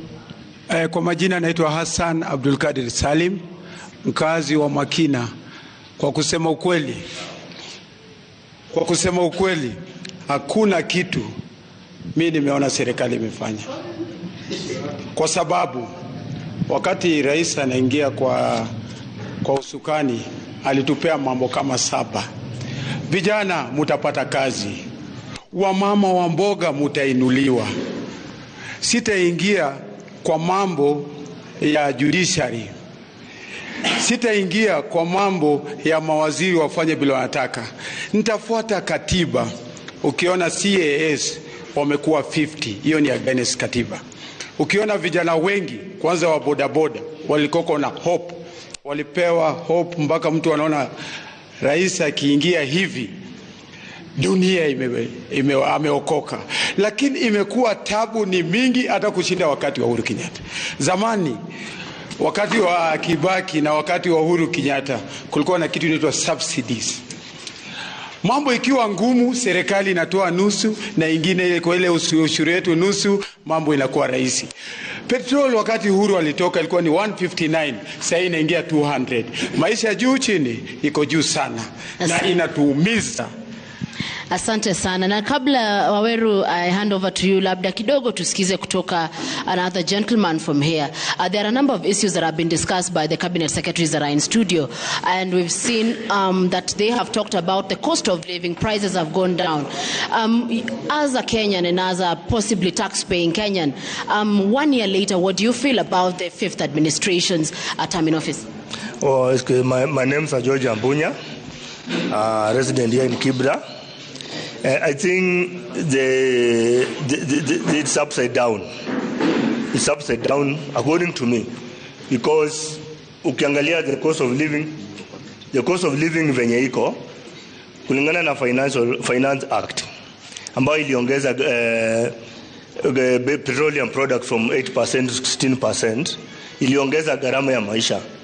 Pia katika hapo hiyo Financial Act kuna house levy, that's 1%, ambapo pia 1%. 1.5%, yes. A bigger burden. Yes. You also imeongeza pia gharama kwa sababu unapata mwajiri analipa anakatwa pesa ya nyumba, pia mfanyakazi anakatwa pesa ya nyumba, na ile hali mwajiri akuji kulala kwa hiyo nyumba yako ambayo serikali ina claim kwamba inakujengea. So unaona hapo ni pesa ambazo hazijui zinaenda wapi. So hiyo pia kumekuwa na hiyo mambo ya affordable housing. Hiyo mambo ya affordable housing, hizo nyumba unapata ni 3 million, lakini wanakuambia 10%. Hiyo 10% unapata kama hapa Kibra watu wengi wanalipa nyumba 3500. So vile mtu atapata hiyo 300,000 10%, aenda ingie kwa hiyo nyumba affordable housing, wanapata pia is also a pipe dream. So there is nothing like that. Alafu pia kuna mambo ya corruption, jambo fighting corruption, mambo ya kitambulisho, ya huduma namba. Ruhusu wenzetu pia wachangie mswali. Another thing ambayo inakula 1 billion. So na priority and waste of funds. Asante sir, thank you very much. Waweru, labda kidogo kabla turejee studio, back to you on the other side. Nina mwenzangu hapa Shila, kwa dakika moja tu Shila. Unaniambia kwamba umekuwa ukifuatilia sekta ya kilimo. Je, unaweza sema ni mambo yepi yametokea ambayo yamekuwa ya manufaa zaidi hasa kwa wanaoishi mjini mkuu? Kwa majina anaitwa Sheila Kihima. Ni kiongozi katika mrengo wa Kenya Kwanza. Nitasema hivi. Tumekuwa tukiangazia maneno ya cost of living imekuwa juu. Yes, tujakataa. Wakati Mheshimiwa William Samuel Ruto alichukua uongozi, maisha ilikuwa juu. Lakini wakati aliingia, alipromise kurevive sekta ya agriculture. Akijua akirevive sekta ya agriculture, tutapata chakula, vitu zitashuka. Yeye ndio kiongozi wa kwanza ama president wa kwanza kushukisha mambo ya mbolea. Yeye ndio kiongozi wa kwanza ama president wa kwanza kuangazia zile viwanda ambazo zilikuwa zimeanguka kama Mumias Sugar Company. Kwa hivyo as we speak, alisema atashukisha bei ya unga, na right now tumeanza kuona katika maduka zetu unga imefika 150. Congratulations Mheshimiwa. Asante sana. Neno ingine ndio inchi ikuwe stable ama economy ikuwe stable, lazima security issues ihandoliwe vizuri. Regime ya Kenya Kwanza imekuwa ikihandle mambo ya security through Mheshimiwa Kindiki, na hatujakuwa na malumbano na tumeona tuko na amani. Health sector, KEMSA ilikuwa no go zone, lakini tangu Mheshimiwa William Samuel Ruto aingie, alileta kifagio, madamu wetu Susa Nakumiza heko kwake, amefagia KEMSA, na saizi tunapata madawa katika hospitali zetu. Asanteni sana. Thank you so much. That is what we are all about here. Listening to what Mwananchi is saying and linking it up with what is happening in our studio. And we are about to hand it over to someone who is doing exactly what we are doing here in Kibra. And we are joining Jael and Lincoln. What is happening on your end, ladies and gentlemen? Thank you very much. Right here at Charter Hall, the debate is still hot on how to put food on the table, the price of unga, the price of cooking oil. How much does it cost for the local Mwananchi to put food on the table? And Tabu was just discussing with us how it has been easy or difficult for him. Tabu. Oh, thank you. My name is Tabu Charles, Chairman Bungala Zalendo. The cost of living is very high, that is a fact, and it is well proven by the supermarket cost of products.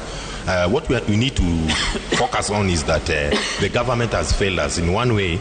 There is the difference between the government services and also the promises. The promises, political promises, are there which have not been fulfilled. And these are the repercussions that we are now facing. The cost of living has come up as a result of increase on fuel, electricity, among other factors. And we have been communicating to our government in various occasions, but they are not good listeners. The only thing is that they like lamentation. We want services right from the high office, that is the president office, to the lower offices.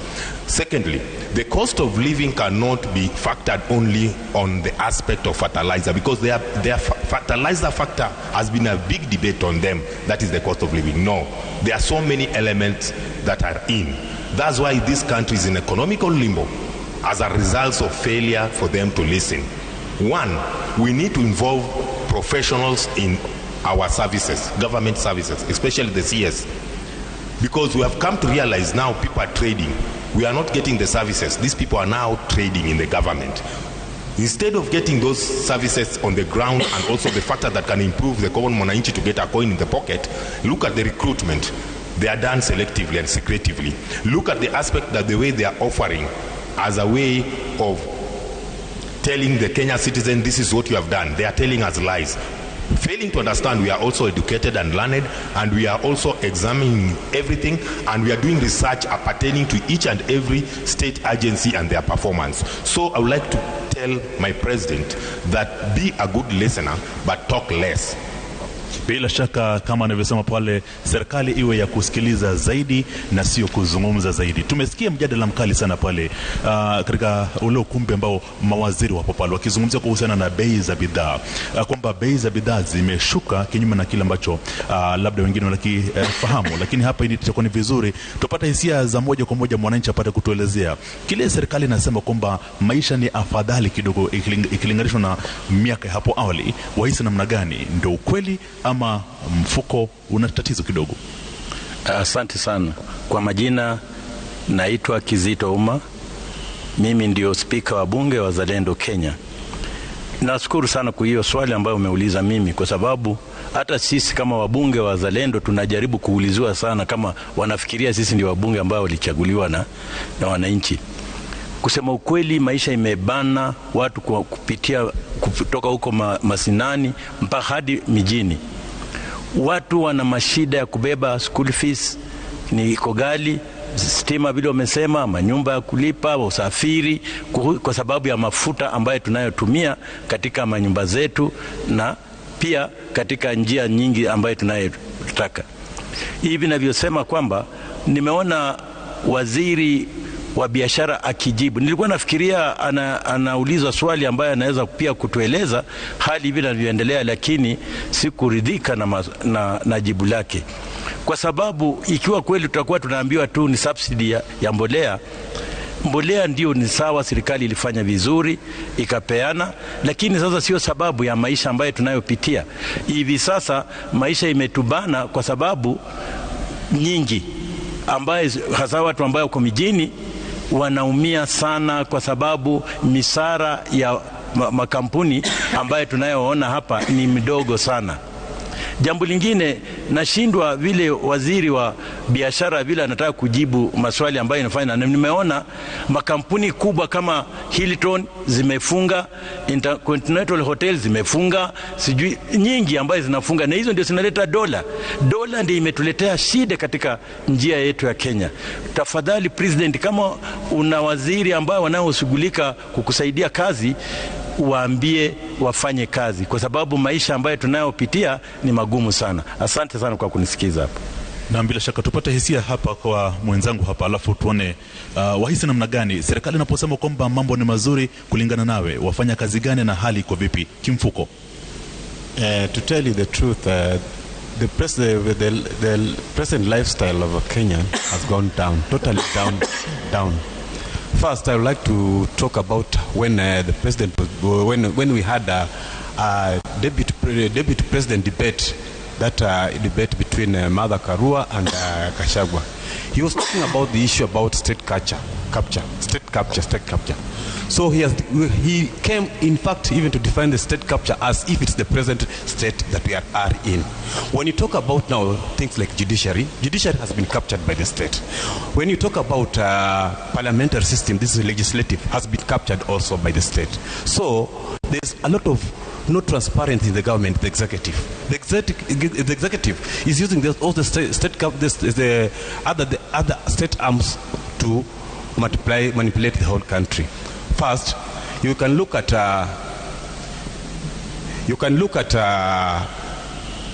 when the judges rule against the government's decision, you find that he is either transferred or he's either demoted in those cases. Like you can look about the issue about this financial bill.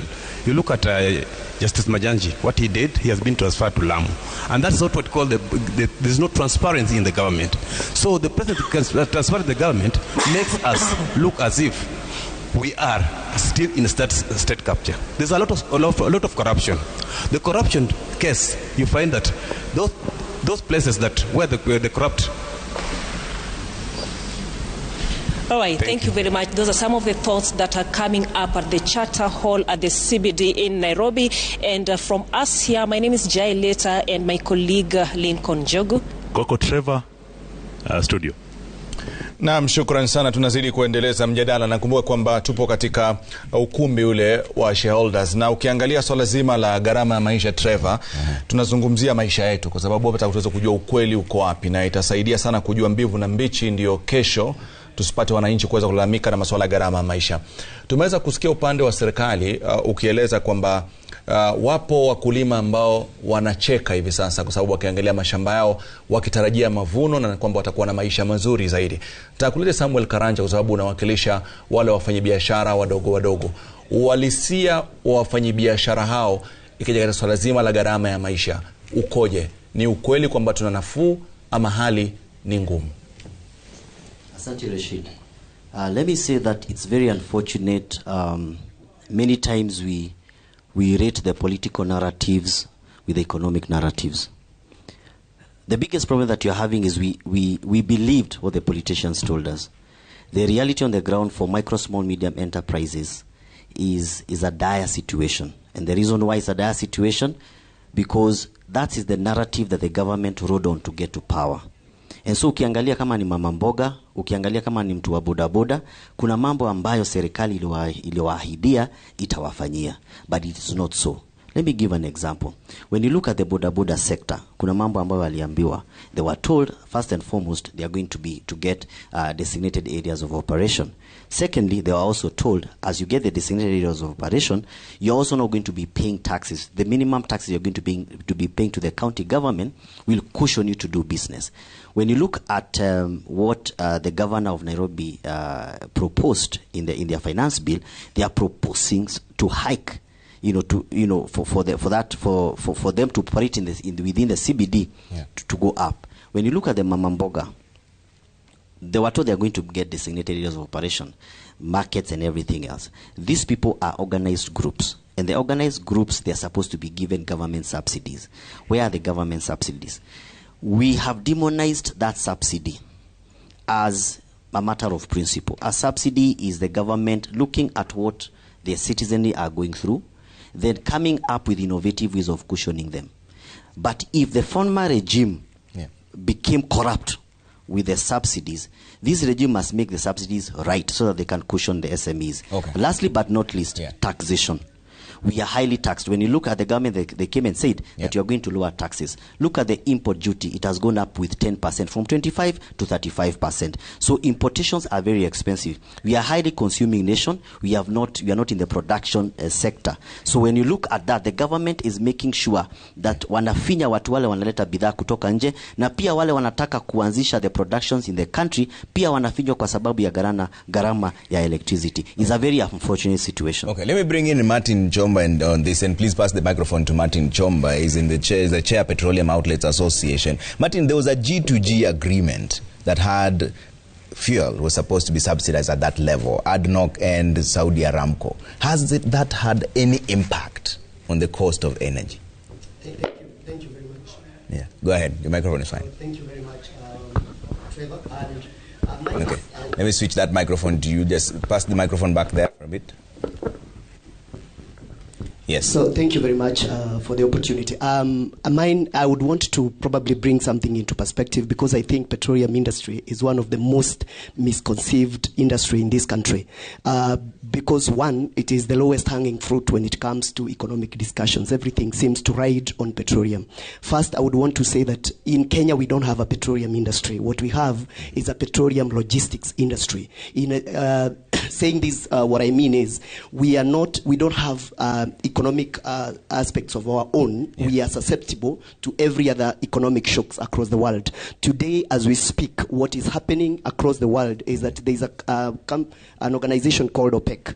And what they do is that every time we have prices coming down, they usually spike demand by cutting down production to make sure that the prices go up. Irrespective of what the government of Kenya will do, they cannot make decisions of their own. When coming to the issues of the G2G arrangement, the G2G arrangement, in my opinion, was ostensibly to make sure that we don't mop up dollars out of the economy in a haste, the way we were doing sports buying of dollars. And today we are buying, I think this is the month that we are starting to pay the first batch of the G2G in terms of dollars, because the banks that issues the LP are the ones who are able to mop up dollars in 6 months and pay. Yeah. So basically what is happening within the industry of petroleum is, one, when we offer subsidy in petroleum, it's actually, you and I know that the government does not get money from anywhere else. So if I'm giving subsidy from this pocket, I'm getting that taxes from here.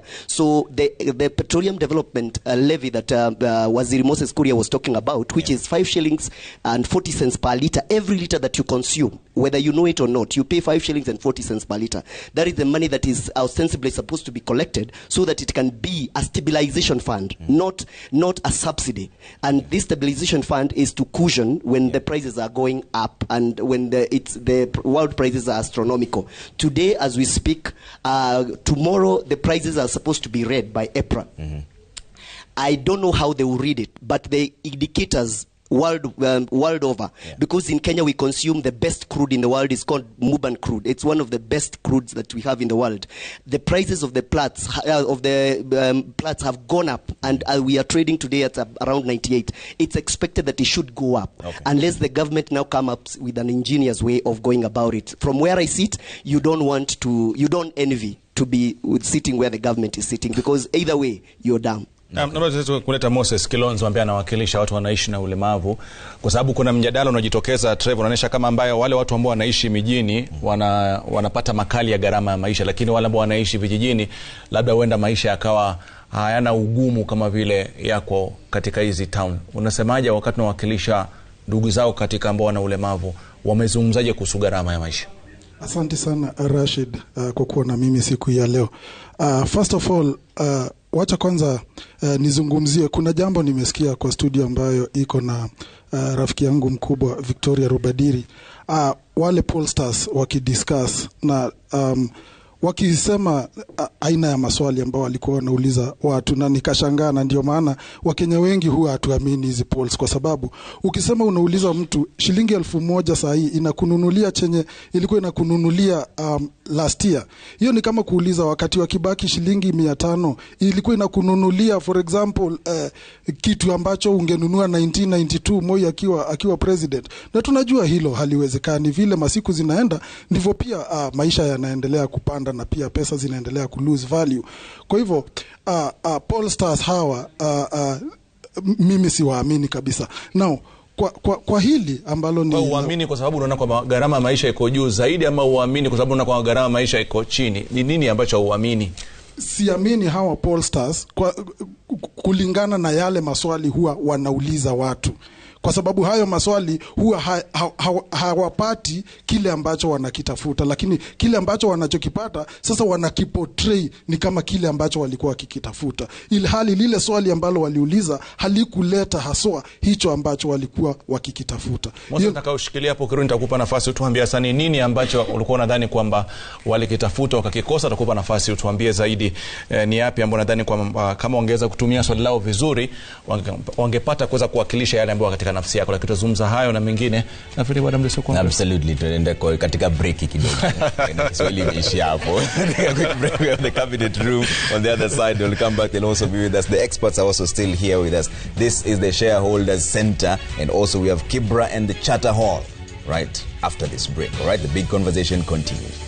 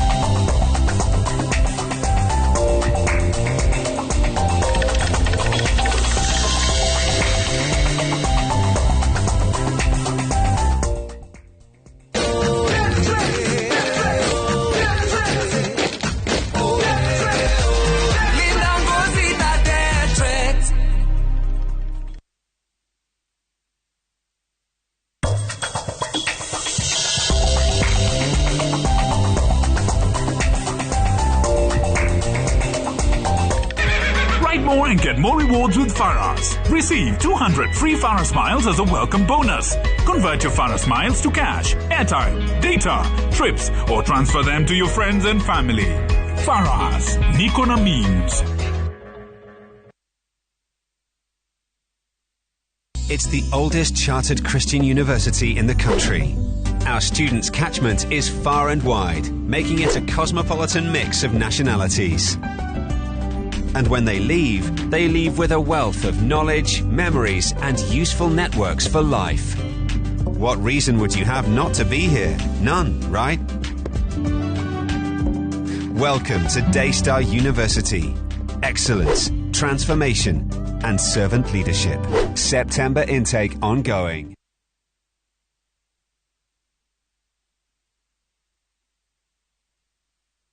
Love Nairobi Festival with evangelist Andrew Palau is coming to Nairobi. All are welcome at this free event. 3 days of great music with Don Moen, Honky, Evelyn Wanjiru, and more of Kenya's best artists. Bring the kids to the family fun zone, see high-flying motorcycle and BMX bicycle demonstrations. Love Nairobi Festival, 15th to 17th September at the University of Nairobi Sports Grounds. More details at lovenairobifestival.org. It's free.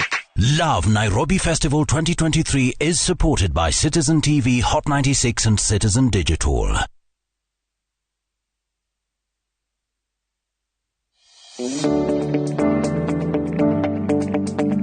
Ngata ya moti ama service ya moti. Breko for 2 or dinner for 4. Shopping ya basket ama shopping ya trolley. Lipa na Coop Bank Visa card for anything and everything at selected outlets and get a free voucher. It's fast, convenient, na haina charges. Kadia Power. Cooperative Bank. We are you. Every month, many of us have to stretch what we have to make ends meet. School fees, medical bills, projects, relatives, and everything else life throws at us. You can now relax with Okoa Sasa Salary Advance. In partnership with Teacher Service Commission, we will extend your salary advances payable by direct checkoff. Dial *884# to apply for your Okoa Sasa Advance today. Okoa Sasa Salary Advance. Pesa mkononi.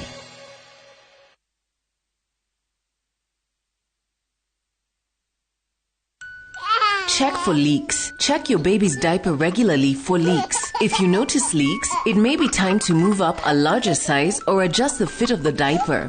New Soft Care Space Series is rooted from space technology. Keeps you dry and comfortable for 12 hours long. Soft Care. Protect your leap.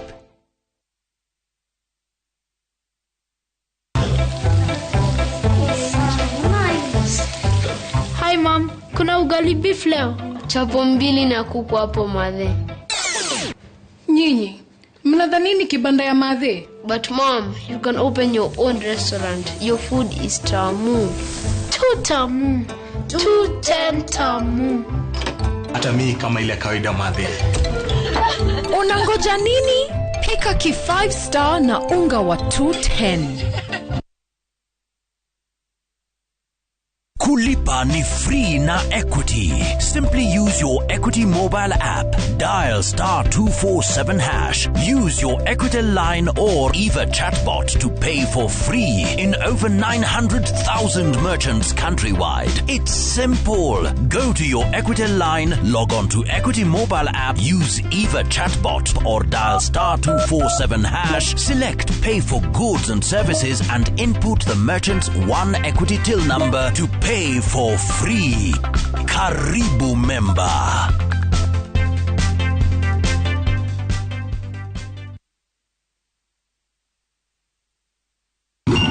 Ni 200 bob tu.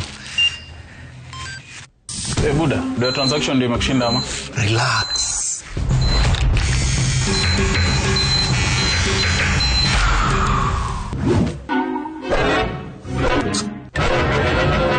Leo umenywa watu kama kuku juu ya tokens. Nunua KPLC tokens bila charges only on Airtel Money.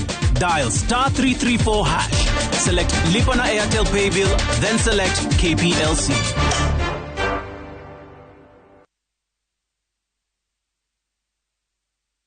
Ruiru Mabati Factory offers the best quality mabati at the most affordable prices. With over 10 years experience, our products have 15 years warranty and are kept certified. We manufacture box profile, Europe tile, Jenga tile, corrugated S profile among others in a wide variety of colors. Enjoy our free delivery in just 72 hours. To order, call us on 0111 050 700.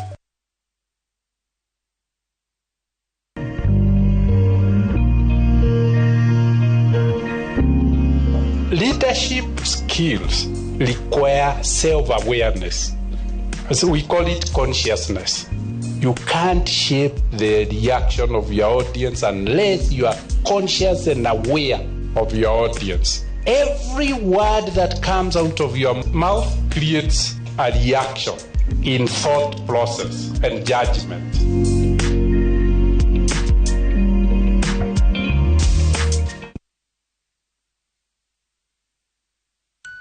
Proper disposal. Make sure to dispose of used diapers in a hygienic manner. You can wrap them up and place them in a sealed plastic bag before throwing them away. New Soft Care Space Series is rooted from space technology. Keeps you dry and comfortable for 12 hours long. Soft Care. Protect your leap.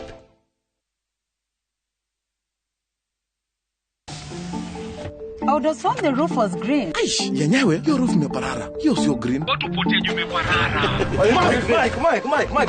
This roof looks amazing. It's the same CoverMax roof I've always had. It has never let me down. And nakaka juicy by the way. Get CoverMax. It's more than just a roof. It's color that lasts with advanced color technology. Lete msadisa kujenga chakupeleka kwa dila wa MRM. Ukiweka, umeweka. CoverMax, a quality product from MRM. Welcome to the 20th edition of Naivasha Horticultural Fair. It's going to be fun. It's going to be great. There will be good food, good music. For the kids too, they can come, learn, have fun, interact with the other kids. You're all welcome. Do you want to take an exciting and adventurous journey of higher education? Join Tibbs College Thika, where we go out of our way to give you the best experience in theory and practical training in hospitality, engineering, cosmetology and beauty therapy, business, journalism, community health, driving, and many more. Are you ready to start this unforgettable journey to your dream career? Intake is in progress. Tibbs College, a highway to future success. World-class IVF treatment awaits you at Fertility Point. Our procedures have over 60% success rates with over 3,000 successful pregnancies. Enjoy our 10% cash discount offer. Call us on 0792 111 222 or send an email to enquiry@fertilitypoint.co.ke.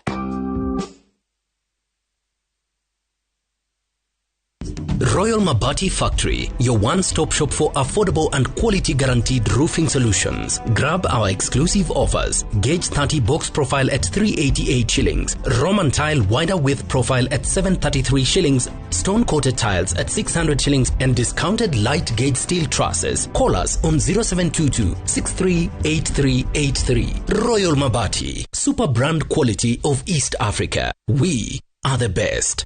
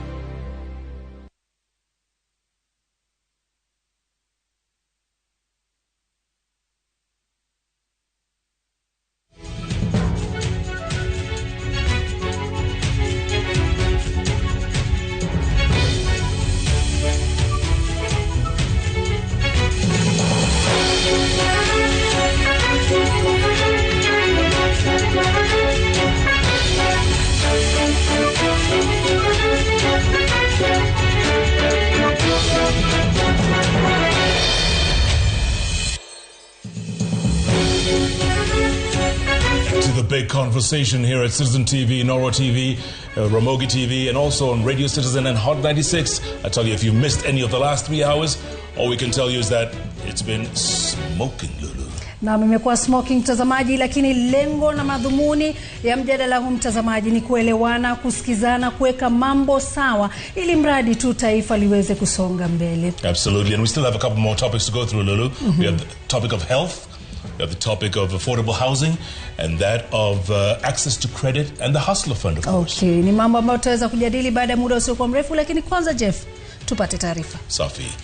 Now, civil society organizations have termed President William Ruto's first year in office as, quote, below expectations, saying the Kenya Kwanza administration has not met Kenyan satisfaction 1 year on. Now, with pledges made during the campaign. Now, civil society organizations faulted President William Ruto's handling of opposition protesters, harassment of the media, as well as the fight against graft. Let's get more from our very own Stephen Little.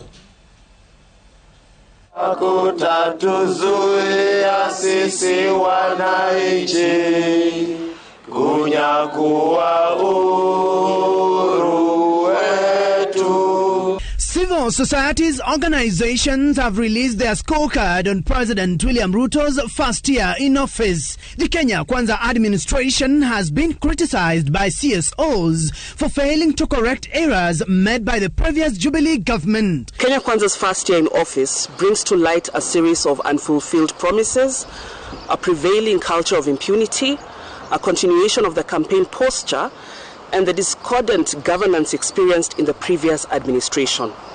Despite their initial efforts to rectify past governance errors, these attempts are overshadowed by deliberate constitutional violations, empty rhetoric, abuse of human rights, and perpetuation of state demagoguery.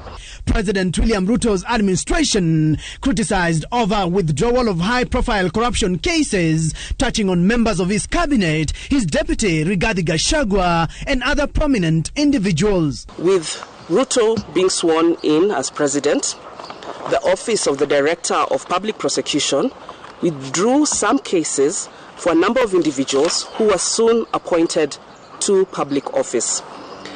The ODPP then provided an implausible explanation, asserting lack of evidence to pursue these cases. The regime promptly appointed some of these individuals to the government, a stark contradiction to the pledge to uphold the rule of law. Corruption therefore remains at the core of this administration's operations.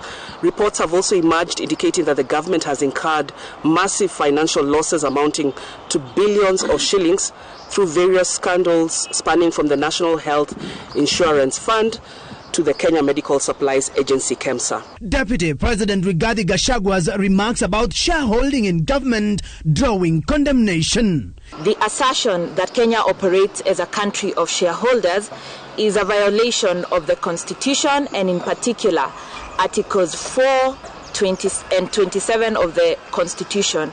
And this has led increasingly to divisions along ethnic and regional lines, and a continuation of the colonial legacy.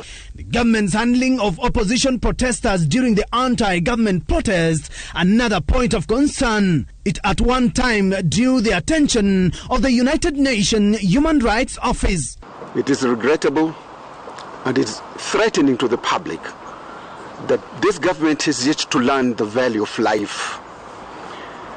For police to shoot unarmed civilians to death, or to go in their homes and beat them to death, this is unconstitutional, this is wrong, and regrettably the president himself did not condemn. In fact, alisema polisi wamefanya kazi mzuri. During the arraignment of opposition MPs, police officers clobbered journalists outside Milimani law courts, attracting condemnation from the Media Council and the Kenya Editors Guild. hatutaki tena mauaji. The civil society members faulted Kenya Kwanza's resolve to effect devolution. The group say the national government continues to sit on billions of shillings meant for devolved functions. The rate of unemployment, according to the civil society members, as well as the housing scheme, touted as one of the solutions to ending the crisis, also drawing criticism.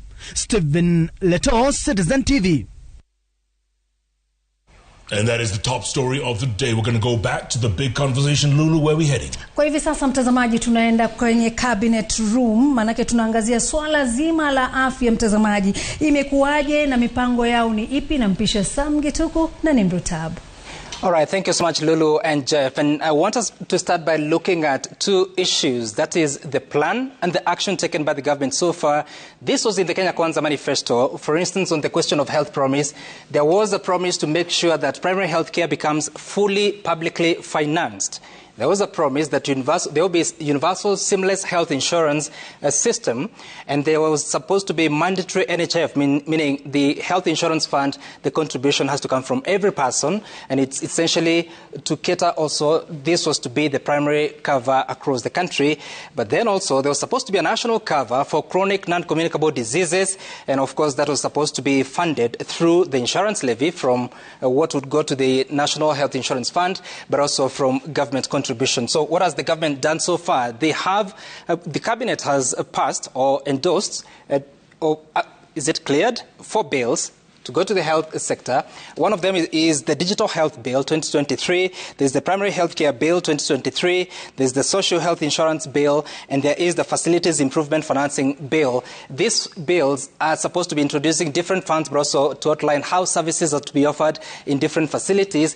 But there's something interesting. There's a proposal to come up with a social health insurance fund, which will be mandatory. But there has also been the talk about amending the current NHIF regulations to introduce a rate of 2.75% on every person who is salaried, but also even those that are not salaried, there would be means testing to ensure you determine how much they should be paying to the Social Health Insurance Fund, and then every person has to be a member of that particular Social Health Insurance Fund. But Waziri, now that you're here, and we have seen the 4 bills that are being proposed currently in the stage of public participation, let's talk about the rate of 2.75% contribution by those that are salaried. First of all, when does it take effect? And knowing that what is being debated now is the NHIF regulations, amendments to those regulations, how then will that tie to the Social Health Insurance Fund? Thank you, Sam. Let me begin by highlighting the promise. You have highlighted it there, but let me just elaborate on it a little bit more. Why universal health coverage? Universal health coverage to ensure that all Kenyans access health care affordably without suffering any financial loss. And how are we going to do it? We are going to do it based on primary health care. In primary health care, you focus on preventing diseases, promoting wellness and health, and providing rehabilitative services. And that is the major shift in terms of what we want to do on healthcare. The current health system in Kenya is focused on curative services, where people want to seek services from facilities at the highest level, leaving those at the lower level. So we want to have a total paradigm shift on how we deliver healthcare, starting at the best. Remember, this is a bottom-up government. So for preventive and promotive services, we begin them at the best. And where is the best of health? The best of health is in the household. So what have we done? We have recruited and trained 100,000 community health promoters. Each community health promoter will be in charge of 100 households. That one community health promoter goes to 100 households. We have kitted that community health promoter with a kit that has basic first aid. It has water treatment tablets because we want to ensure that people are taking clean water. It has dewormers. It has basic testing. For example, for malaria, we have put inside the kit. They can also check your blood pressure, check the weight, and all that. That is what we have put in that kit. But equally, this community health promoters, each of them has a gadget. Remember, we said we are going to leverage on digitization. So each of the community health promoter has a gadget that they will be using to collect data from the household. This data will link up to the national headquarters. It shall be used in decision making. We shall use that data to do quantification of our products to know how much of each health product or commodity that we need to select. Having said that, as we move up from the household level, now we move to the next level of service, which is level 2, level 3, level 4. And we intend that we shall have primary care networks, that each and every Kenyan will be linked to a specific facility in terms of services. Why do we want to do that? So that we remove the queues from the higher levels of service. The queues you see at Kenyatta Hospital, not everyone you see there ought to be there. There are people who are there, yet they have gone for a cough or a cold. They make up the queue. Somebody who needs emergency care comes, or somebody who is critically ill comes, yet we have a cough and a cold on the queue. We want to ensure that the dispenser in Dagoretti is working. The health center in Dagoretti is working, and you are linked to it. By the time you go to Kenyatta, you must have been referred to go to Kenyatta. You first go through the lower level facilities. So we are developing what we call primary care networks. After we have the primary care networks, then now you move to the third level, which is level 3 and level 4, where now you go to access services, and lastly, level 5 and level 6, which are the referrals. How we are going to do this, we have come up with the 4 bills. The primary healthcare bill that will take care of the lower level and organizing them into the primary care networks. We have come up with the digital health bill that then assists us in terms of leveraging on technology, but equally that we are able to provide services digitally. A specialist sitting in Nairobi can read a CT that has been done in Trans Nzoia and give a prescription or make proper diagnosis for a disease. We have the FIF, Facility Improvement Fund. Why Facility Improvement Fund? That we have funds that are generated at levels of service. Each facility generates funds. But in most cases, these funds are not plowed back into the facilities. So we want to use the FIF to ring-fence the funds so that if you collect funds from health, you use them for health. That you will not collect funds for health and take them to go and build a road elsewhere. They have to be brought back to commodities. Then lastly, the social health insurance bill. Social health insurance bill is where your 2.75% comes in, which I believe that was your question. This social health insurance, we have charged the 2.75% is on income, whether you are informal or informal. We will have a means testing, where we determine what is your income. Then we apply 2.75%. But I also want to clarify. I have seen people saying that, so that means somebody will pay 100,000 plus. No. We have a cap of 5,000 shillings. The minimum is going to be 300. And those who cannot pay, then through the means testing as determined by government, will get subsidy. Government will be able to pay for them. But remember, from the bills, the primary healthcare will be publicly financed 100%. That is level 1 and level 2 of health services. Just clarify there, because so you said there's a cap of 5,000 shillings. Yes. So the president had spoken about those that are earning high will have to pay higher. Yes. And he had said that because an estimate of 1 million shillings, 2.75% will be 27,500. So that is no longer the policy. Subject to. It is subject to. But we have had discussion. Remember, when we started that, we have been subjecting these bills to public participation. So we have received reviews from the public. Equally, we have done our workings in terms of providing the healthcare, that if indeed we manage to prevent diseases and promote wellness, then we do not need to invest as much. By the way... So the cap is 5,000 shillings? 5,000 shillings. And how will you calculate the means testing that you just talked about on other incomes that are not based on salary? We have an algorithm. First, where we have begun is we have developed an essential package.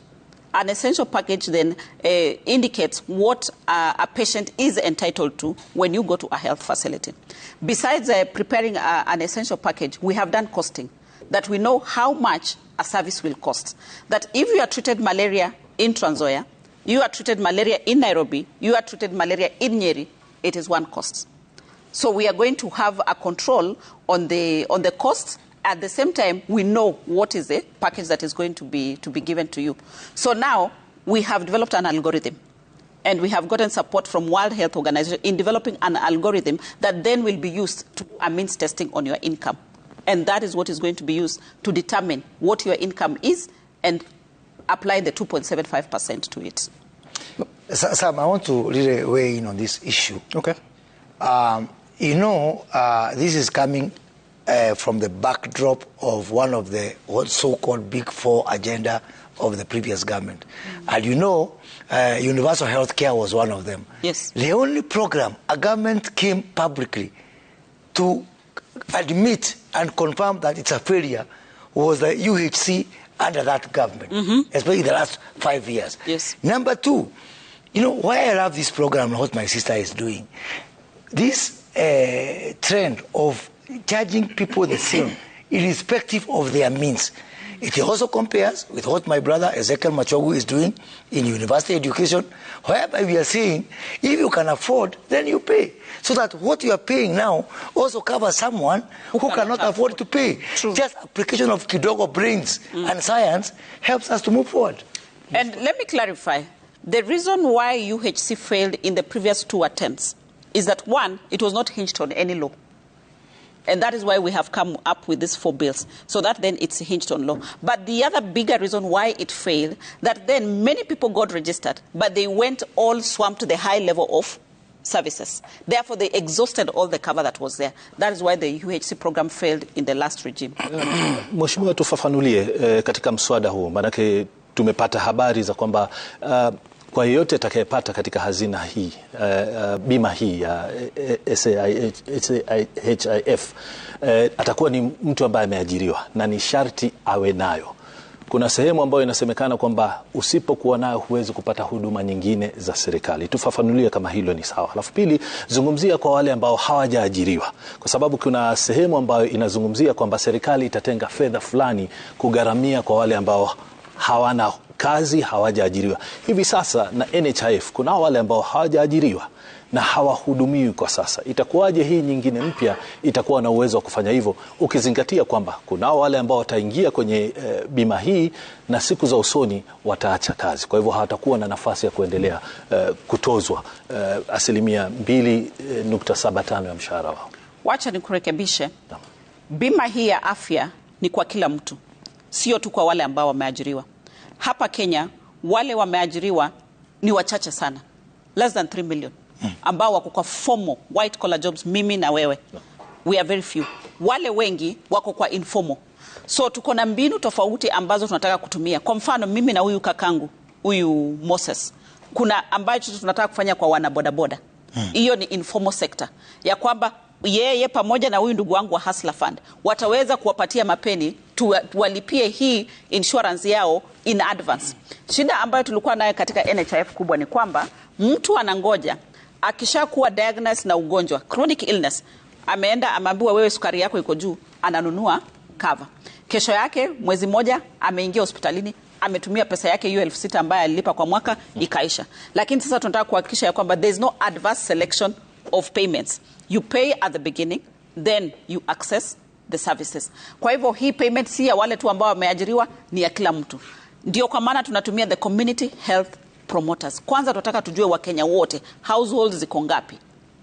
Unanielewa? Kwa hivyo ni kila mtu ataweka kwenye hii program. Mheshimiwa, hujanijibu kuhusiana na sharti ya kwamba ambaye atakuwa hajachukua bima hii kwamba hawezi kupata huduma zingine za serikali. Na bima hii sijui ni wapi umetoa ya kwamba hawezi pata bima zingine zozote. Sijasema bima, huduma za serikali. Huduma. Kupata huduma atapata, lakini katika ile hali ya kupata huduma utakumbushwa ya kwamba je, wewe unataka kuleta mtoto wako aende shuleni, je, umelipia bima? Kuna ukumbusho, na pia tutaweka registration desk ya kwamba unakumbushwa hauna bima ya hospitali, tafadhali lipa. Lakini si eti watakwambia huwezi kuaccess services. Utakumbushwa. Yeah. Na tumeprovide mbinu ya wale ambao hawataweza kulipa. Tuko na Hustler Fund hapa. Unaweza pia kopa na ukalipie bima yako.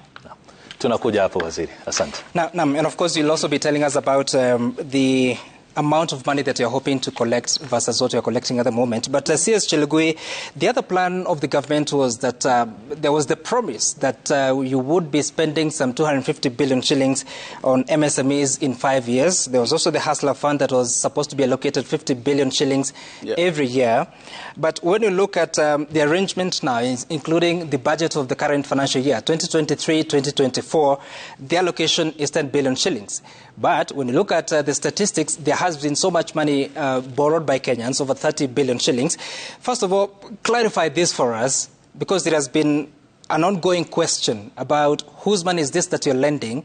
If the promise was 50 billion shillings from the government, but now over 30 billion shillings borrowed, but not from government, because the government has allocated 10 billion shillings, whose money is this? Thank you very much. Just before I get there, Sam, allow me just to support my sister here on what she said. In our plan, Kenya Kwanza plan, in our manifesto, we identified health, among other issues, as a key to delivery of service in Kenya. And we mapped out health on four areas that needed intervention, which my sister is pushing hard. The human resource and equipment availability, which she's done very well by separating medical services and the human resource. We also looked at insurance for us to succeed, and why the other system, the health, the four pillars, health failed because there was non-functional insurance or manipulated insurance, and then availability of commodities through KEMSA and others, and lastly, the standards. We saw we could have universal health care, but we must standardize the cost. You don't want the same treatment in Nairobi Hospital to be 10 times the same cost in Katundu, just because you're in Nairobi Hospital. We said the hospitality can vary, but the service, the cost of commodity, the cost of treatment should be universal. That is how we can address that. Now, back to your question. Some... one government approach. Yeah, that's one government approach. Now, the Hustler Fund is a government intervention to correct a market failure. We had runaway cost of borrowing at the time of our election. As you remember, our president campaign was premised on the hustler. That time, you remember the digital lenders were lending at the rate of 2% per day, 3% per day, hence this initiative. That time, when the president took oath of office and he put us in office, he gave me 23 days. I mobilized my colleagues here, we established the fund, and today as we speak, the numbers are clear. The facts are open. We have everybody knowing. But before I get to that, the question that you raised, we as at today lend out 36 billion shillings, 589, 538, 670 shillings to 21 million Kenyans, 201. We had projected to support 22 million Kenyans. We are short by only 799. So we cover every Kenyan to be onboarded. There are two things that we have already achieved. One, we've been able to map every Kenyan digitally, promote financial literacy, promote digital knowledge, and also begin to introduce a new way of lending in Kenya, that is the credit score, which was not there. All of us here were brought up from humble background. Our parents did not have the security, the titles, and the kind of collateral that is used by conventional banks and lenders. But today, we've given an opportunity. We have rehabilitated 7.5 million Kenyans. We have saved 1.8 billion shillings in their savings. Now they will have a retirement like any other formally employed person. Now, in the end, these 7.5 million Kenyans, whom I call premium hustlers, these are Kenyans who come to us every day in the morning at 4 a.m. They are mama mbogas, they are boda guys. They borrow and they repay at 9 p.m. in the evening. So we can afford these fellows to now mainstream financial institutions. Having said that, we also introduced the group loans. But you haven't told me whose money is this?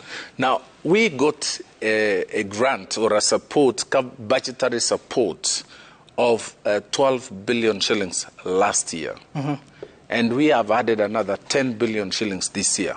The rate of borrowing and repayment, the turnover of this money, the number of transactions per second, at the peak was 325,000 per second. It has never been registered anywhere. It means this is where the hustlers are.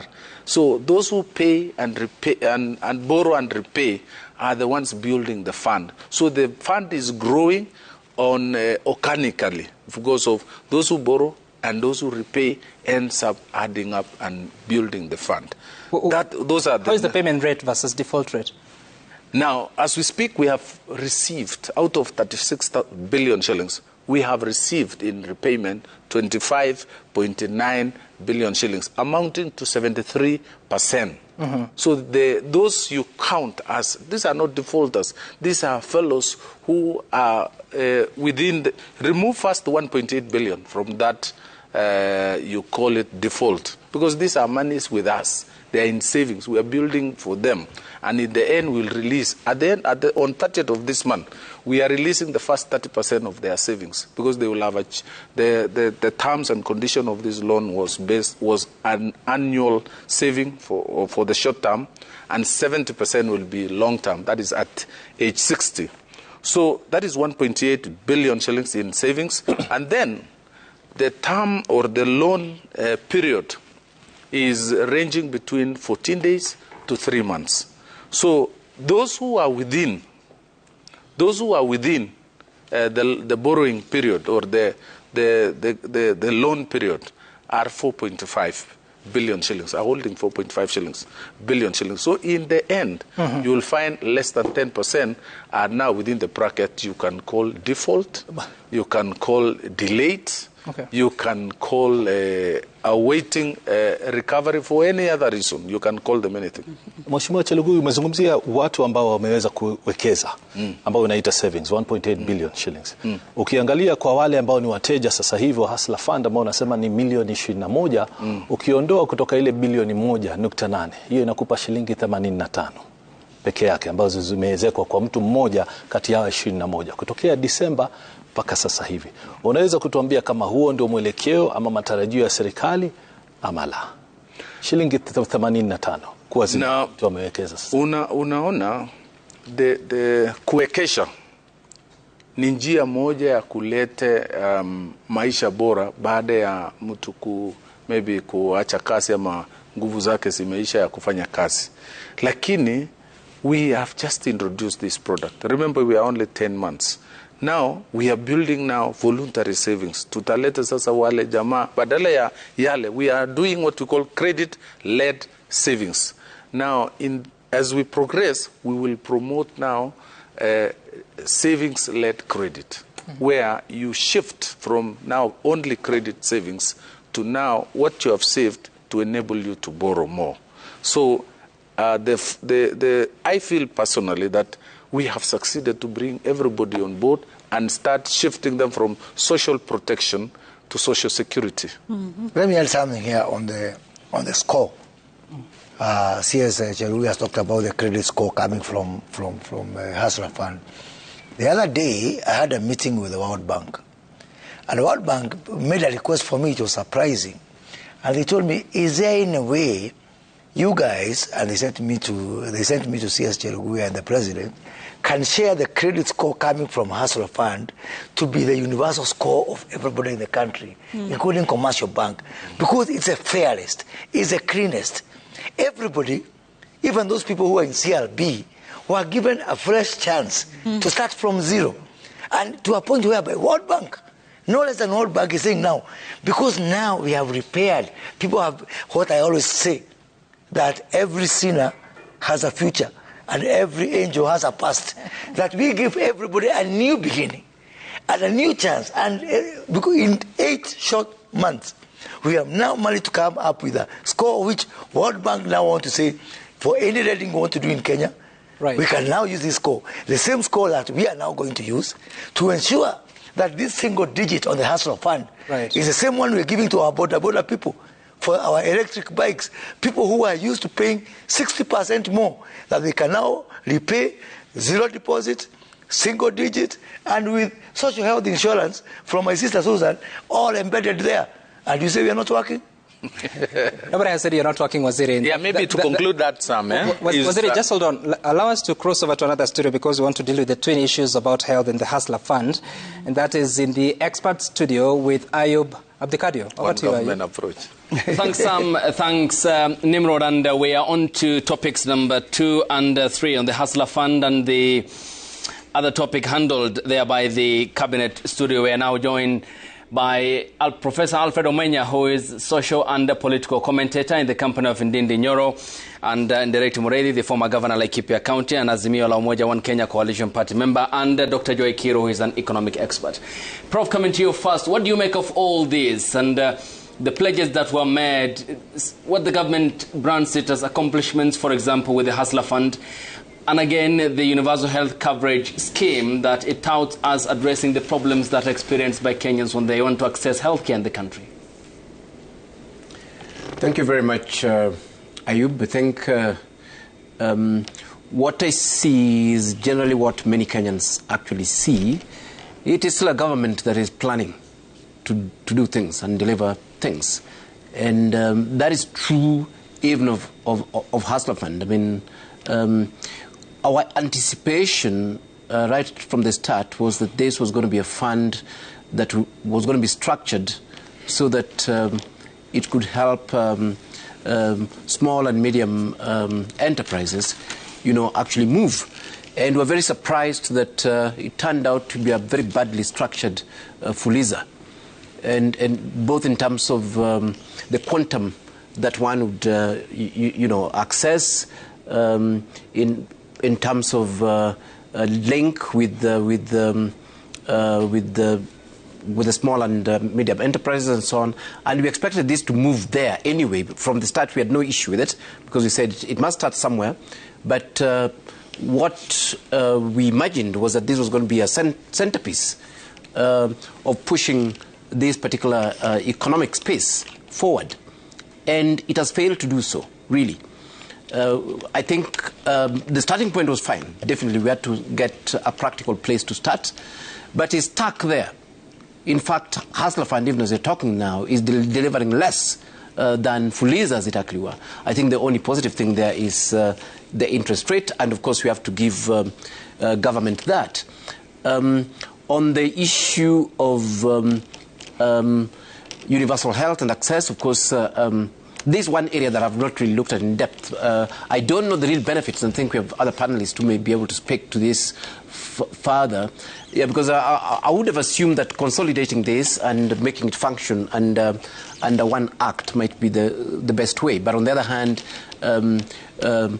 there's some convincing sort of arguments of fragmenting, this particular healthcare, to provide for different sort of products and insurance covers for different categories. But this is one of the areas that I really have not taken too much interest to find out exactly what's going on there.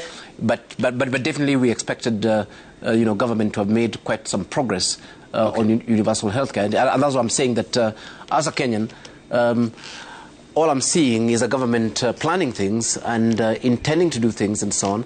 And of course seeing a lot of policy incoherence in terms of the direction government is going. And let me just finish by highlighting that this is the first government in my life, the 50 years, that have really offered no goodies to anybody.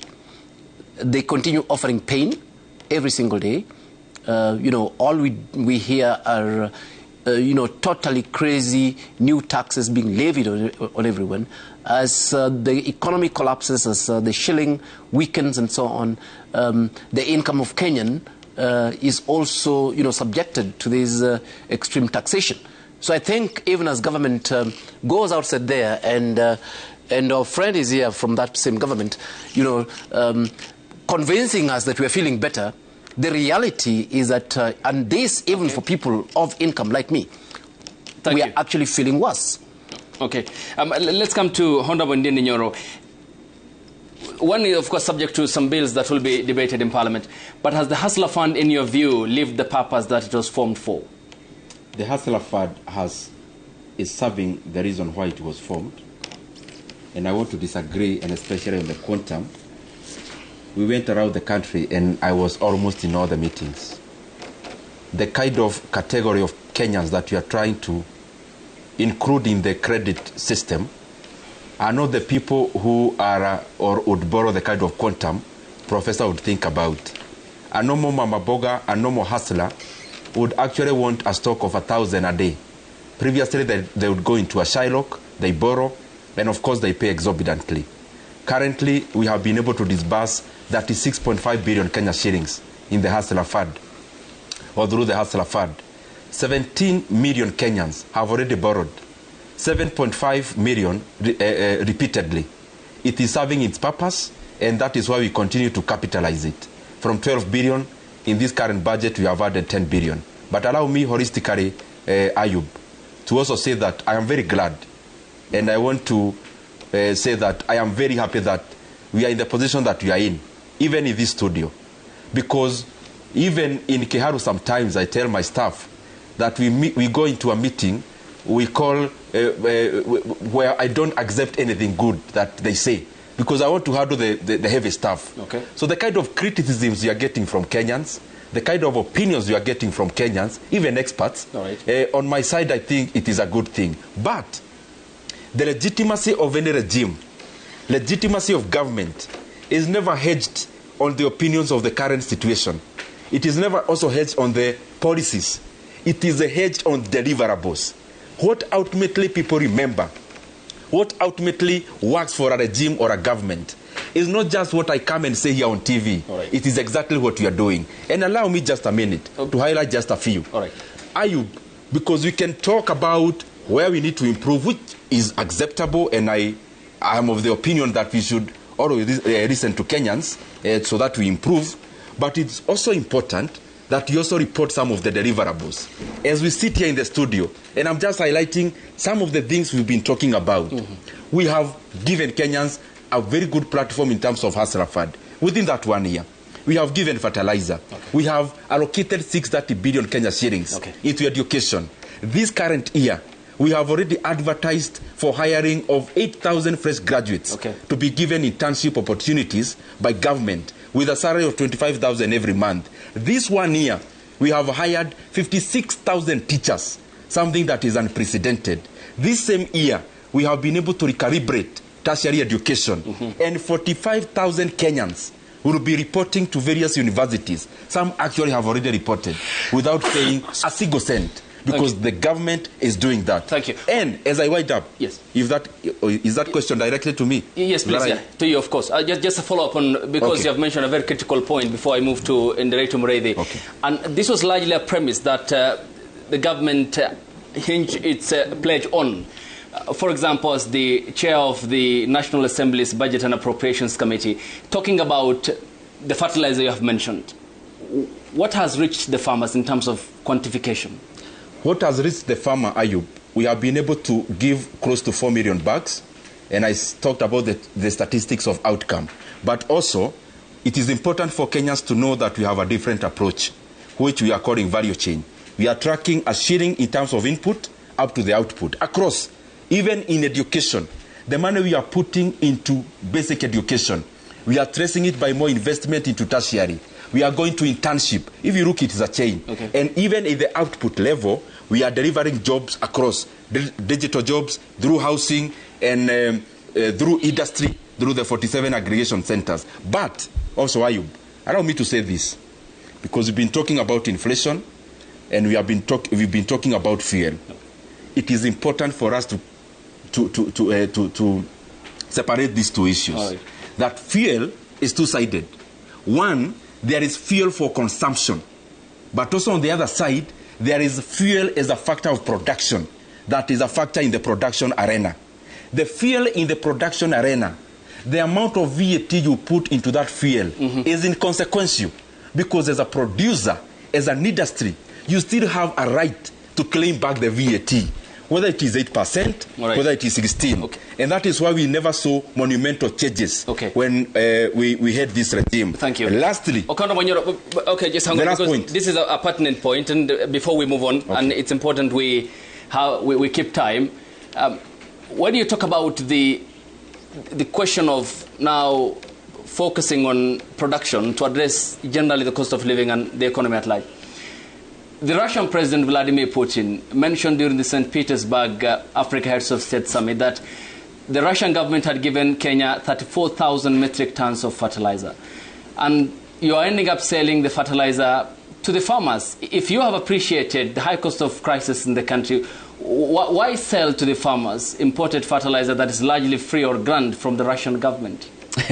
You know, I would want you to go back and check the statistics in terms of the fertilizer that we have been able to deliver to our farmers vis-a-vis the grant. And you also have to choose between believing your own government and any other communique that you listen out there. But lastly, I was to put up this point. When you look at our GDP, we are concentrating in terms of baking the cake. Okay. GDP as a whole, because GDP ultimately is what becomes the wealth that we all share. We are doing everything to grow each segment of the GDP. GDP, and I will take a minute to highlight. We are looking at it in terms of, number one, what are we doing about private investment? Through our policies, both in the Finance Act and through the investment in the budget, you can clearly see what we are doing. In terms of spurring consumption, and especially by creation of jobs, creating more consumers. When you go to government, because all this as an addition is what creates the GDP. Thank you. You can be able to see what the government is doing in terms of government investment.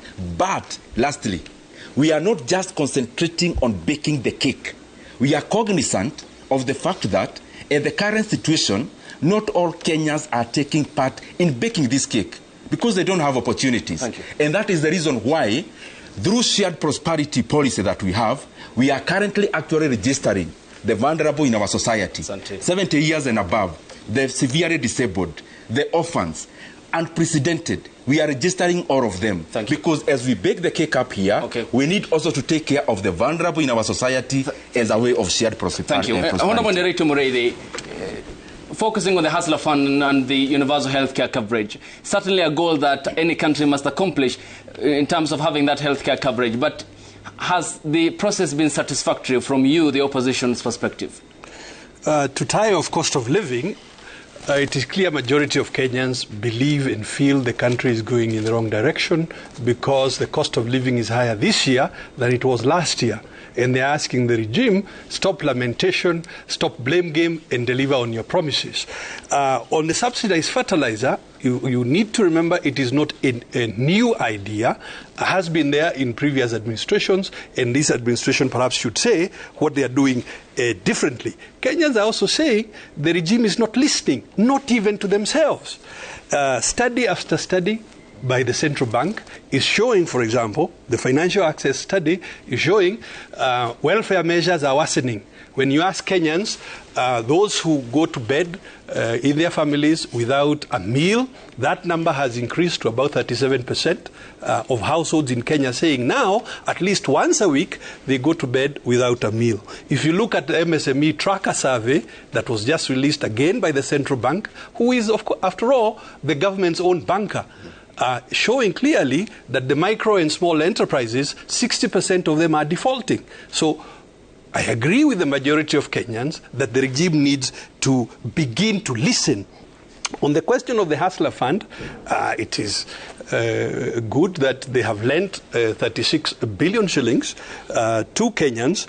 But again, what you need to recall is that that credit, for example, cannot be used by a farmer. A farmer needs seasonal credit, and what farmers have been waiting for is the regime's promise to put seasonal credit, 10 billion shillings in AFC, and they ought to have done it before these short rains so that farmers can actually use the subsidized fertilizer. You also need to remember that today, just today, government borrowed 34 billion. Some of it into a 2-year bond, some of it in a 10-year bond. That 2-year bond was at 17.5%. So government is borrowing at 17.5%.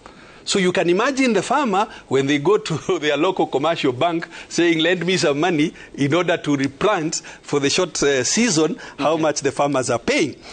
A matter that has not been spoken about, the exchange rate.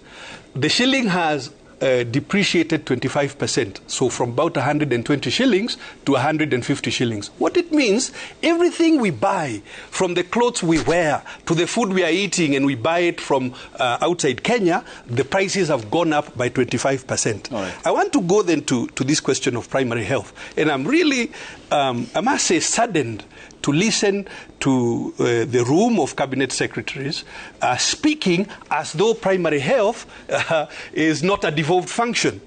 Primary health, meaning the community health volunteers that they spoke about, meaning the level 2, level 3, level 4, and up to level 5 hospitals are all devolved functions. What you have listened and heard is a cabinet that believes they are going to command universal health care, so command counties, I guess, to deliver universal health care. What was the matter with NHIF? The business model of NHIF was wrong because it took a citizen, it cost him too much to go and pay the premium. We have practiced this. We have seen it in practice in Laikipia, where up to date, 43%, even after a year of neglect, 43% of the citizens are covered by NHIF because we made it easier for the citizen to pay for themselves, and the citizens do want to pay. I want to remind you, the Ministry of Health budget, the result of what you had the cabinet colleagues talking about, even the recurrent expenditure is going up 12 billion in this budget. That is money that should be going to counties to be able to enable them to deliver on universal health care. The cabinet colleagues have also spoken to this question of credit score. And I want to remind them, this is the criticism government is getting, that the left hand does not seem to know what the right hand is doing. Credit scoring is what the central bank, your central bank, is talking about when they say risk-based pricing. So please, let us be open-minded, accept criticism, as your colleague here has said, and remember that it is for the government of the day to deliver and to be open to criticism. I thank you. Okay. Dr. Joy, what then, talk to me about the viability of the Hustler Fund as what the government touts as a transformation economic agenda that it had. Thank you very much. I haven't tried the Hustler Fund myself, but as a researcher, I've been out there in the field doing research and finding out what small-scale entrepreneurs the experience with the Hustler Fund. And these are some of two things that stood out. Either it is a technical challenge, which is very, very persistent, or the system isn't doing what's supposed to do. That's point number one. This is what I mean. Recently, I was having some collecting data, and I was meeting especially women entrepreneurs. And why women? Because women are marginalized when it comes to access to credit. And the Hustler Fund, I thought from what the cabinet room is saying, it sounded very good on paper, and it sounded like it's really the thing that small-scale entrepreneurs will have to go for. And so I was talking about the experience, and I was hoping this same good story will be repeated. And this is what they told me. I have never missed a payment. I always repay my loan. But my ceiling is still 600 shillings. What do I do with 600 shillings? I mean, how can you invest 600 shillings? And I said, have you defaulted? He said, no. Have you borrowed more than once? Yes. And every time, 600 shillings. That is a problem. And secondly, other women completely had no idea. They need credit. They can definitely afford to borrow and pay. But they have no information. And when you talk to them about the Hustler Fund, what they know about it, and from what you know about it, is completely not what it is. So those two challenges are a big undermining factor when it comes to the Hustler Fund. Dr. then from your study, does it point to a pattern in terms of the impact? What have you been able to deduce? Now, if we talk about the impact on enterprises, especially my study was on women entrepreneurs, women enterprises. Of course, the impact is non-existent. 600 shillings, and all of them, that challenge was there. The challenge was how much they can borrow was always a problem, even if they are repaying.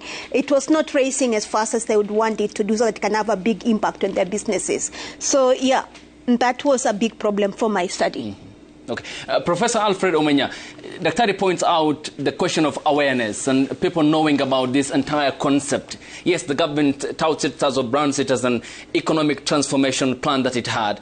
But a majority of Kenyans, because this is digital-based, is there enough awareness about this in terms of accessing the funds from the onset? And can it have the impact in the long run? I think the idea of the Hustler Fund is noble, is actually a reasonable idea. But like I said before, what we thought government had in mind was, a proper mechanism to build small and medium enterprises. And for us, what government did before, which I keep insisting, is actually worse than Fuliza, was a starting point. And we wanted to see how this transforms so that different categories of businesses are actually supported. Of course, the statistics are showing actually, and Governor had highlighted that just the huge number of businesses are actually collapsing. But then immediately this was launched. In a way, it is like a stillbirth. We've not seen any change at all, any transformation, any development, any feedback in terms of how this is functioning and ways of improving it, so that it remains, as I've said, and without any fear of contradiction, worse than Fuliza, as it actually were. People can get higher ceilings on Fuliza, yes. Small business can get up to 20,000 on Fuliza, and somebody is giving you 6,000. 600 shillings, yeah. And they somehow believe that Kenya's economy is going to be revolutionized. When you have all these little lenders who are getting 600 shillings, I think that is dumb. All right. Government should actually take the opportunity, because I think it is a good idea. I'm not saying it's a bad idea. I think it is a good idea, but we need to look at it, get feedback, transform it, so that in a way it can actually build this small and medium enterprise that we all agree, whether we are in the position or in government, that is the future of our own economy. But currently, honestly, the way this has been structured, and Mheshimiwa, with all due respect, if you really think this is a direction that you'll be going to transform the country, especially with these huge numbers of people who are in the informal sector and who are in the small businesses, then I think you urgently need Mheshimiwa here to structure that thing for you. Okay, a right of reply for Honda Manyoro? There is a time I was a middle class in Nairobi doing some business with no touch in mashinani before I joined politics. But when you join politics and interact with all the people of Kenya in terms of all the stratas, you get to understand the diversity of Kenya. And I sympathize with Professor, because he may not be aware that a person in a village probably he grew up in would actually need only 2,000 in one day to actually build up capital for their business. So from where we sit, the Hustler Fund, as I give the statistics, these are not animals or trees. These are the people of Kenya who actually borrowed this money.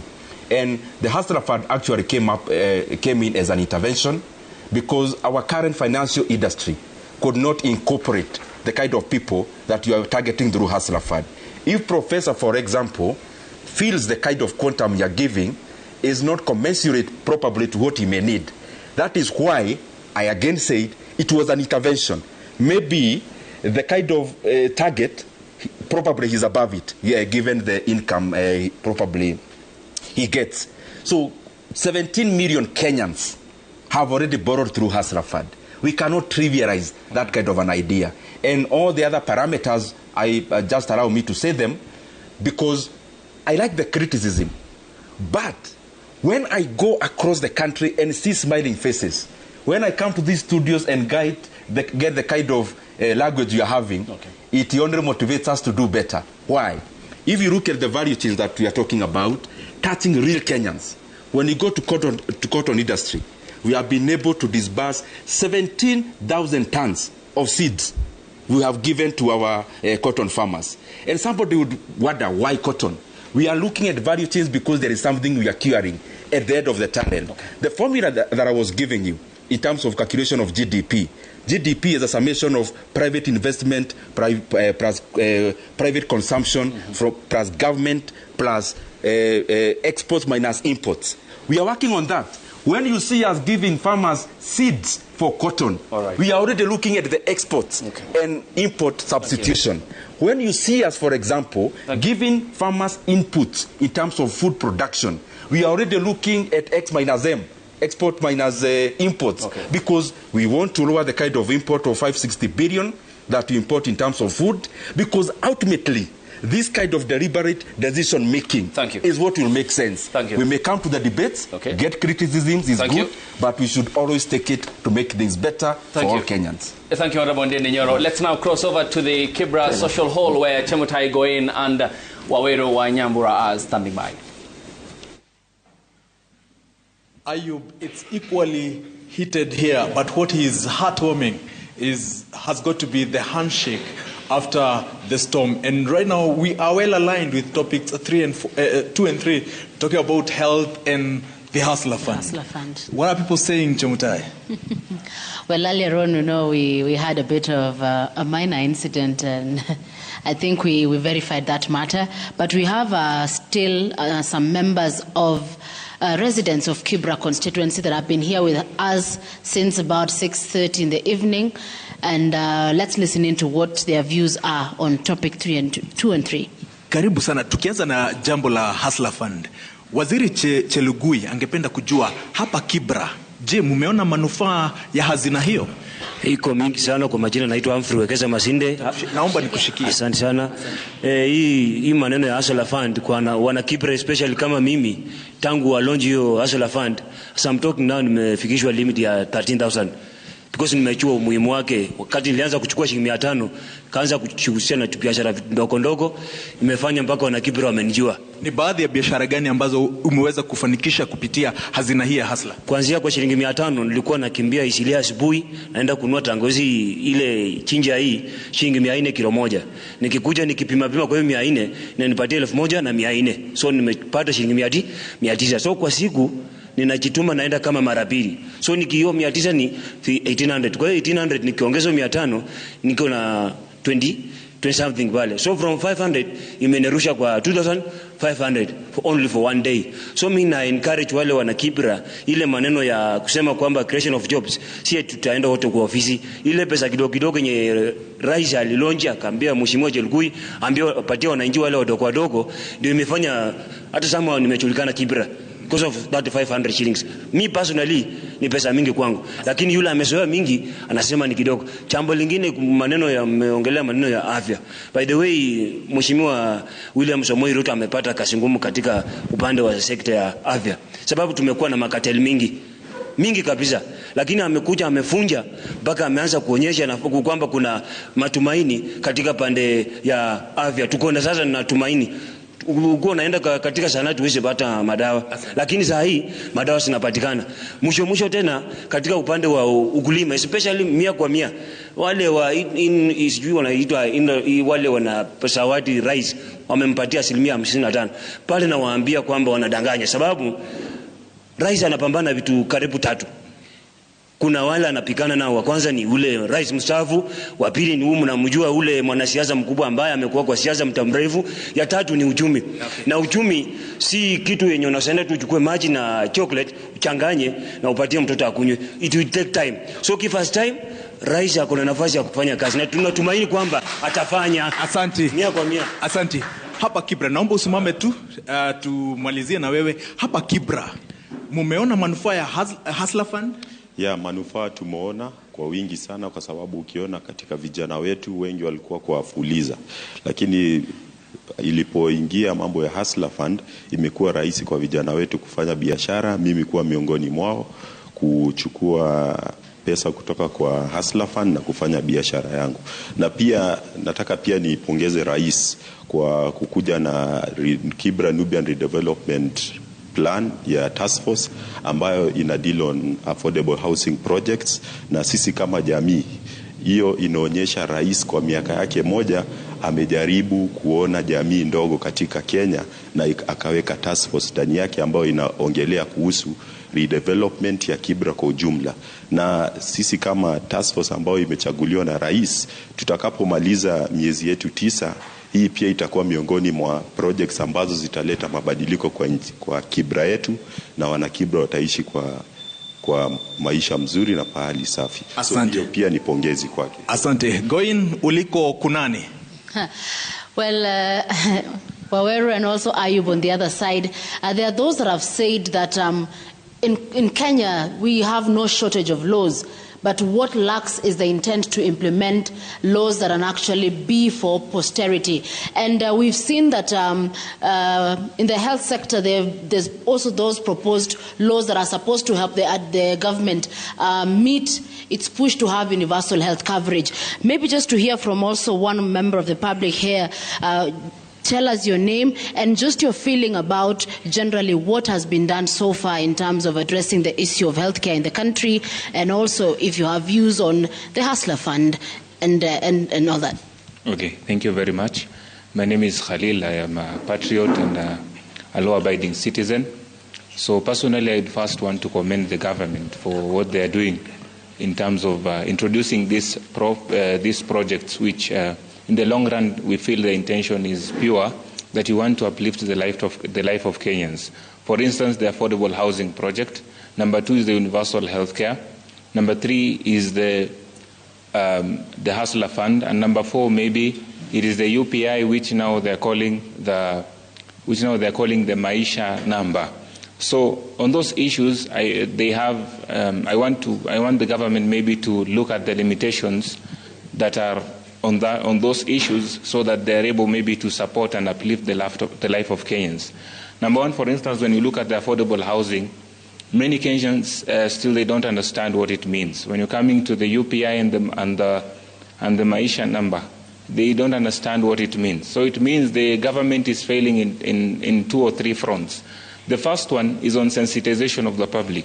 The public does not know what you talk about when you're speaking about affordable housing. Most of the public don't even understand the Hustler Fund. Yeah. So and majority especially don't even understand what the Maisha number entails, and it has its own limitations. As for the Maisha number, UPI, people don't understand it's going to be a universal ID. There are limitations to it. Number 1, the issues of exclusion. And number 2, maybe the issue of public participation. The public have not been given an opportunity like this one, maybe to give their opinion on what they think about the affordable housing. The public have not been given an opportunity to speak about the Hustler funds. The people have not been given an opportunity to speak about the UPI and what they think about the Maisha number. And number 2, maybe speaking from my own experience, I come from a marginalized or minority community, the Nubian community. We have issues even acquiring a simple ID. And when you're given the Maisha number, someone is given the Maisha number maybe at birth at the hospital. So where does exclusion come from? Exclusion comes from when you have a mother and a father who are Nubians and don't have an ID. How can the child be given a Maisha number? And Maisha number is supposed to consolidate to stand in place of all the identifications you will have. That same number is going to be your death certificate number. That same number is going to be your bank number and things like that. So those 3 main things. Number 1, sensitization of the public on this project. And number 2, public participation needs to be done before the government rolls out this project. And lastly, as I finish, the president specifically, they need to look into the issue of transparency so that the public can believe in them and what they're doing. So transparency is key, and also because when they're rolling out these projects, a lot of money is getting wasted through corruption. So we need to see some transparency and need to see some people getting caught because of corruption. And it's some integrity needs to be seen from the leaders. Thank you very much. Ayub, those are the views of also some members of the public that are still here. And maybe before we head to studio, just one more. Kindly introduce yourself and then tell us your views really on the government's push for health and affordable housing. If you don't mind standing, please. Then move closer this way. Thank you. I'm James Odhiambo. I don't want to talk much about the health issue and most of the Hustler Fund, because to me, those are things which have zero impact to the lives of a common mwananchi. Mine is just to look at an overall view of this Ruto regime, which to me is a moribund regime so far. It is almost going to its deathbed because the economy has really gone up and the common mwananchi is really feeling the pinch. Right now, I think I've just seen tomorrow's Star newspaper. The VAT is currently 16. It is now going to be 18%, meaning that this one is going to have a ripple effect on the basic commodity. So all these things, this is a regime which is a peer regime, which has been built on lies, theatrics, and now it is almost coming to an end, because if VAT is going to go up, it means the cost of basic commodity is going to go up. Then lastly, tafadhali, the issue of assault on multi-party democracy is something which is very, very important. There's a reason why Kenyans fought for multi-party. Today was about, it was less of politics, yes. Kindly, and it was more about people-centered issues. Okay, so kindly, we'll leave that for the leaders. They will address it in the National Dialogue Committee, which holds its meeting, so that matter will be addressed by the National Dialogue Committee. But Waweru, I think maybe as you hand over to studio, you have one or two things to say. Interesting perceptions coming from the ground. Trevor and Rashid, I don't know what your panelists have to make of what is coming from the ground at the moment. Well, thank you so much, Mtai and Waweru there. We're focusing on two issues here, healthcare and Hustler Fund. Let me bring in straight Dr. Davji Atela, KMPDU Secretary General. The CS, Susan Nakumicha, was speaking on the cabinet studio, and she said that the secret is in dealing with primary healthcare. They've so far employed 100,000 community health promoters. Is that the silver bullet? Trevor, the road to hell is paved with good intentions. If you look at the Kenya Kwanza Manifesto, it had a promise for UHC. It had a promise for human resource of 20,000. It had a promise on the restructuring of the commodities. But if you look at what is being said to be UHC, it's the community health promoter aspect of it is good, in the sense that they're going to make the members of the community aware that they are sick. If you have hypertension, you're told that you have it. Basically, after diagnosis, you're just being reminded. Just a reminding and making you aware of your situation. Once that happens, you need to go to the hospital to be treated. But what is the status of the hospital in this country? As at now, if you go to any county referral hospitals, there are no doctors, there are no nurses, there are no clinical officers. So is it okay to be mopped up to go to the hospital to die? It's like being mopped up to go to school and there are no teachers. So that's the one aspect that is lacking. And that's why if you see in the manifesto, the first thing was to employ 20,000 healthcare workers as a baseline within 100 days. It's 1 year that has not been done. And that's why you saw that, let's say, they were actually demonstrating against that. If you look at that 1 year period, how many healthcare workers have been employed across the 47 counties? Less than 300. How many doctors? Less than 40. So tell me, how will the UHC be achieved? It's a pipe dream. And why am I saying this? In 2021-2022, the budget for UHC was 47.7 billion. What happened? In the 2022-2023 budget, UHC was 62.3 billion. What happened? In this maiden budget of Kenya Kwanza, the UHC is at 18.3 billion in the budget. I'm expecting some miracles to make it better. Because health is not free and cannot be free. It has to be funded. And it has to be funded by either the person seeking the care or the government. In Kenya today, the out-of-pocket expenditure for every Kenyan is 150 billion. There are many people taking planes to India. There are so many people going to public hospitals. Over 70% of them will not find a doctor or will have a long waiting time. Some of them, if they are lucky to wait and come the next day to find a doctor, there are no reagents in the hospitals to diagnose these particular patients. We saw doctors closing hospitals in Kakamega. And if they're lucky to do that, if they go to the pharmacy, there are no drugs. So if these are not resolved, then the UHC that is being launched is just the same as the previous ones. There's no hope. Because one thing that was to come up was the restructuring aspect first, so that we see there's human resource, things are happening. But then this now comes to the question that are we talking about health as a one unit of national, or 48 county governments. There may have been a plan in the manifesto, but there is back and forth politics in healthcare, politics of interest, whereby if something is proposed, like these bills that have been proposed, that are being said, they get opposition from 47 county governments. When you talk about all these issues, they don't come into fore. And that's why in the wisdom of that manifesto, there was an aspect of Health Service Commission. Why is it in the Kenya Kwanza manifesto? Because this was to streamline healthcare, so that the Health Service Commission then can allow the government to budget for healthcare or for the health workforce in the same manner they budget for teachers, in the same manner they budget for the police, and with that, then the county government then will just be will be relieved of the budget of health workforce, then to just buy the drugs and run the facilities. But county governance refuses this. Why? Because through these health workforce, they're able to employ the cousins. It brings a lot of nepotism. It brings a lot of tribalism. They don't care. It brings about the ghost workers. They will not prioritize the service delivery. And why is this happening? Because all the executives, by the way, in this country, the political leaders, the governors, and even the CSS in the studio, they have hefty private insurances. Why do they go when they're sick? They'll take the best flights to the best hospital in the world. That's the reality. And the government spent 150 billion on private insurances. In fact, it is this government now that has removed all the insurance companies, all the public servants, the police, the teachers, even the county governments, to private insurance. So the money is actually taken from the government to private insurances. Shukran sana.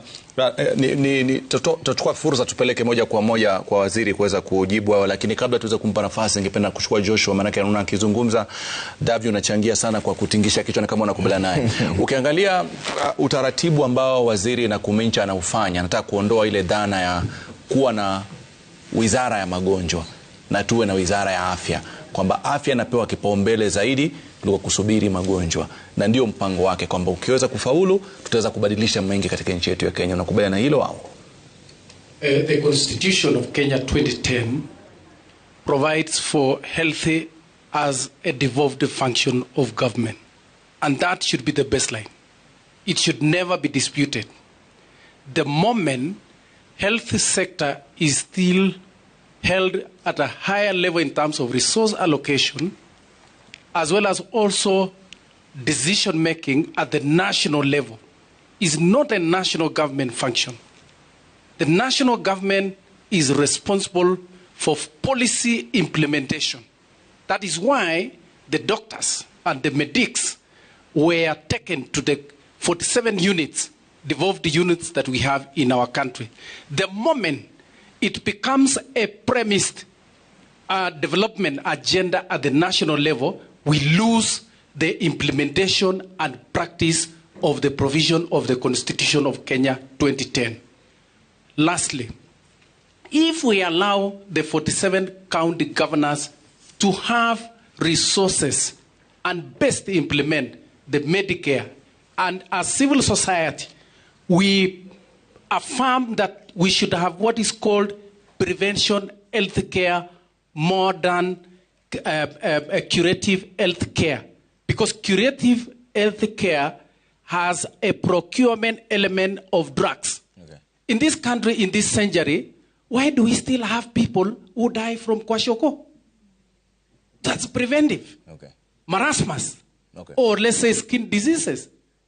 I mean, I think for the better part of this regime, we should concentrate on preventive health care than curative health care. Okay, we'd like to hear what CS Nakumicha has to say about all that, but let's talk about another issue that came out with Ruth Ball. I'll bring you in on this. Just pass the microphone to Ruth right there and talk about the Hustler Fund. As a young person, has this been beneficial? Did it achieve its intended purpose?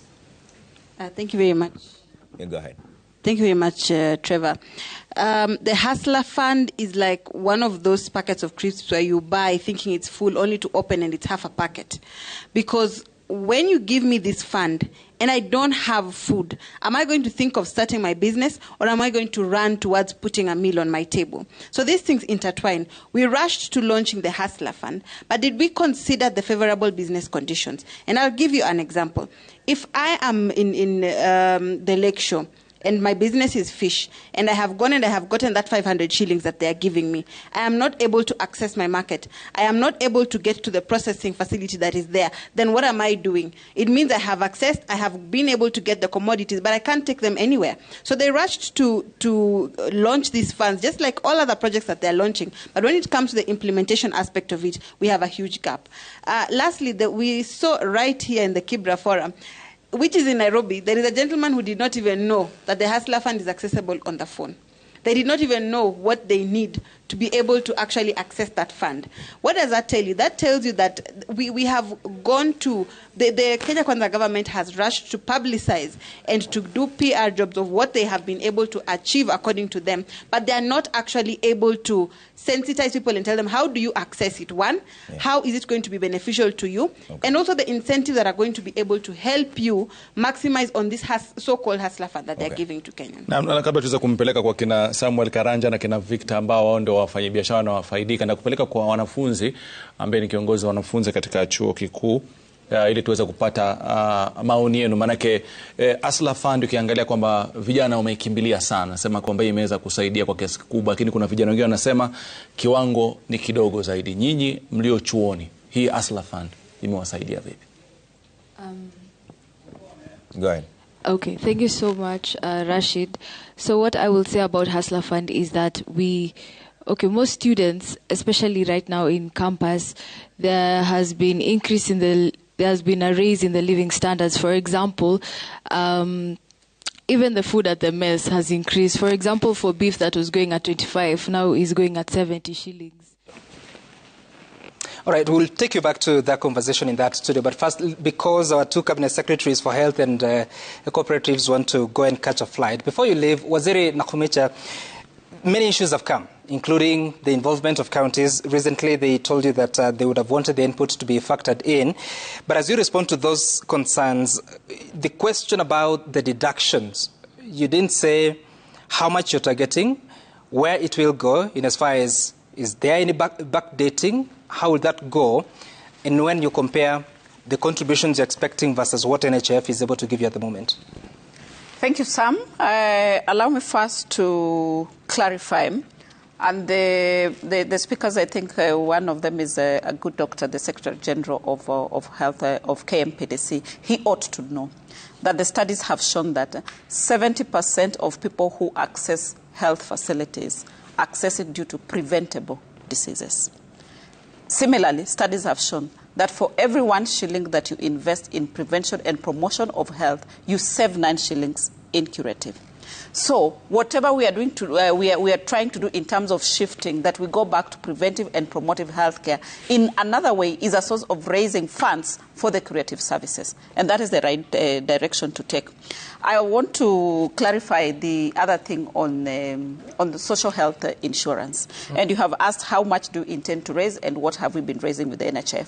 First of all, NHIF as it is, and I think there's one speaker there who said that it has structural challenges, and that is true. It is designed to serve the formal sector, that there's a check-off system where money is checked off and then it is used in NHIF. However, as I said in my opening remarks, majority of Kenyans are in the informal sector. Therefore, we have to target these people. Number two, the structural defect of NHIF, as it is right now. You'll have your NHIF card, you go and access services, and after a while, you will be told you have exhausted services, so you cannot access services. So there are limitations on what you can access with the current NHIF card. The third structural defect with the NHIF is that you will go and you'll be told, no, for this specific kind of disease, NHIF does not take care. So there are exclusions in NHIF. What we want to do with the social health insurance, one is we want to remove exclusions. You will not be excluded from anything. You are sick, you ought to get services. The other thing is that there is no limitation. You will not be told that now you have done your 6 dialysis, you have exhausted your limit, go and die. We are not going to do that. And we have now created an emergency, chronic and critical illness fund. In the SHI bill, we have created that fund. Remember, the Constitution of Kenya gives a right to emergency healthcare. We have never been able to operationalize that emergency healthcare. This will be the first time that we are operationalizing emergency fund chronic illness, and critical illness. If you get involved in an accident, you are taken to the nearest hospital, you are taken care of. At the moment you get involved in an accident, you get to the nearest hospital, nobody wants to touch you because the hospital is asking itself, where will it get money from? There's somebody who said that healthcare is devolved, and I agree with them, that health services are devolved. But the policy of how we give services in healthcare sits at the national level. The bills that we have brought is policy. We are shifting from what we have been doing. Therefore, we are rightfully doing what we need to do, and we are working together with the county governors. The other day, last Friday, I had a COG engagement to take them through these bills, and we had very few levels of divergence. We actually converged at the end of the day. Right now, we have gone to the other stakeholders to be able to participate. But I also want to let them know that about a month ago, we launched, and I think it was even aired on Citizen TV, a level of service assessment. Why did we do level of service assessment? We want to know what are the gaps that exist. And as at now, we have already visited more than 14,000 facilities that exist in this country. We are at 95% of level of service assessment. We want to know what is the gap in equipment, what is the gap in infrastructure, what is the gap in human resource. Based on that, then, we can now work out on the 4 pillars of healthcare, which is one of them is human resource for health. We'll have discussions. Governors are the ones employing. So we can now come to a table and say, look here, you're supposed to be providing this service. From our level of assessment, you have a gap of 10,000 health workers. To your question, what were we collecting with the NHIF? Previously, we were collecting about 44 billion in a year. In a year, but government was putting in a subsidy of 15.5 billion per year. What we intend to do from our projections, if we were able to register and onboard everyone, we are targeting a total of 144 billion. 144 billion. We should be able to publicly finance the whole of primary healthcare. We should be able to have the fund to operationalize the emergency, chronic, and critical illness fund with that 144 billion. Thank you, sir. Effective date? We are launching, and let Kenyans know, we are launching the universal health coverage on the 20th day of Mashujaa Day. All we are waiting for, and I want to speak to our members of parliament, both our members of parliament in the national and in the Senate. And 2 of these bills have gone to the Senate because they deal with the counties. The primary health care bill and the FIF bill is in the Senate. Those 2 are in the Senate. They are originating from there. The SHI bill and digital health bill is in the National Assembly. Once we are able to go through the enactment of these bills, we hope that by October, at least, we should have them now finalized. Once they are finalized and we launch our UHC on the 20th, Kenyans should expect that from the 21st, a community health promoter will be visiting them in their homes to start on primary health care, which is preventing and promoting health care. If it passes, so the effective date of the 2.75%, when? The effective date will be from after we have some data to collect. And then we should be able to start November.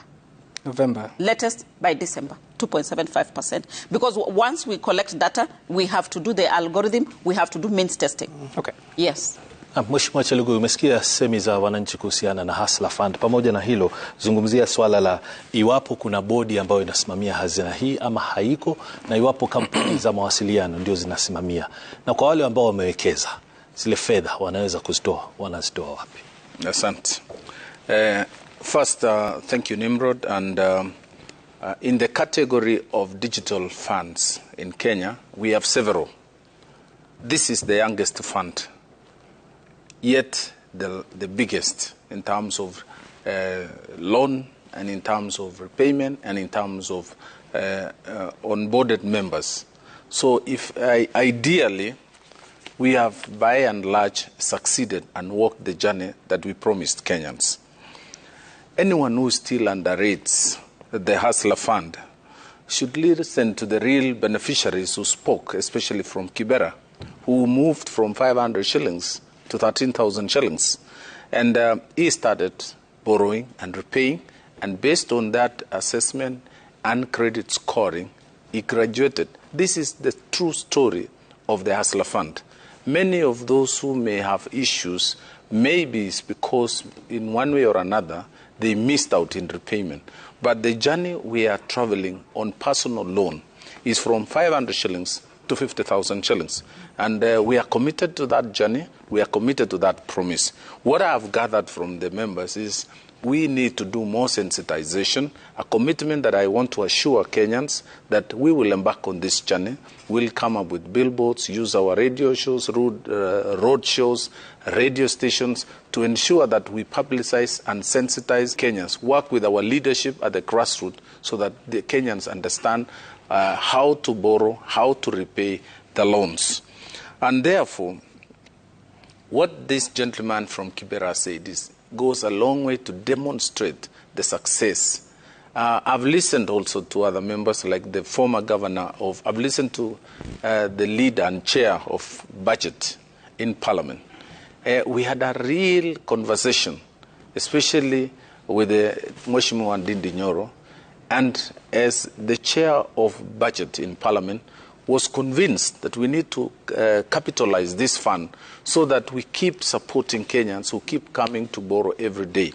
We have other bespoke products, the universal health care. Once Kenyans are empowered, we can be able to use the same ASLAM system to deduct a certain percentage, send that money to National Hospital Insurance Fund as a way of social health support. And we are going to have engagements with my sister here on that count. We are also, I've listened about to the speakers on the issue of transparency. This is the most transparent fund. We have zero loss, zero theft on this because it is digitally managed. And I want to ask Kenyans to be patient. We are only 8 months old. This fund is only 9 months old. We are developing the fund and it's growing organically. If you are patient with us, we'll be able to tighten and ensure that we smoothen any hedges to ensure that Kenyans are able to appreciate what the intentions of this government. Mheshimiwa, lakini tunazungumzia pesa za umma ambazo zinatolewa kwa umma. Nani anayezisimamia na kazi ya board? Now, we have a board. We established the regulations provided for establishment of a board. We have a chair and we have a board of directors and we are populating the management, the secretariat. We already have an acting CEO seconded from the ministry to oversee the operations. But this fund is delivered through, we are riding on systems. I've had somebody saying he went to an office and missed out. He didn't find officers. We do not have offices. We deliver service digitally. So we work with Safaricom, Airtel, and Telcom, and the banks, Family Bank and KCB. We load this 10 billion in these two banks, and the lending is done on your phone, at the comfort of your phone. So you don't need to go to any office. Sit in your house, go to Hustler Fund, star 254 hash. It will take you to the menu of Hustler Fund. You can borrow, you can repay. Thank you. All right. The two cabinet secretaries. Yes, you have. Would you allow me just to clarify something? I think the good doctor spoke about lack of commodities in facilities. We have a plan. And we have fixed KEMSA. I'm sure Kenyans now know that KEMSA has been fixed because initially it had issues, but now fixed. Having fixed it, the last 1 month, we advertised tenders of about 5 billion shillings. But unique about those tenders is that 2.5%, almost 50% of those tenders were ring-fenced for local manufacturers.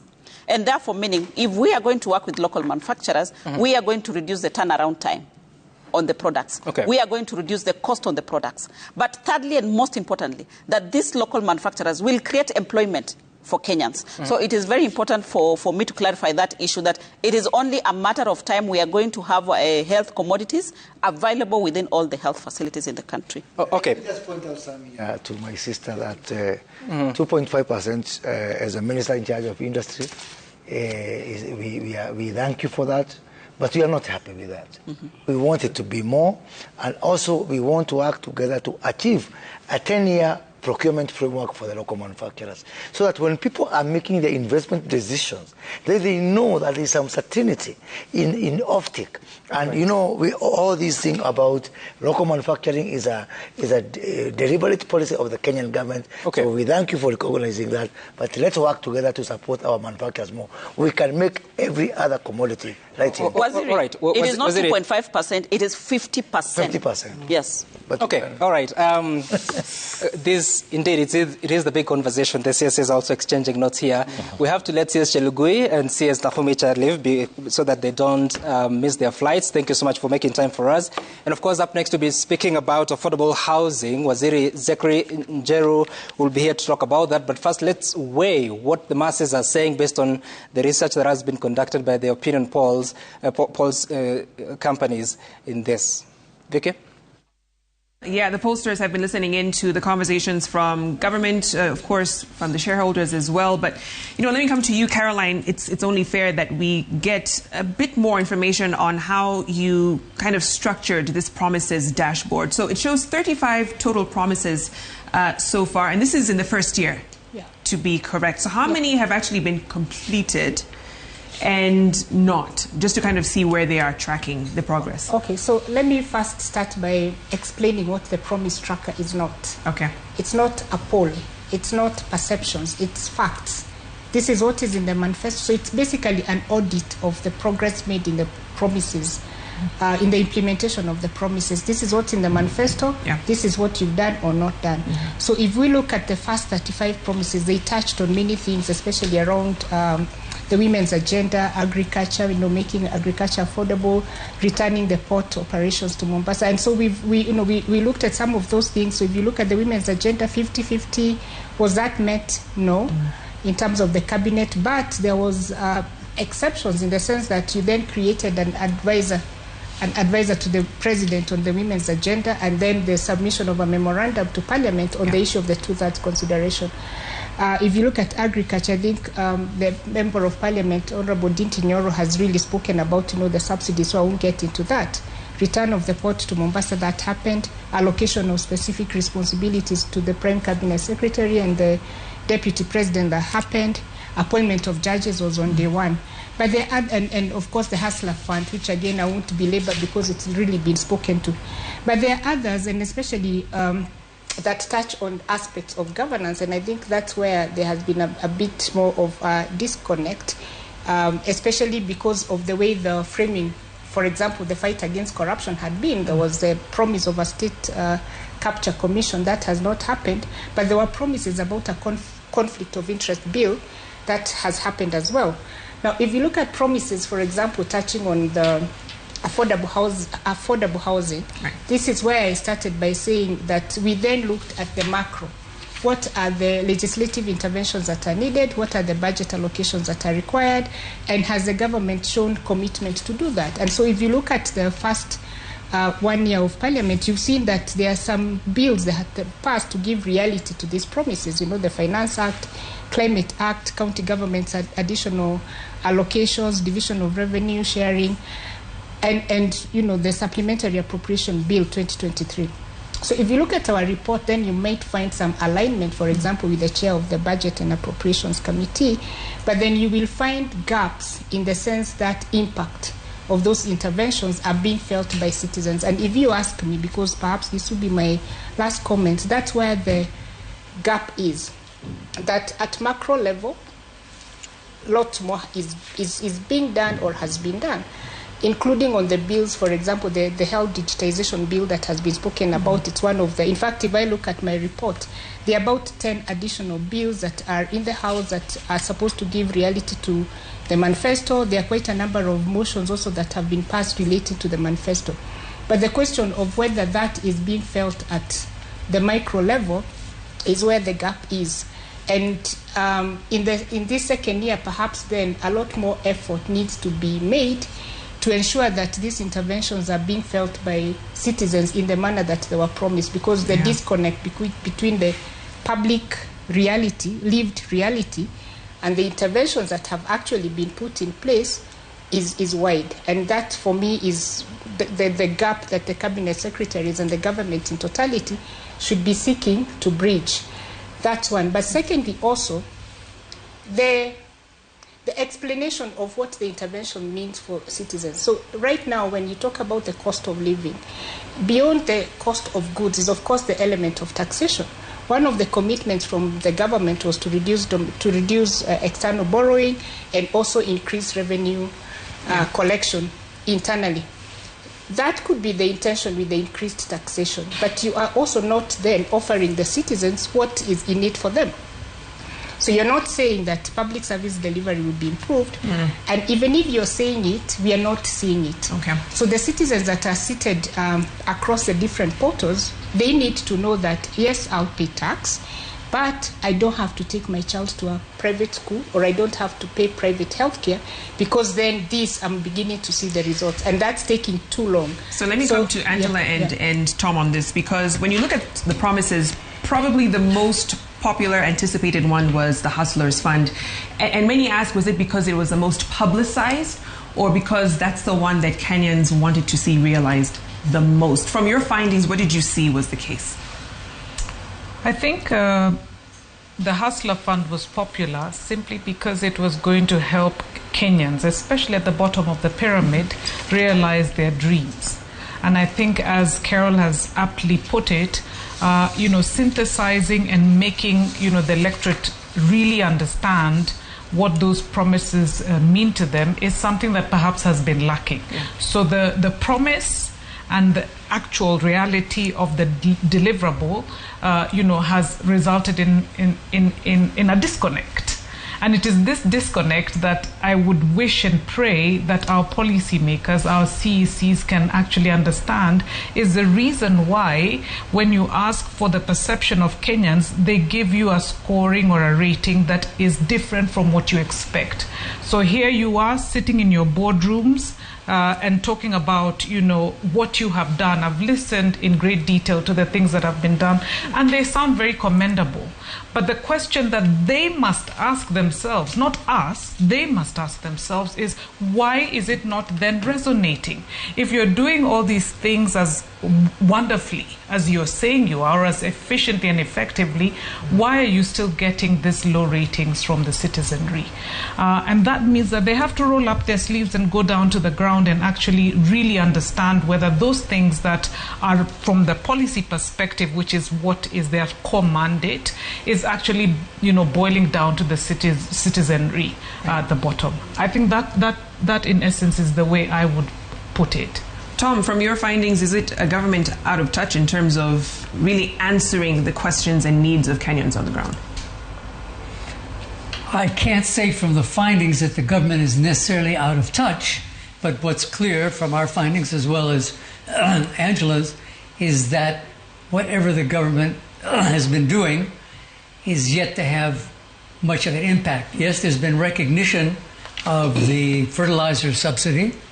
There's been a lot of publicity about the Hustler Fund, but this expression that Kenyans like to use, end of the day, the government is in an extremely difficult position because the national and international requirements of debt servicing, with so much of it in foreign currency, and the huge remaining amount that's in recurrent expenditure, leaves very, very little for development or some of these programs. And again, I'm not an economist. I like listening to Dr. David D. whenever he's on. It's been a little while since I've seen him because he speaks very clearly as somebody who's working in government, but from what I can tell, lays these challenges extremely, bare openly. And I really wonder over the next year or two, given the international factors, some of which Honorable Nyoro mentioned, about the Ukraine war and so on and so forth, the impact that it's having on the shilling, whether a year from now, with the best of intentions, even if there is a tightening of lossage through corruption, how far the government's going to be able to get, especially as the Kenyan population continues to grow. When I see comments made in all good intention about helping poor families cover their education costs and even other programs for the vulnerable, I never hear a whisper that there should be of any financial incentive for parents that decide to have fewer kids. So that a family with, I'm not saying having kids is bad, but the fact that a family with 7 or 8 versus a family with 2 or 3, their household economy is going to be very, very different in terms of the needs that they put onto the public sector, whether at the county or the national level. And that's another thing that was mentioned from some of the contributors, that with increasing expenditures in the budget in some of these ministries, in agriculture and health especially, and even housing, which constitutionally are supposed to be county functions, one wonders how that's going to be sorted out. I know we heard a lot of discussion about that at the devolution conference. But I think, let's come back in a year and see how far the government's been able not just to achieve this balance between pressing financial needs, but what my two fellow panelists have said about how forthright the government can actually be with the public as to how serious these challenges are. Yeah. I'm not saying if the government comes out tomorrow and says, actually, these 145 promises we made when we were looking for your votes, we have no chance of fulfilling even half of them to your expectations because of the realities we encountered once we opened the fridge and found there was so little food in there. Right. I mean, that's not going to solve the problem. But I think the people who are running the political aspect of the government's development program is going to have to sit seriously and think, how forthright do we have to be to kind of reduce expectations? Okay. Because the last thing you want to do is go to an election with people like Caroline here saying, 145 promises and only a handful have been implemented. If the government does some course correction, at least in public communication, to match the realities. Let's cross over now to the cabinet room where Nimrod and Sam are standing by as we move and transition to the affordable housing question. And of course, a question here from Tom: how will the housing agenda be implemented at the county level? Nimrod, Sam, over to you. Thank you, Vicky, for that. Let's start by setting the stage, because the Kenya Kwanza manifesto, the plan, spoke about constructing 250,000 units per year. These are housing units. And 50% of that was supposed to be in the program of affordable housing. Now, this is what the government has done so far. It has allocated some 35 billion shillings for the housing agenda. This is in total. It includes market, it includes the amount that has been allocated to the Kenya Mortgage Refinancing Company, 5 billion shillings. Affordable housing has been allocated 3.2 billion shillings. The police housing has been allocated 1 billion shillings. Kenya Urban Program has been allocated 7.2 billion shillings. Social housing units, 3.3 billion shillings. And of course, the housing levy. The figures that we got from the National Assembly Finance Committee is that from the housing levy of 1.5% for the employer and the employee was going to total to 73 billion shillings. Of course, the housing levy was just introduced or implemented starting the month of August, but backdated to July. Waziri Zachary, let's talk about a few things here, because the promise is to build 250,000 units every year. It is now 1 year later. How many have you put up? Thank you very much, Sam. Housing is one of the basic social and economic rights, and that is enshrined in our constitution, where every Kenyan has the right to accessible and adequate housing and to reasonable standards of sanitation. So as the Kenya Kwanza government, we have done a research and realized that there is a housing deficit in our country, in urban areas. The demand is 250,000 units, but what the market is giving is only 50,000. And as I said earlier, out of that 50,000, only 2% goes to the low-income earners. Therefore, the government has a deliberate and intentional program through affordable housing program to make sure that we bridge that gap. Okay. What we are doing as a government, we are working closely with the county government, because one thing we are providing free is the land component. We know in any housing program, the value of land takes, depending on where, between 30-35% of the value of the house. So when we are getting this land, either from the national government or from the county government, then that really makes that housing affordable. I want to let you know, Sam, that we have signed 42 MOUs with county governments on this affordable housing program. And that shows you how close we are working with the county government, because we've realized when we work together, then this program will So the specific question about the figures. So 250,000 units every year. How many so far? Good. We inherited 5 major programs that were initiated in the last government, and they were to give 9,935 units.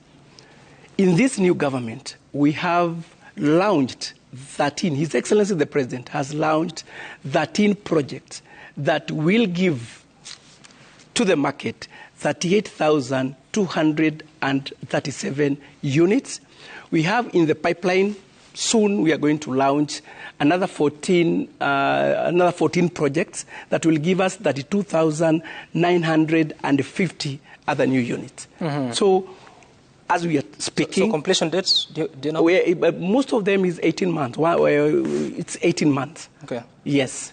So that's where we are, and I can assure you we are, for those 13 projects, and it cuts across the country. We have in Homa Bay, we have in Embu, we have in Kirugoya, we have here in Nairobi, we have in Nakuru.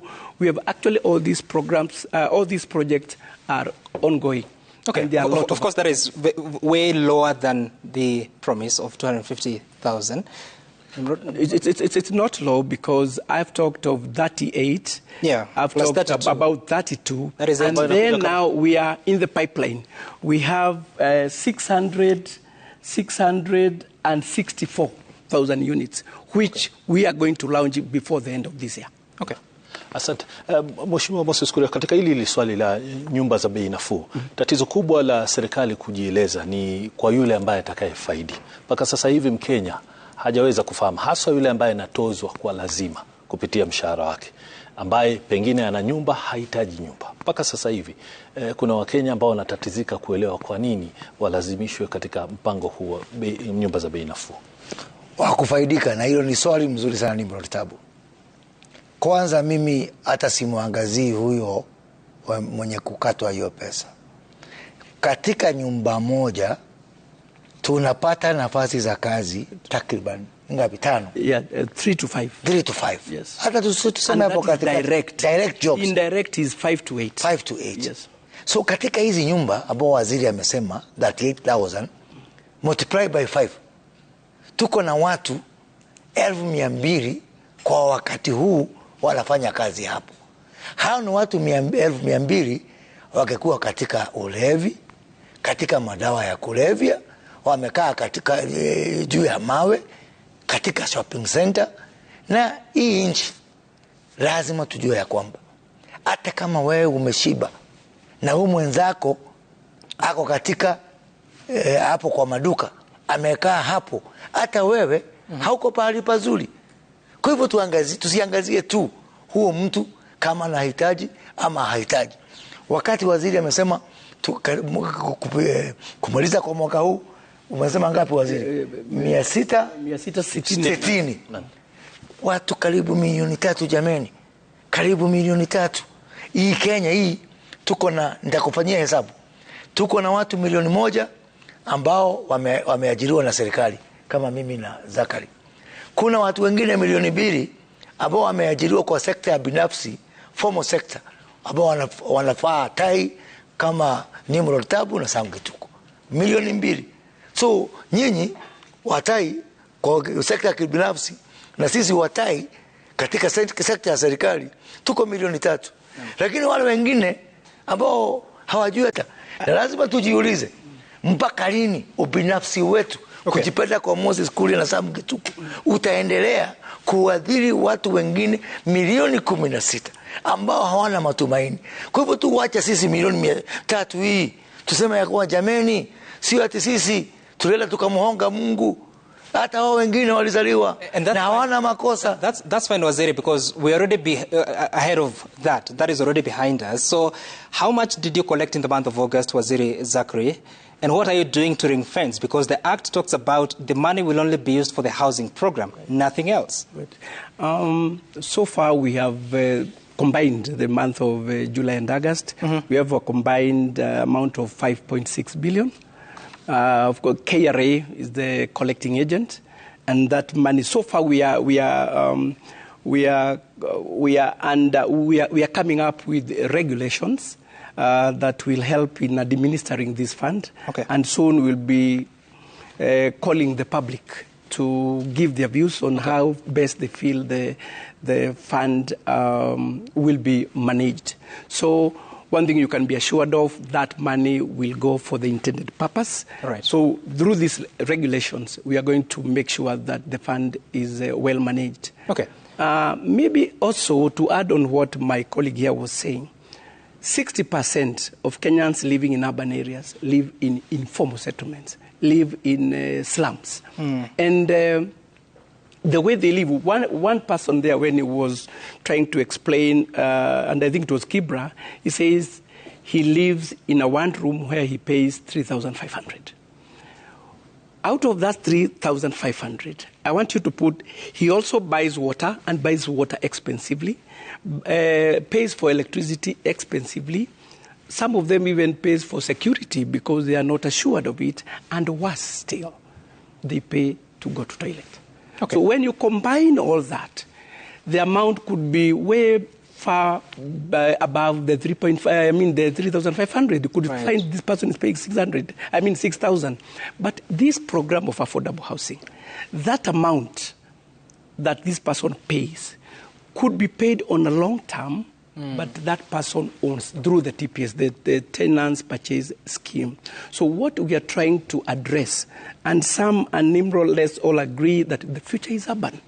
So if we don't mitigate that future now, then we'll have a problem. Okay. That's why the government is real keen to make sure that we provide decent houses to our Kenyans. All right, Waziri, thank you for that. And of course, there are many questions that the experts would want to raise.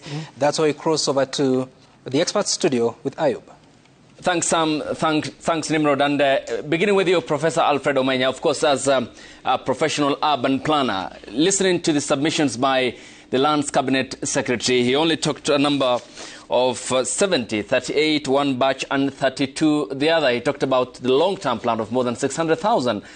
Was that the plan? And looking forward, will the numbers that the government had promised be delivered on time? No, thank you very much, Ayub. I think we've ventilated quite a bit on this housing issue and the housing problem and the housing challenge. Yes, of course, I'm a good taxpayer, and my own salary has been deducted. It has reduced significantly as I contribute to this housing tax, amongst others. The point where we are now, we've sort of given up on giving government any advisory of how to deal with the housing problem, and we've accepted that let government build houses, whether they're necessary or not, whether they're solving a problem or not, let them proceed to build housing. Is a situation where you're saying there's a student who could easily have gotten 80%, but now we're at a point where we're saying let the student pass, even if he's at 40%. So let them build houses anyway. So the point I'm trying to highlight here, and we've said that time without number, actually, that the real serious housing problem we have in this country, if you are to ask yourself what is the housing problem, it is the problem of the homeless. It is the problem of those who are living in inadequate housing, in slums and informal settlements. It is not the problem of the lower class or even the middle income. It is not the problem of home ownership. That is a secondary problem. If we're to look at the ethos of our constitution and the spirit, it is not our biggest priority is really not the working class. Those people don't live in caves. They live in homes. It is people living in situations worse than animals in this country that, should actually be targeted. And secondly, what we are saying now, all of us are being taxed uniformly to solve the housing problem. From where I sit, I would love to see most of this money going to that cadre of people. But as it were, you can see what is going to this group of people is 3 billion. And I've said it again, and I'll repeat it over and over and over again on air, that the housing problem is not about houses. Kenyans are living in housing situations. We've done thousands of studies that show quite clearly that you give people security of tenure, you give them a title, they build houses. That you improve infrastructure, they build houses. So the idea that government builds houses is a stupid idea ab initio. And I'll say that as professor of architecture and professor of housing. It is stupid. Nobody does that anywhere on earth. Despite the fact that I've given up that my money will be used on a stupid idea, this idea remains stupid. And I'll keep telling government, as long as I live in this country, that that idea is dumb. We can improve Kenyan housing situation in a massive way by enabling private sector deliver housing. We can improve Kenya's housing situation in a huge way by putting infrastructure. We can improve Kenya's housing situation in a big way by providing social amenities, by providing water, by providing all those basic things. This whole idea that government can build houses is stupid.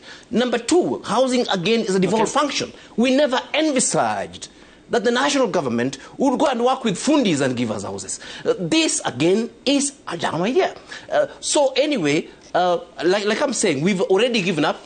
Let government build whichever houses they want to build, whether they're relevant or not, because this government is incorrigible.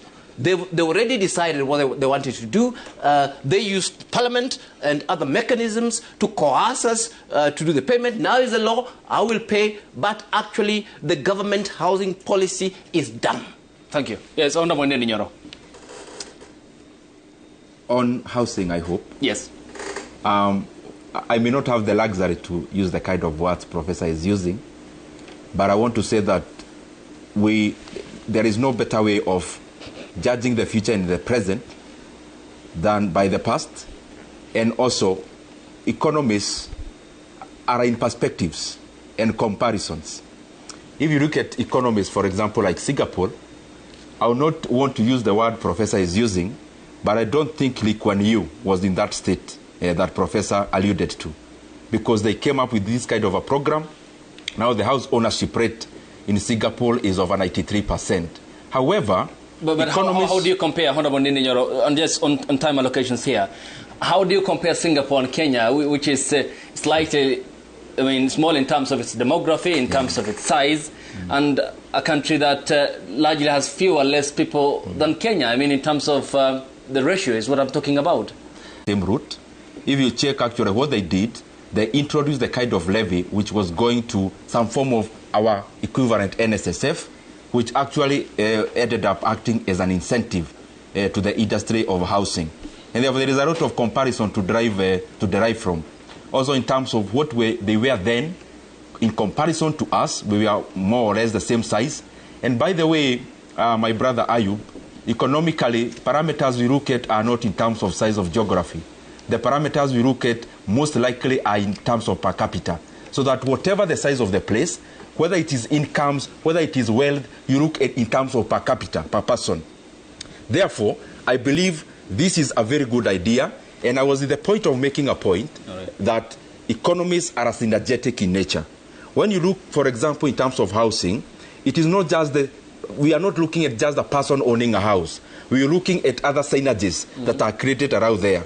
But also in that respect, and allow me now to open up beyond housing, so that I give these points broadly, referencing on all the other areas that we've been talking about, in terms of taxation, in terms of productivity, in terms of hustler fund, in terms of all this. And I want to say that we are looking not just as a consumer.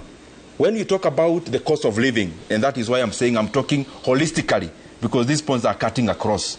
You are not just looking as a consumer, the consumer. It is important that we look at the consumer who is also the producer. And that is why when we talk about, for example, unga, because all these things are interrelated and the cost of living, you are not just looking at how much money you go to the supermarket and buy unga.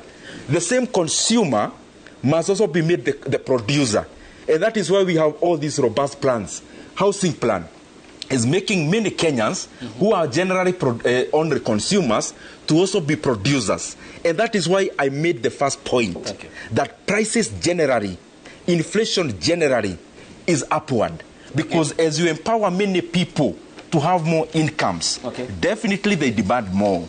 When they demand more, because economies are synergetic, even if this segment of an economy grows, it evaporates to the other. But allow me also... still on the same housing because of time, to just keep you on track, we are talking about the housing element. We have exhausted the other topics I've talked about on the cost of living generally. So just to finish up on the question on the housing aspect. I was requesting that as I make that point, because they are all interrelated, that I talk about some of the fundamentals we are looking at. Because we are looking at the housing in the context of the budget. Thank you. Remember, this issue came up more because there was a finance bill which is now an act. And now, in retrospect, in terms of all of them, there are some fundamentals we are doing, which Kenyans have a right to know. One, as government, we are reducing on recurrent expenditure as a share of the entire. Because of time, I have to cut you short, and largely this was on the housing question, and allow me now to get the account of Director Murray. Given what you have heard from the CS and the chair of the Budget and Appropriations Committee, Honorable Director Murray, what's your account and largely that of the opposition towards this course by the government? Thank you, Ayub. On the question of comparisons, if we must compare ourselves with Singapore, then we should remember that a Minister of Industry in Singapore, Mr. Cheng Wan, actually committed suicide when he was found or when he was accused of corruption. So we should compare ourselves and emulate Singapore in all the ways in which Singapore used to become a developed country.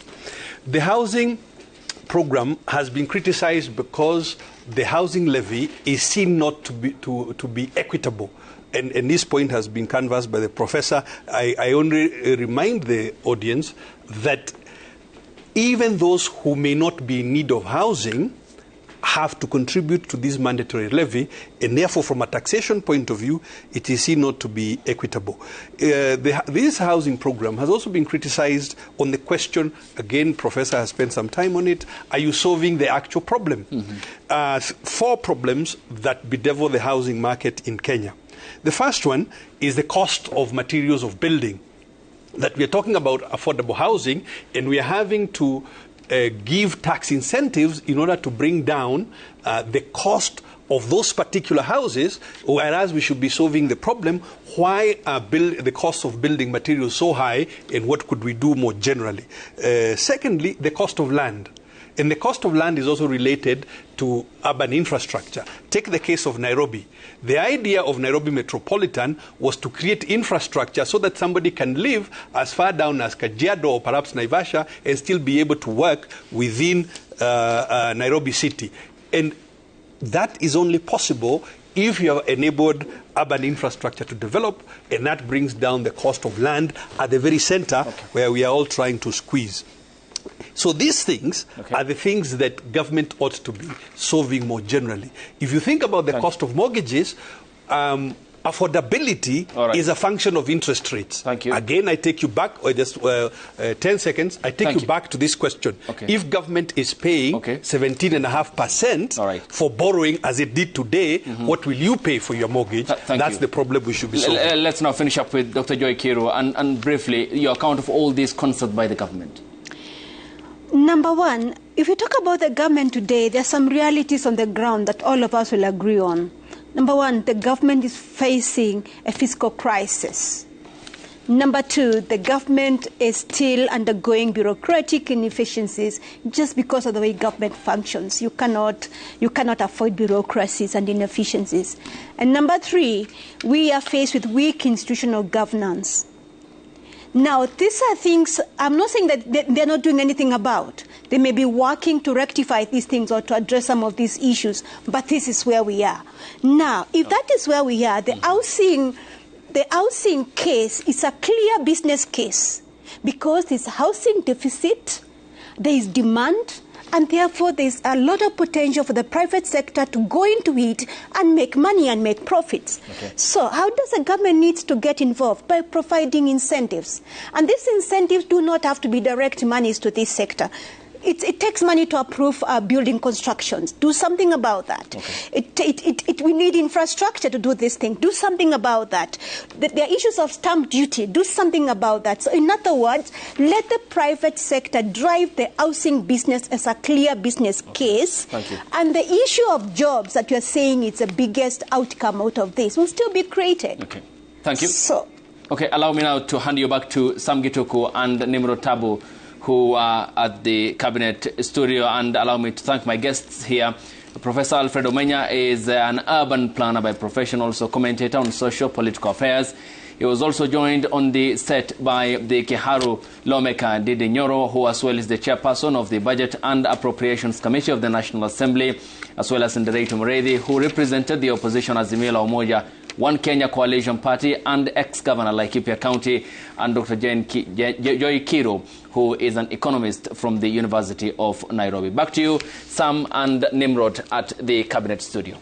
All right, thank you so much, Ayub. And I want to tie up matters here, starting with you, Waziri Njeru, because various concerns have come from that studio, especially on why you should let the private sector be the one to deal with this. But I want to ask you a specific question. So you're collecting about 73 billion shillings every year. Is that sufficient to build already the more than 80,000 units that you say are already in progress, but also expecting another 664,000 projects to be, or units to be commissioned in the coming months? Yes, thank you very much, Sam. One thing we should note is that all these projects are not starting at the same time. So they will be starting at different stages. So that, and since we have monthly levy coming in, okay, it will be so easy for us to make sure that we accomplish that. That is the study we've done. And so 73 billion shillings in a year is sufficient to build how many units? Well, our target is 200,000 units per year, because already the market is giving 50,000. Okay. So with that money, we'll be able, and one thing I want you to note is that they are not asking that money at the same time. We'll be paying. No, I get that. I'm just wondering, if it's not sufficient, where do you get the balance from? Capitalizing. Because the target is 200,000 units, as you said. Yes, capitalizing? Yes. Yes. What is that? Maybe I will explain. The whole concept of the housing fund, and I'm hearing people say that, let me just digress a bit, Sam, with your permission. No, please, we are tying matters here. No. Just tell me, Kenya, capitalization. Kenya spends 650 billion shillings every year on education to educate buffoons like that, Professor Omenya. Please don't call me. He called us stupid. We can't use that. He called our program stupid, and he's a buffoon. I wonder why we invest in education. But anyway, let me get back to this point. This money that we are supposed to put in here is supposed to get into the capital market ultimately. We do something called leveraging, and we get X times more money from the private sector. And by the way, Sam, for the last 60 years of independence, this country has produced only 50,000 mortgages. 50,000 from that private sector. So there was need to have some intervention. And we're not saying we crowd out the private sector from this housing thing. But the 73 billion, which CS0 is supposed to collect out there, is supposed to go to the capital market, to the financial system, and multiply 6 times more. Can you imagine? If 73 billion is able to leverage 10 times and we get 700 billion. I don't have a problem with that. The question is very specific. So you collect 73 billion shillings in 12 months. And then you turn it around to the private sector. Hold on. 10 times. At the same time, you're building houses. The target is to build 200,000 according to CS Njeru. So when do you multiply? When do you build? How much are you building in a year at how much? Let me say this. Today, these houses are not being built by government. Even today. They are being built by private sector. Okay. But the money that Njeru is collecting is for telling the private sector person, if you build this house, you can sell to the market. In the unlikely event that the market is not undertaking it, then CS Njeru undertakes it, to offtake from that. But you see now, for every 1 shilling that Njeru, off takes, 9 others can be taken by me and you in the private market. Maybe I think it's too complicated for you. Anasema asante sana. Vile vile Mheshimiwa Waziri Zakari Njeru, asante sana. Mawaziri waliokuwa pamoja nasi hapo awali, Susan Nakumecha Wafula alikuwa pamoja nasi, na vile vile Waziri Simon Chelugui. Tunasema asante kwa mchango wenu. Ingia kwa boma yangu kwa ili wananchi waweze kujua. Tafadhali kwa sekundi moja. Ukitaka kuingia, if you, for you to start saving on affordable housing, you go through the Boma Yangu portal, through USSD *832#. Then you pick the scheme, the typology of the house you want, and the place where you want, and immediately you start saving. So it's good for wananchi to know that. Na tupatane siku ya Jumatatu County ya Laikipia, tukilaunch Industrial Park ya Laikipia, na tutakuwa live kwa runinga Citizen, ndio Wakenya wajionee ukweli, sio ule. Asante sana Waziri, shukran Sam. All right, Waziri, don't leave yet. We want to cross over to Jeff and Lulu in the Mwananchi studio to take us home. How about you? And Vicky. That's right. This is the end of the big conversation. My first one, it was absolutely amazing. But 5 hours, 4 topics we covered: affordable housing, the cost of living, access to credit, which of course was the Hustler Fund, and health. Absolutely. And you know, Vicky, that's what the big conversation is all about. It's all about some agree, some disagree, and in the end, we agree to disagree. Kabisa, we agree to disagree. Mtazamaji, kama ulivyoona kwamba tumekosana, tumepatana, tumeulizana, tukajibizana, na kila kitu kilikuwa shwari. Kama mmemuona waziri pia amecheka. Ni kwamba sote tumeelewana kwa hivi sasa. Tutaendelea kuongea, sio? Kabisa. There's so many people would like to thank, folks. This has been a great production, a huge production. There's a great team behind this. I'd like to start the shareholder room, shareholder studio. Thanks so much, guys. Cabinet room, the Mwananchi studio, the expert studio, the opinion poll studio, and everyone from the Charter Hall to Kibra to Nyamira to Garissa to Nyeri, and let's not forget our Ndudi gang. Oh yes. On the Rongai and Embakasi routes, and of course the management, the producers, the directors, the cameramen, the soundmen, everybody, and the management. Thanks so much for being a part of this, and thank you for joining us on the big conversation. Naam, shukran sana mtazamaji, tunasema hakuna sisi bila nyinyi. Kwa hiyo. Good night.